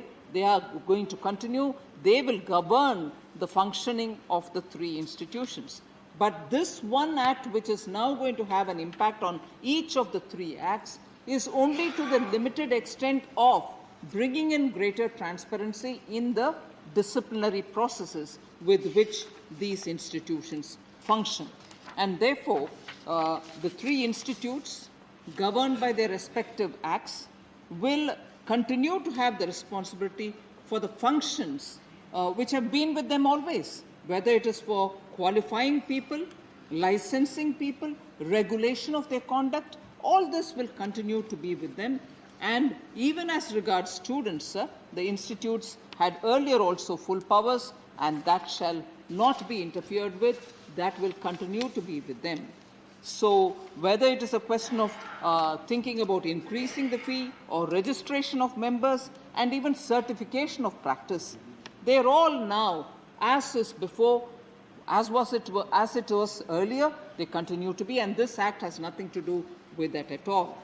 The Council will have full powers to fix the fees and certifying the members. So there were references made to Section 18 of the Act saying administering funds of the institutions. They will continue to be as per the provisions of Section 18 of the Act. So there is no change at all in the composition of the councils responsible for the management of affairs of the institutes. The ICA has 40 members, 8 of them government nominees, 32 elected members. SI and the Institute of Cost Accountants of India, 5 government nominees and 15 elected members. The institutes, therefore, shall continue to function under overall control, guidance and supervision of their respective councils, which are as per their acts. So, therefore, sir, I just want to emphasize that in the proposed amendments, the council shall continue to constitute these bodies as per the existing practice. Government will not constitute them. That has to be, I would like to reiterate that point, that the government does not constitute these. There will also be no change in the number of members in these bodies. So I want to assure members that the proposal which are in the Act will have to be laid bare to understand it. The coordination committee, about which a lot of members have spoken, it may be noted, sir, that the 2 other institutes, the cost accountants and the company secretaries of India, have not objected. In fact, the Chartered Accountants institution also in September of 2019 itself, under the chairmanship of the Secretary of Corporate Affairs, has also agreed in a meeting with the Secretary of Corporate Affairs in September 2019, agreed for the constitution of a coordination committee. So I don't think we should have any doubts if one of the institute has not supported and the other 2 have. All the 3 have, in fact, been in favor of forming the coordination committee. So I just want to highlight the fact, sir, that in the year 2000, in an MOU which was signed by the ICSI, which is the company secretaries, with the ICAI and the Cost Accountants Institution, a coordination committee was formed indeed. There was a coordination committee, but it has not even worked all right. So unless this new coordination committee is going to come into play, the old one being a point of reference where members have raised this question saying such a committee exists, why do you want a new one? It is only because the old one has not even taken off. It is important to understand also, sir, that this coordination committee is institutions, but there are institutions like IIMs, Indian Institute of Management, which have a coordination committee.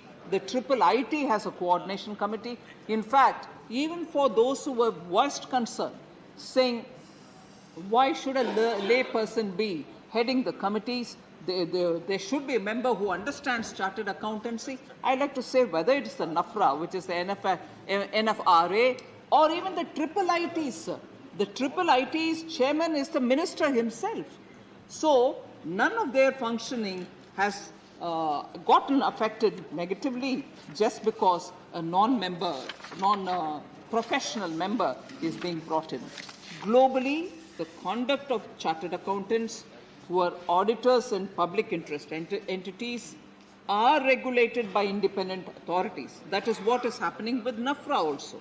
The PCAOB of USA, the FRC in UK, the ASCI in Australia, the IRBA in South Africa, the CPAB in Canada, are all headed by people who are not professional chartered accountants. So the National Financial Reporting Authority, the NAFRA, sir, which actually looks at public interest enterprises, many members did speak about it, are also dealing with these matters with non-members, with lay members. So their independence from the profession has not in any way undermined the decision making that they have been all the while engaging in.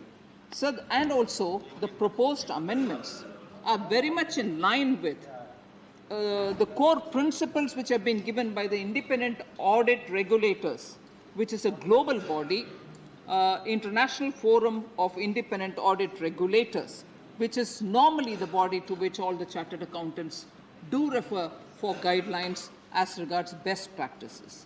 And also the International Federation of Accountants, which also periodically gives independent, which is a non-governmental body, sir. It's an international body. That also gives a lot of these guidelines. The Institute of Chartered Accountants of India is a member of this International Federation of Accountants. So if they have given guidelines, why would they be in discord with the existing institution? The standing committee that I was referring to earlier, which had already gone through this matter in 2004-5, in its 11th report, sir, very clearly, which was given in 2003, said that it recommends strongly majority of lay members in the disciplinary board.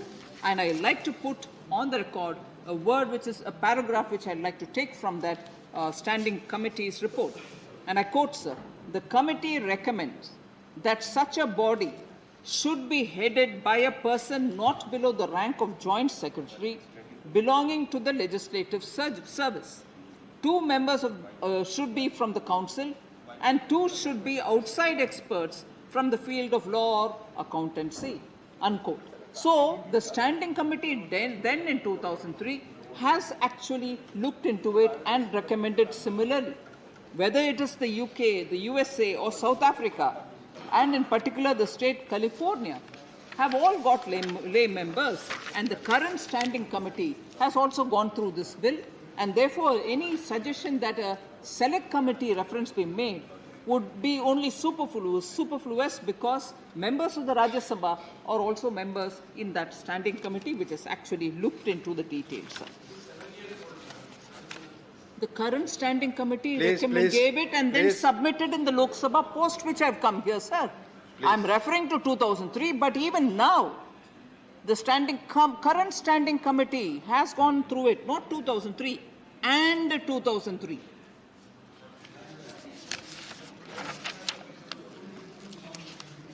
So, I just wanted to therefore highlight one concern some members have referred to here, saying why should the status of an actionable complaint be already put up? On the contrary, the manner and the interval of putting out such information in public domain and entering it in the register of members shall be in accordance with the regulations framed by the council itself. So there's no way in which somebody is going to pick and choose, saying, choose to put this in public and not somebody else's name.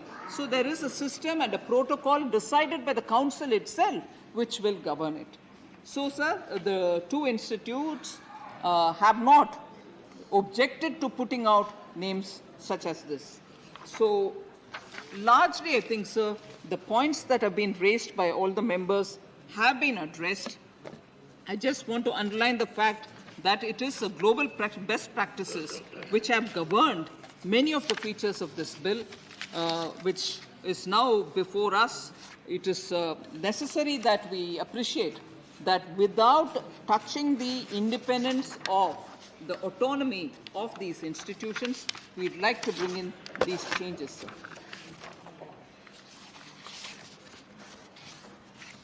So I think largely the points which have been raised by the members have been addressed, and therefore I appeal to all the members to kindly pass this as has come from the Lok Sabha, because this is with an intention of making the 3 institutions a lot more transparent in their disciplinary matters and raise the quality of the disciplinary processes.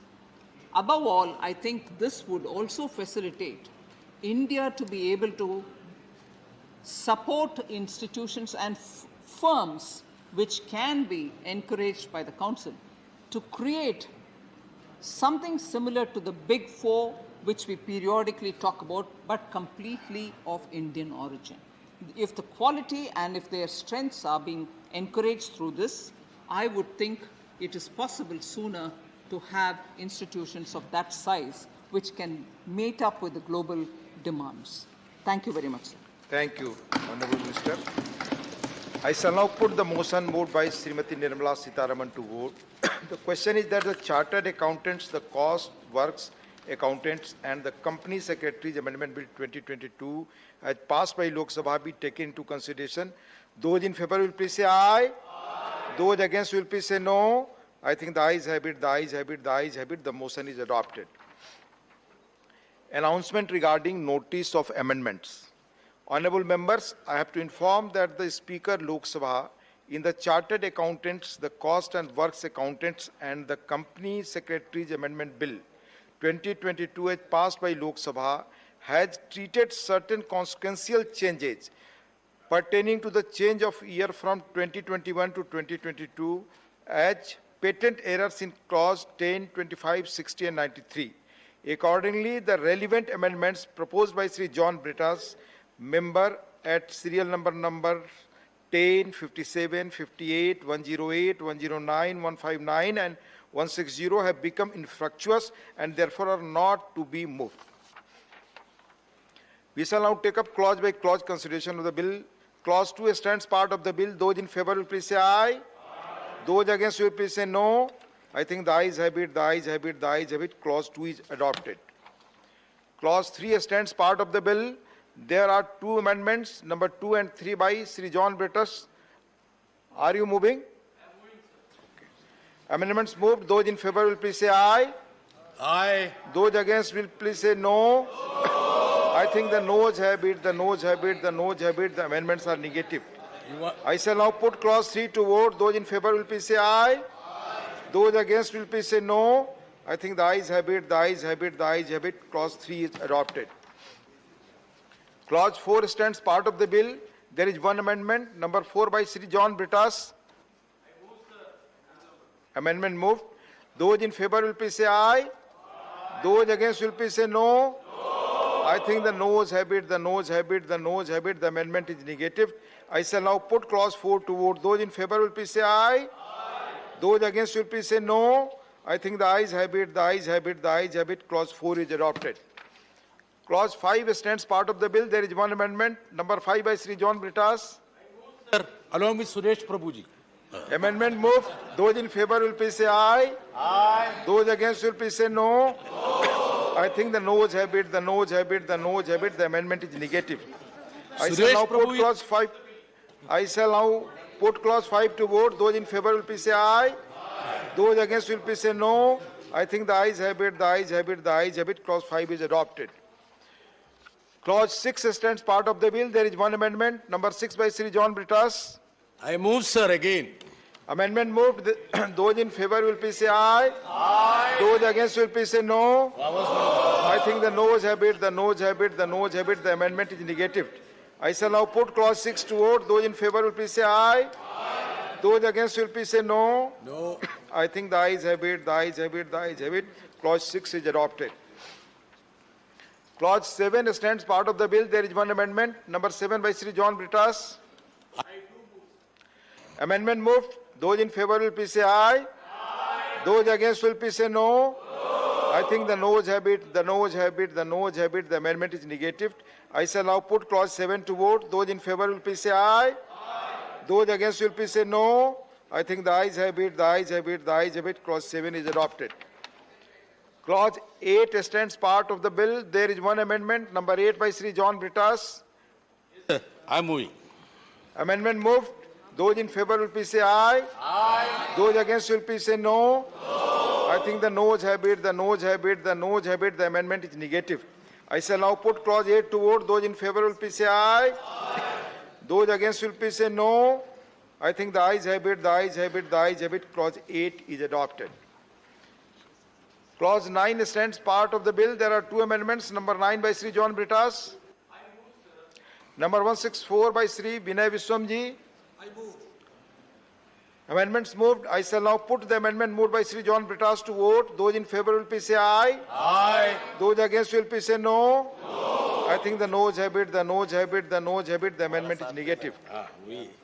I shall now put the amendment moved by Sri Vinay Vishwam to vote. Those in favor will please say aye. Aye. Those against will please say no.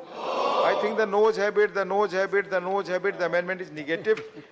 I shall now put clause 9 to vote. Those in favor will please say aye. Those against will please say no.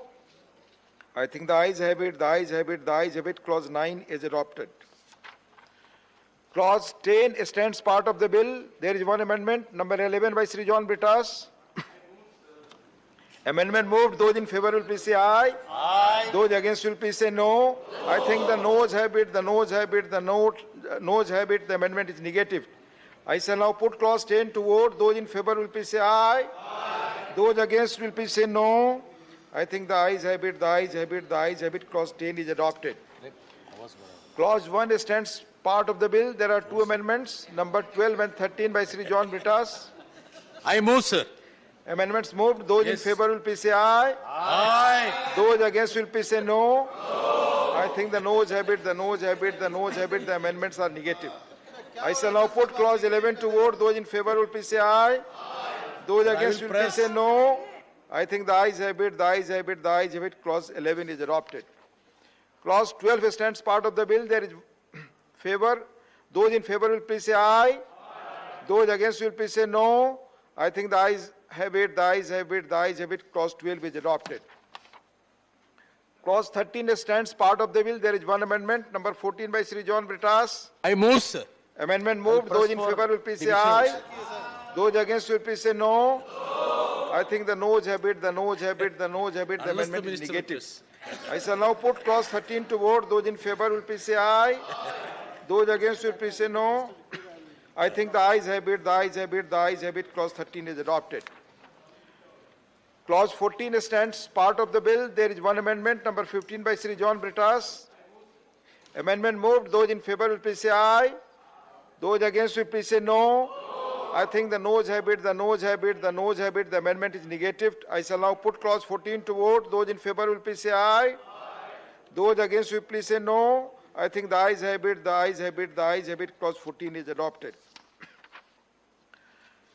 Clause 15 stands part of the bill. Those in favor will please say aye. Those against will please say no. I think the ayes have it, the ayes have it, the ayes have it. Clause 15 is adopted. Clause 16 stands part of the bill. There are two amendments, number 16 and 17 by Sri John Britas. I move, sir. Amendments moved. Those in favor will please say aye. Aye. Those against will please say no. I think the noes have it, the noes have it, the noes have it. The amendments are negative. I shall now put clause 16 to vote. Those in favor will please say aye. Those against will please say no. I think the ayes have it, the ayes have it, the ayes have it. Clause 16 is adopted. Clause 17 stands part of the bill. There are three amendments, number 18 to 20 by Sri John Britas. I move, sir. Amendments moved. Those in favor will please say aye. Aye. Those against will please say no. I think the noes have it, the noes have it, the noes have it. The amendments are negative. I shall now put clause 17 to vote. Those in favor will please say aye. Those against will please say no. I think the ayes have it, the ayes have it, the ayes have it. Clause 17 is adopted. Clause 18 stands part of the bill. There are two amendments. Number 21 by Sri John Britas. I move, sir. Number 165 by Sri Vinay Vishwam. Amendments moved. I shall first put the amendment moved by Sri John Britas to vote. Those in favor will please say aye. Aye. Those against will please say no. I think the noes have it, the noes have it, the noes have it. The amendment is negative. I shall now put the amendment moved by Sri Vinay Vishwam to vote. Those in favor will please say aye. Aye. Those against will please say no. I think the noes have it, the noes have it, the noes have it. The amendment is negative. I shall now put clause 18 to vote. Those in favor will please say aye. Those against will please say no. I think the ayes have it, the ayes have it, the ayes have it. Clause 18 is adopted. Clause 19 stands part of the bill. There is one amendment, number 22 by Sri John Britas. I do move, sir. Amendment moved. Those in favor will please say aye. Aye. Those against will please say no. I think the noes have it, the noes have it, the noes have it. The amendment is negative. I shall now put clause 19 to vote. Those in favor will please say aye. Those against will please say no. I think the ayes have it, the ayes have it, the ayes have it. Clause 19 is adopted. Clause 20 stands part of the bill. There is one amendment, number 166 by Sri Vinay Vishwam. Amendment moved. Those in favor will please say aye. Aye. Those against will please say no. I think the noes have it, the noes have it, the noes have it. The amendment is negative. I shall now put clause 20 to vote. Those in favor will please say aye. Aye. Those against will please say no. I think the ayes have it, the ayes have it, the ayes have it. Clause 20 is adopted. Clause 21 stands part of the bill. There are three amendments. Number 23 to 25 by Sri John Britas. I move, sir. Amendments moved. Those in favor will please say aye. Aye. Those against will please say no. I think the noes have it, the noes have it, the noes have it. The amendments are negative. I shall now put clause 21 to vote. Those in favor will please say aye. Those against will please say no.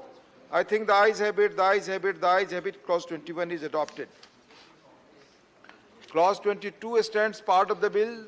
There are 17 amendments. Number 26 to 41 by Sri John Britas.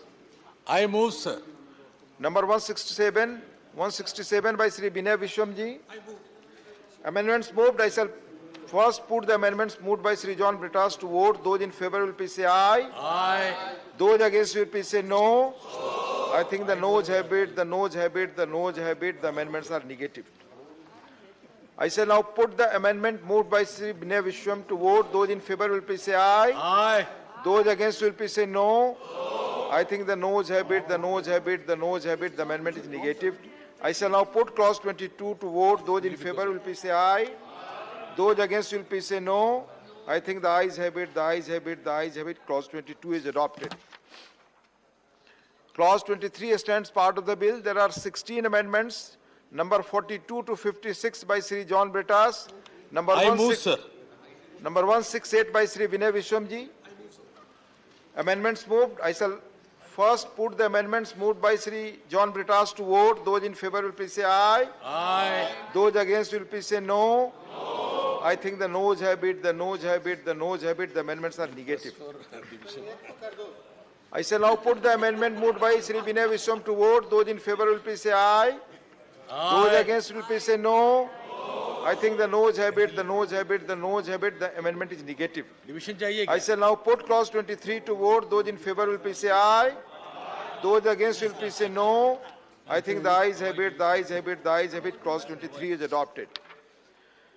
Clause 24 to 26 stand part of the bill. Those in favor will please say aye.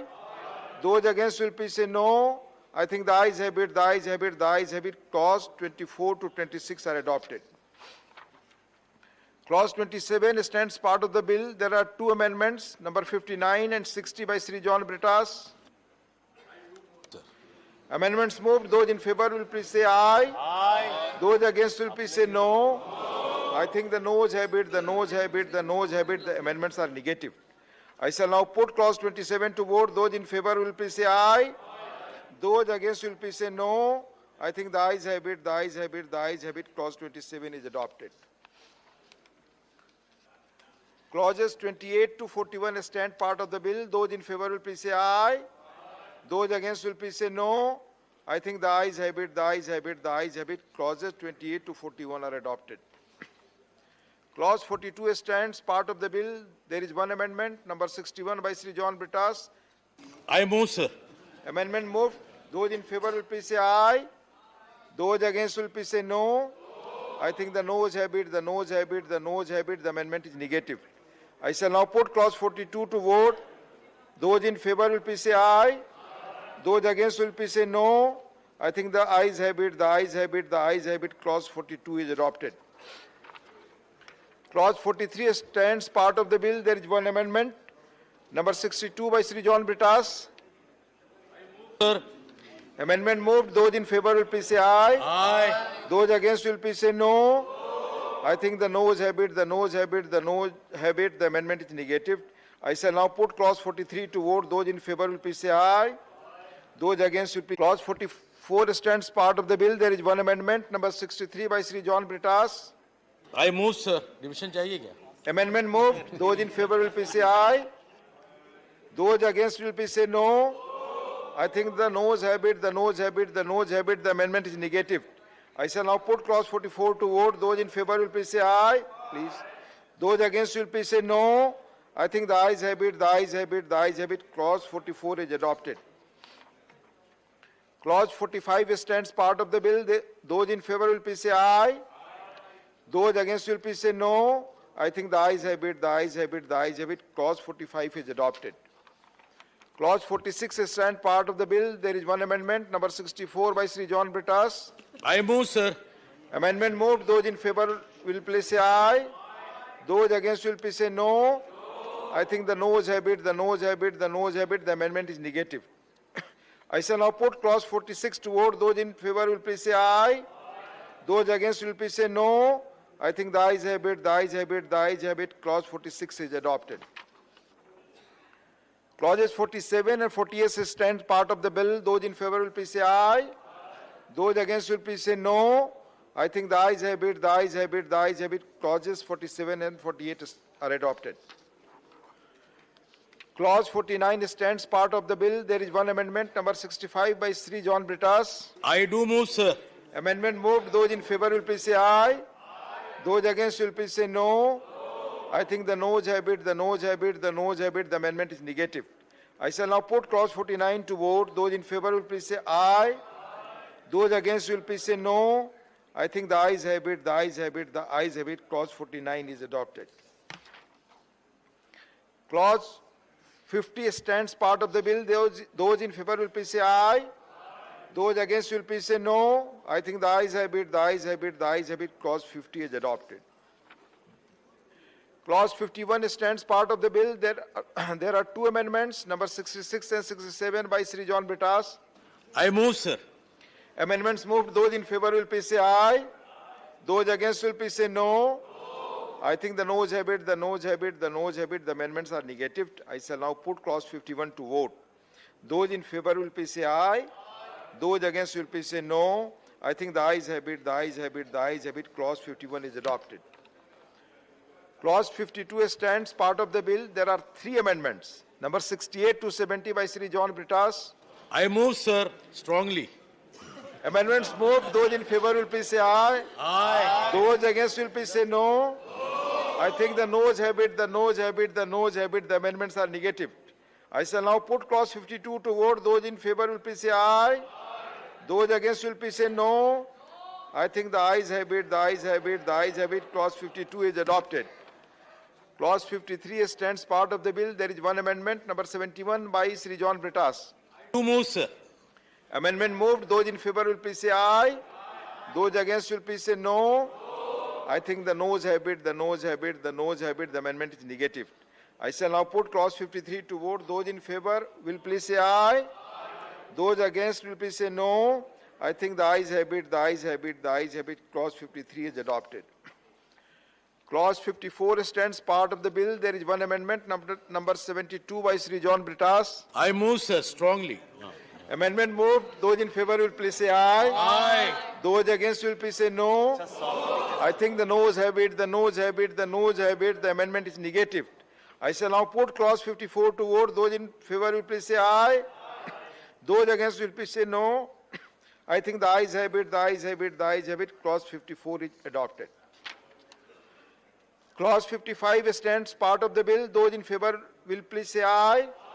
Those against will please say no. I think the ayes have it, the ayes have it. Clause 55 is adopted. Clause 56 stands part of the bill. There are four amendments, number 73 to 76 by Sri John Britas. I move very politely, sir. Amendments moved. Those in favor will please say aye. Those against will please say no. I think the noes have it, the noes have it, the noes have it. The amendments are negative. I shall now put clause 56 to vote. Those in favor will please say aye. Those against will please say no. I think the ayes have it, the ayes have it, the ayes have it. Clause 56 is adopted. Clause 57 stands part of the bill. There are 16 amendments. Number 77 to 92 by Sri John Britas. Move, sir. Strongly. Amendments very moved. Those in favor will please say aye. Those against will please say no. I think the noes have it, the noes have it, the noes have it, the amendments are negative. I shall now put clause 57 to vote. Those in favor will please say aye. Those against will please say no. I think the ayes have it, the ayes have it, the ayes have it. Clause 57 is adopted. Clause 58 stands part of the bill. There are 15 amendments. Number 93 to 17 by Sri John Britta. Move, sir. 07. Number 93 to 107. Are you moving? Amendments moved. Those in favor will please say aye. Those against will please say no.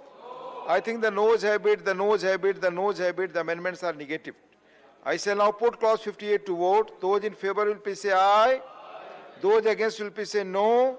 I think the ayes have it, the ayes have it, the ayes have it. Clause 58 is adopted.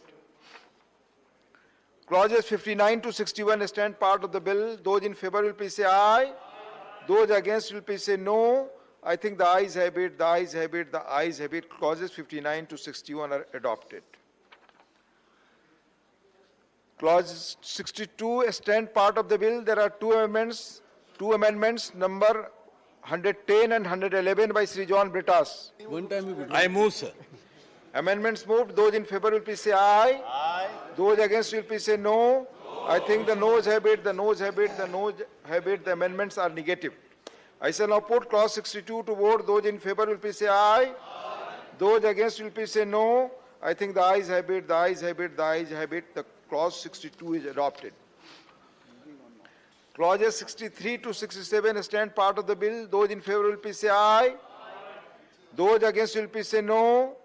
I think the ayes have it, the ayes have it, the ayes have it. Clauses 63 to 67 are adopted. Clause 68 stands part of the bill, though there is one amendment, number 112 by Sri John Brittas. I do move, sir. Amendment moved. Those in favor will please say aye. Those against will please say no. I think the noes have it, the noes have it, the noes have it. The amendment is negative. I shall now put clause 68 to vote. Those in favor will please say aye. Those against will please say no.